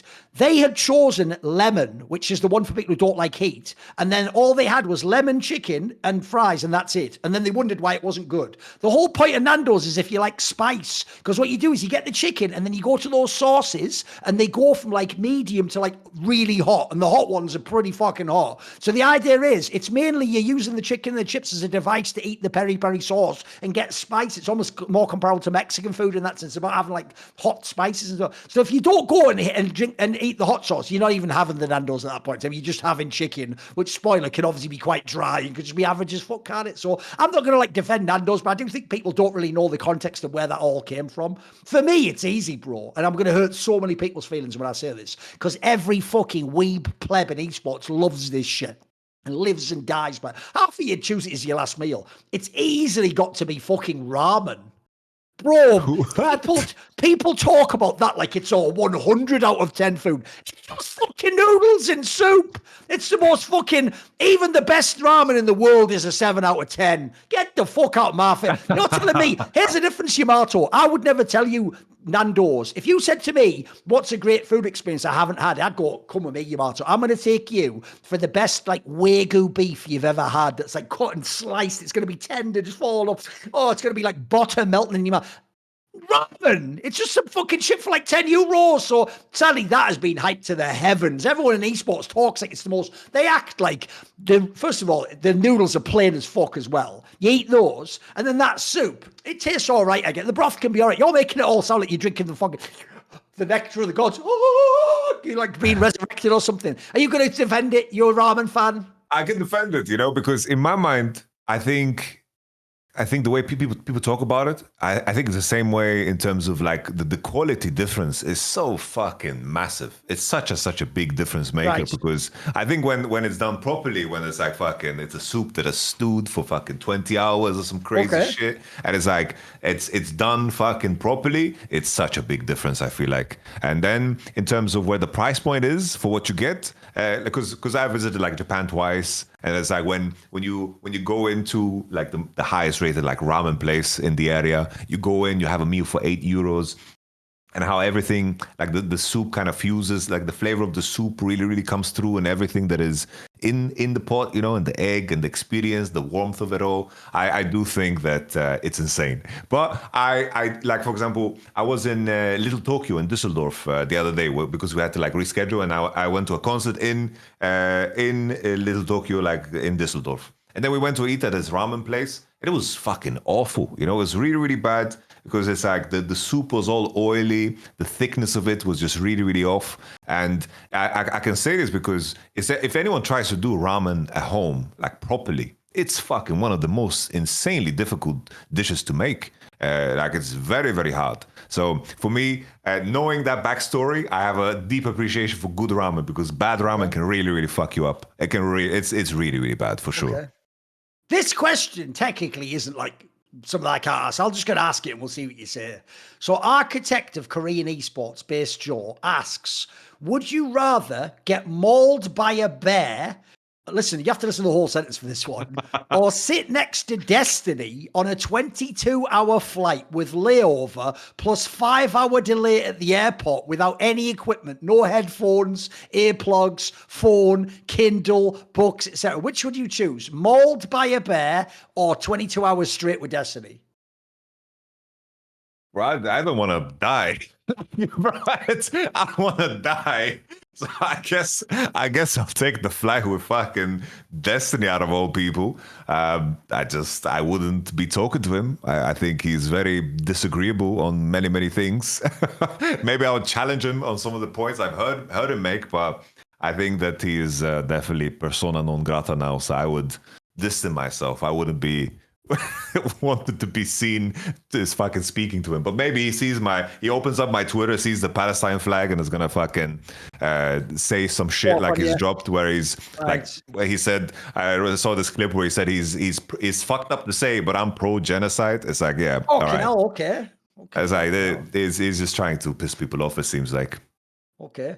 I will just say this. Obviously, it's a comedic question, but if I had to actually answer seriously, the actual easy answer would be I'd obviously sit next to Destiny instead of get mauled by a bear. Because even though you're asking like a joke, here's what maybe this guy doesn't know, so I can give you an interesting angle, is I came from the StarCraft 2 community that Destiny was famous in. I've actually been on, people might not know this, I have been on dozens of shows with Destiny. If you go back in the day, the infamous show called Unfiltered, which was a StarCraft 2 esports show, which is the one where I made all those comments about Poland being a shithole, that is like a show that Destiny was on for years. He was like the co-host along with Chanman. I've been on that show many, many, many times with loads of people. Total Biscuits, Too Good, all these like classic figures from back in the scene, In Control, all these people back in the scene then. So what people don't know is this.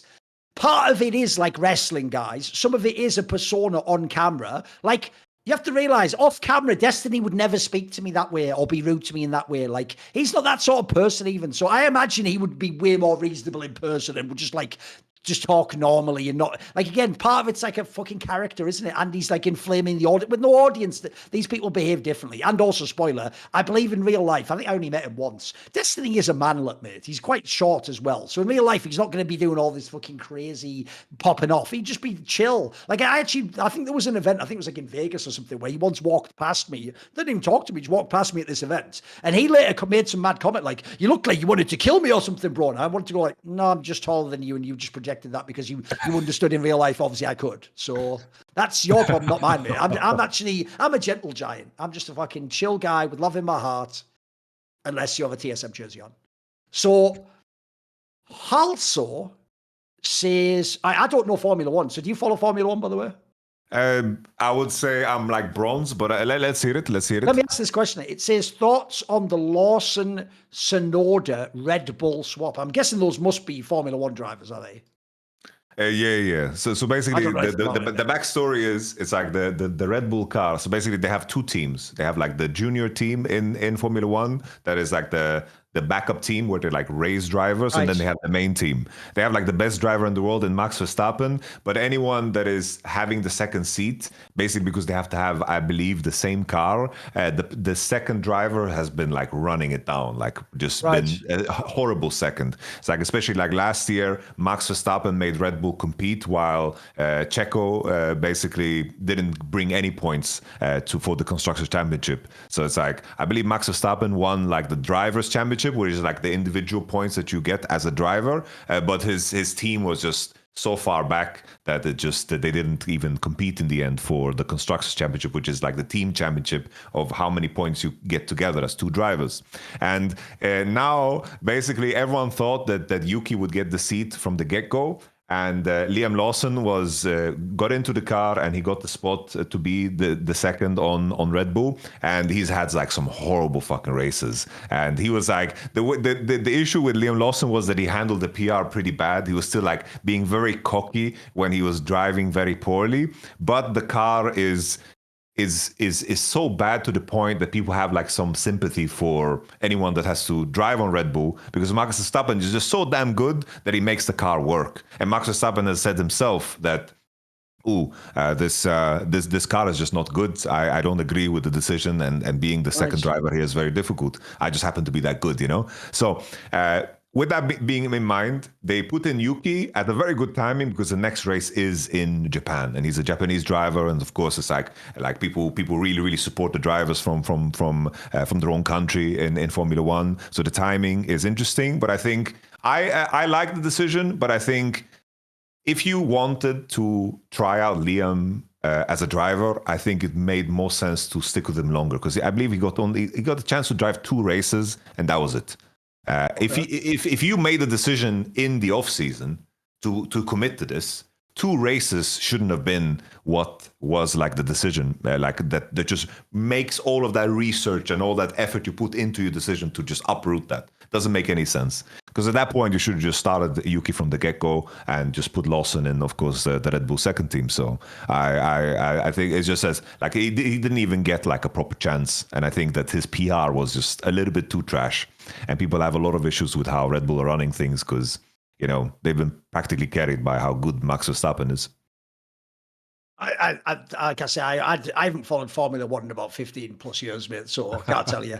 Right, Spookin, this is a complicated question, so we'll see if we can figure out how to answer it. He goes, premise, after years of effortlessly outmaneuvering them, a cadre of T1 and Fnatic fans have finally caught you and sentenced you to watch a perpetual 3-team round robin.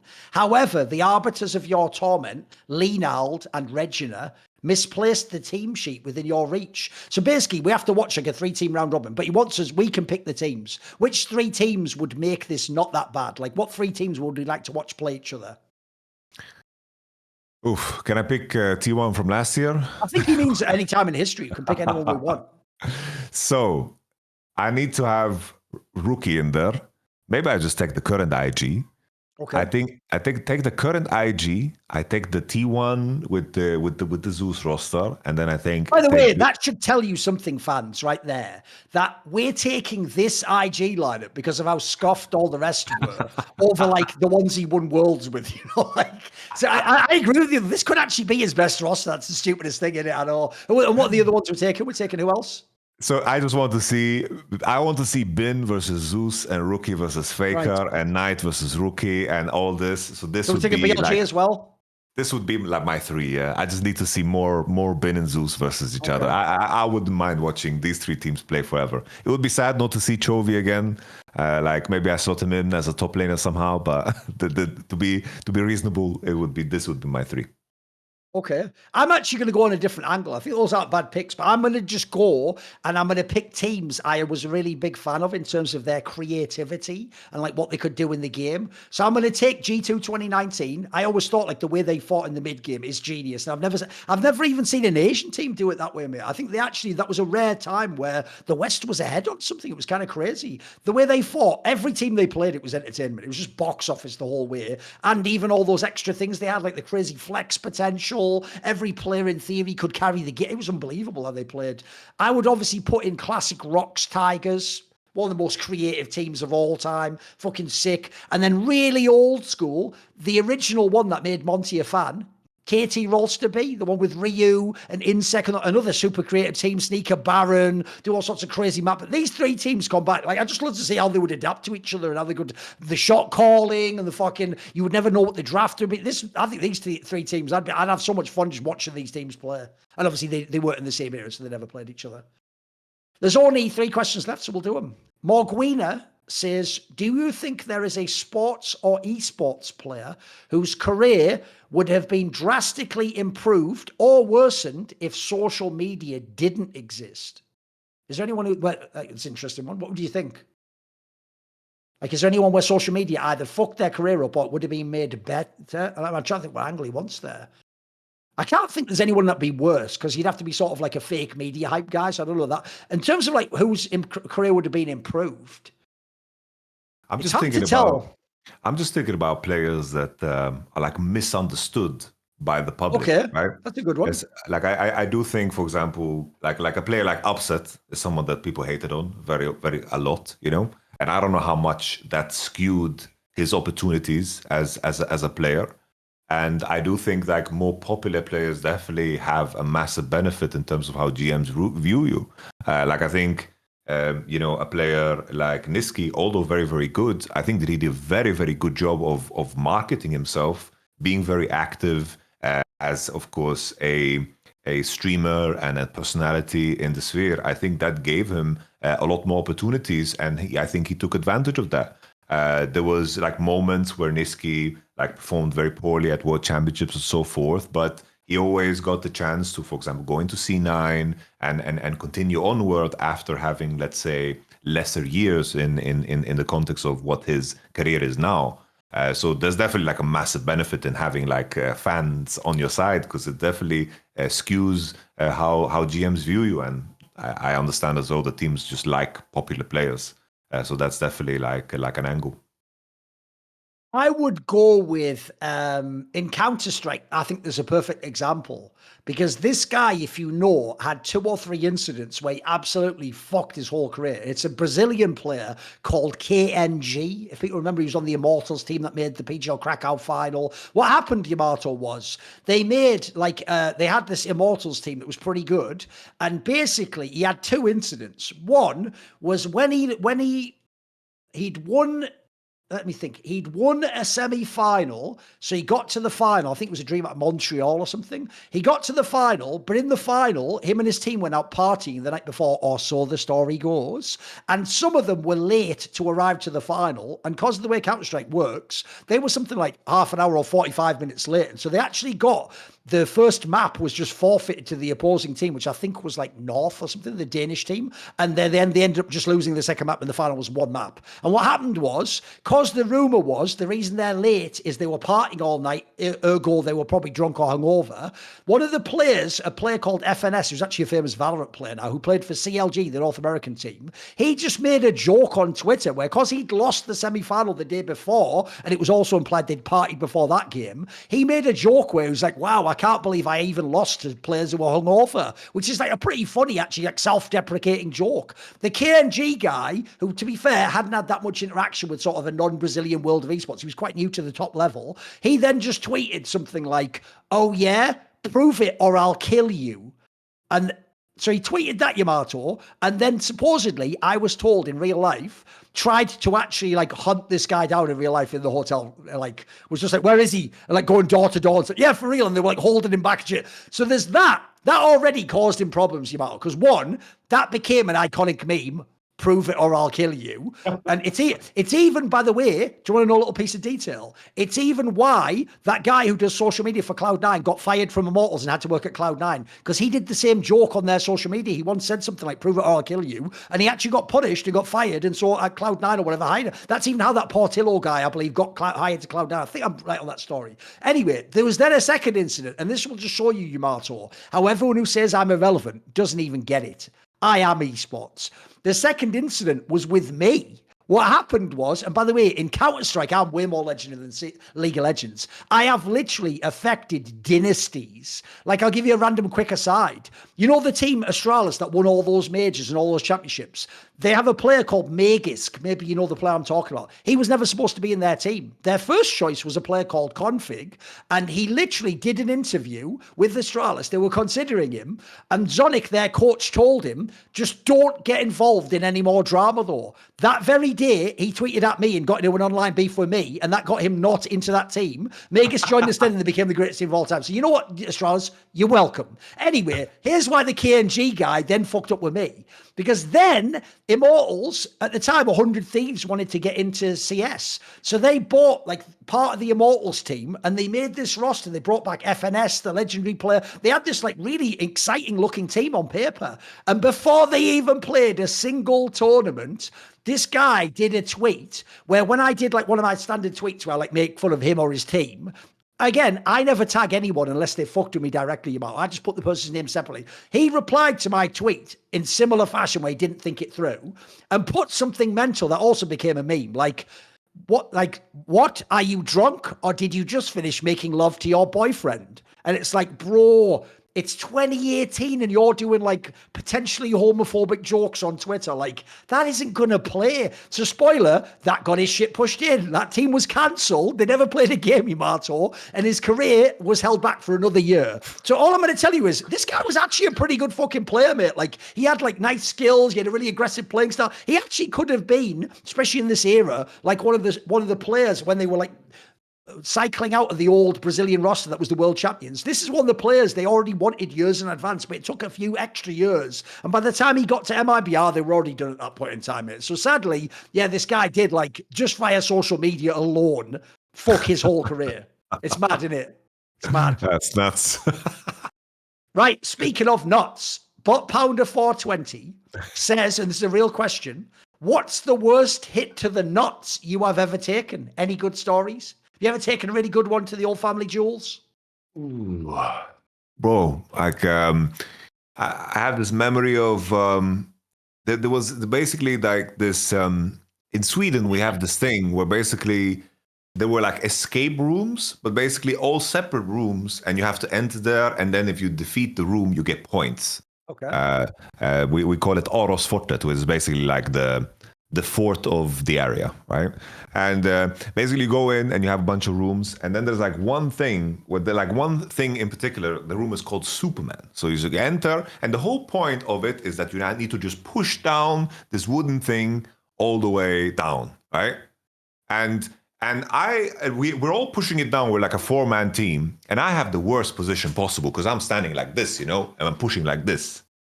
And the thing is, and then it turned blue, and we're all reacting like, hey, because we beat the round, and then it's like it flew up to the point where like it made me jump.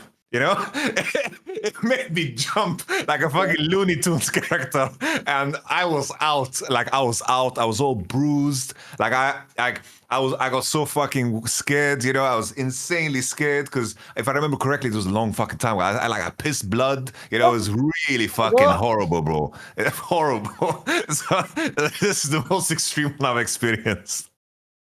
Sadly, I don't have a story for this one. I've never had some icon.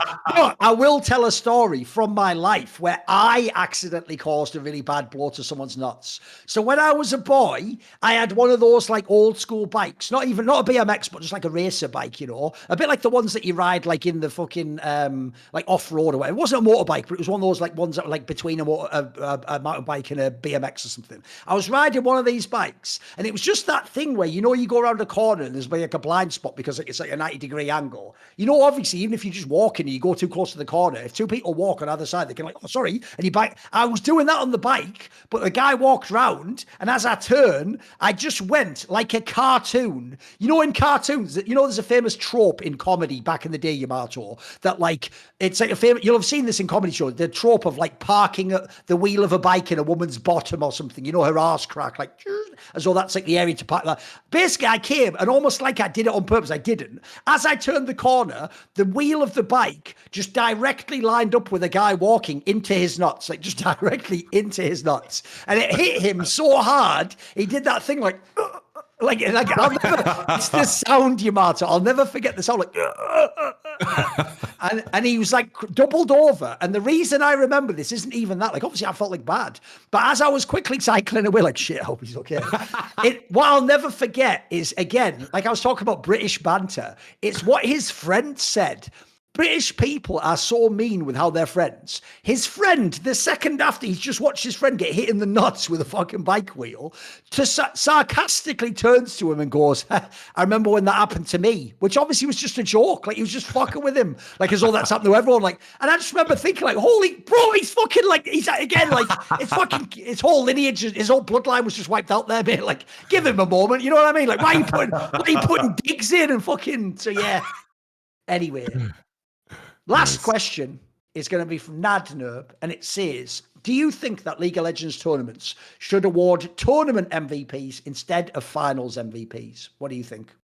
100% yes. I think they are scared, right, of having someone that is not in the finals be awarded, but just do both then, just do both, and that's it. I think just the logistical complication, they simplify it. And I think that fans won't argue against it. That's why they've done it this way. Yes. Because usually, like, when you're out of a tournament, they send you on the next flight. They don't give a fuck about you. Like, pack your shit. Like, the moment you lose, like, there's like 6 movers just come into your room. Like, so unplug your PC. They take all your shit, It's like, whatever you leave in that, like, room, whether it's keyboards or food, everything disappears. They're going to eat your food, steal your keyboards. It's gone, So...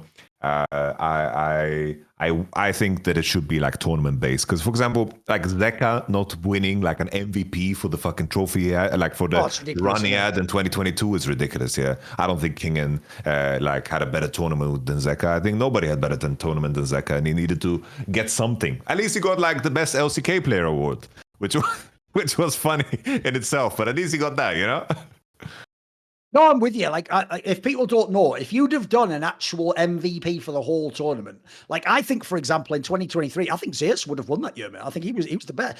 Funny thing is, I actually think last year, like you're saying, I think he could have given it to Bin even at a loss, mate. He was cracked out that whole world. He was unbelievable. So my obvious answer, because if anyone knows me, so I'm going to say, why not have both?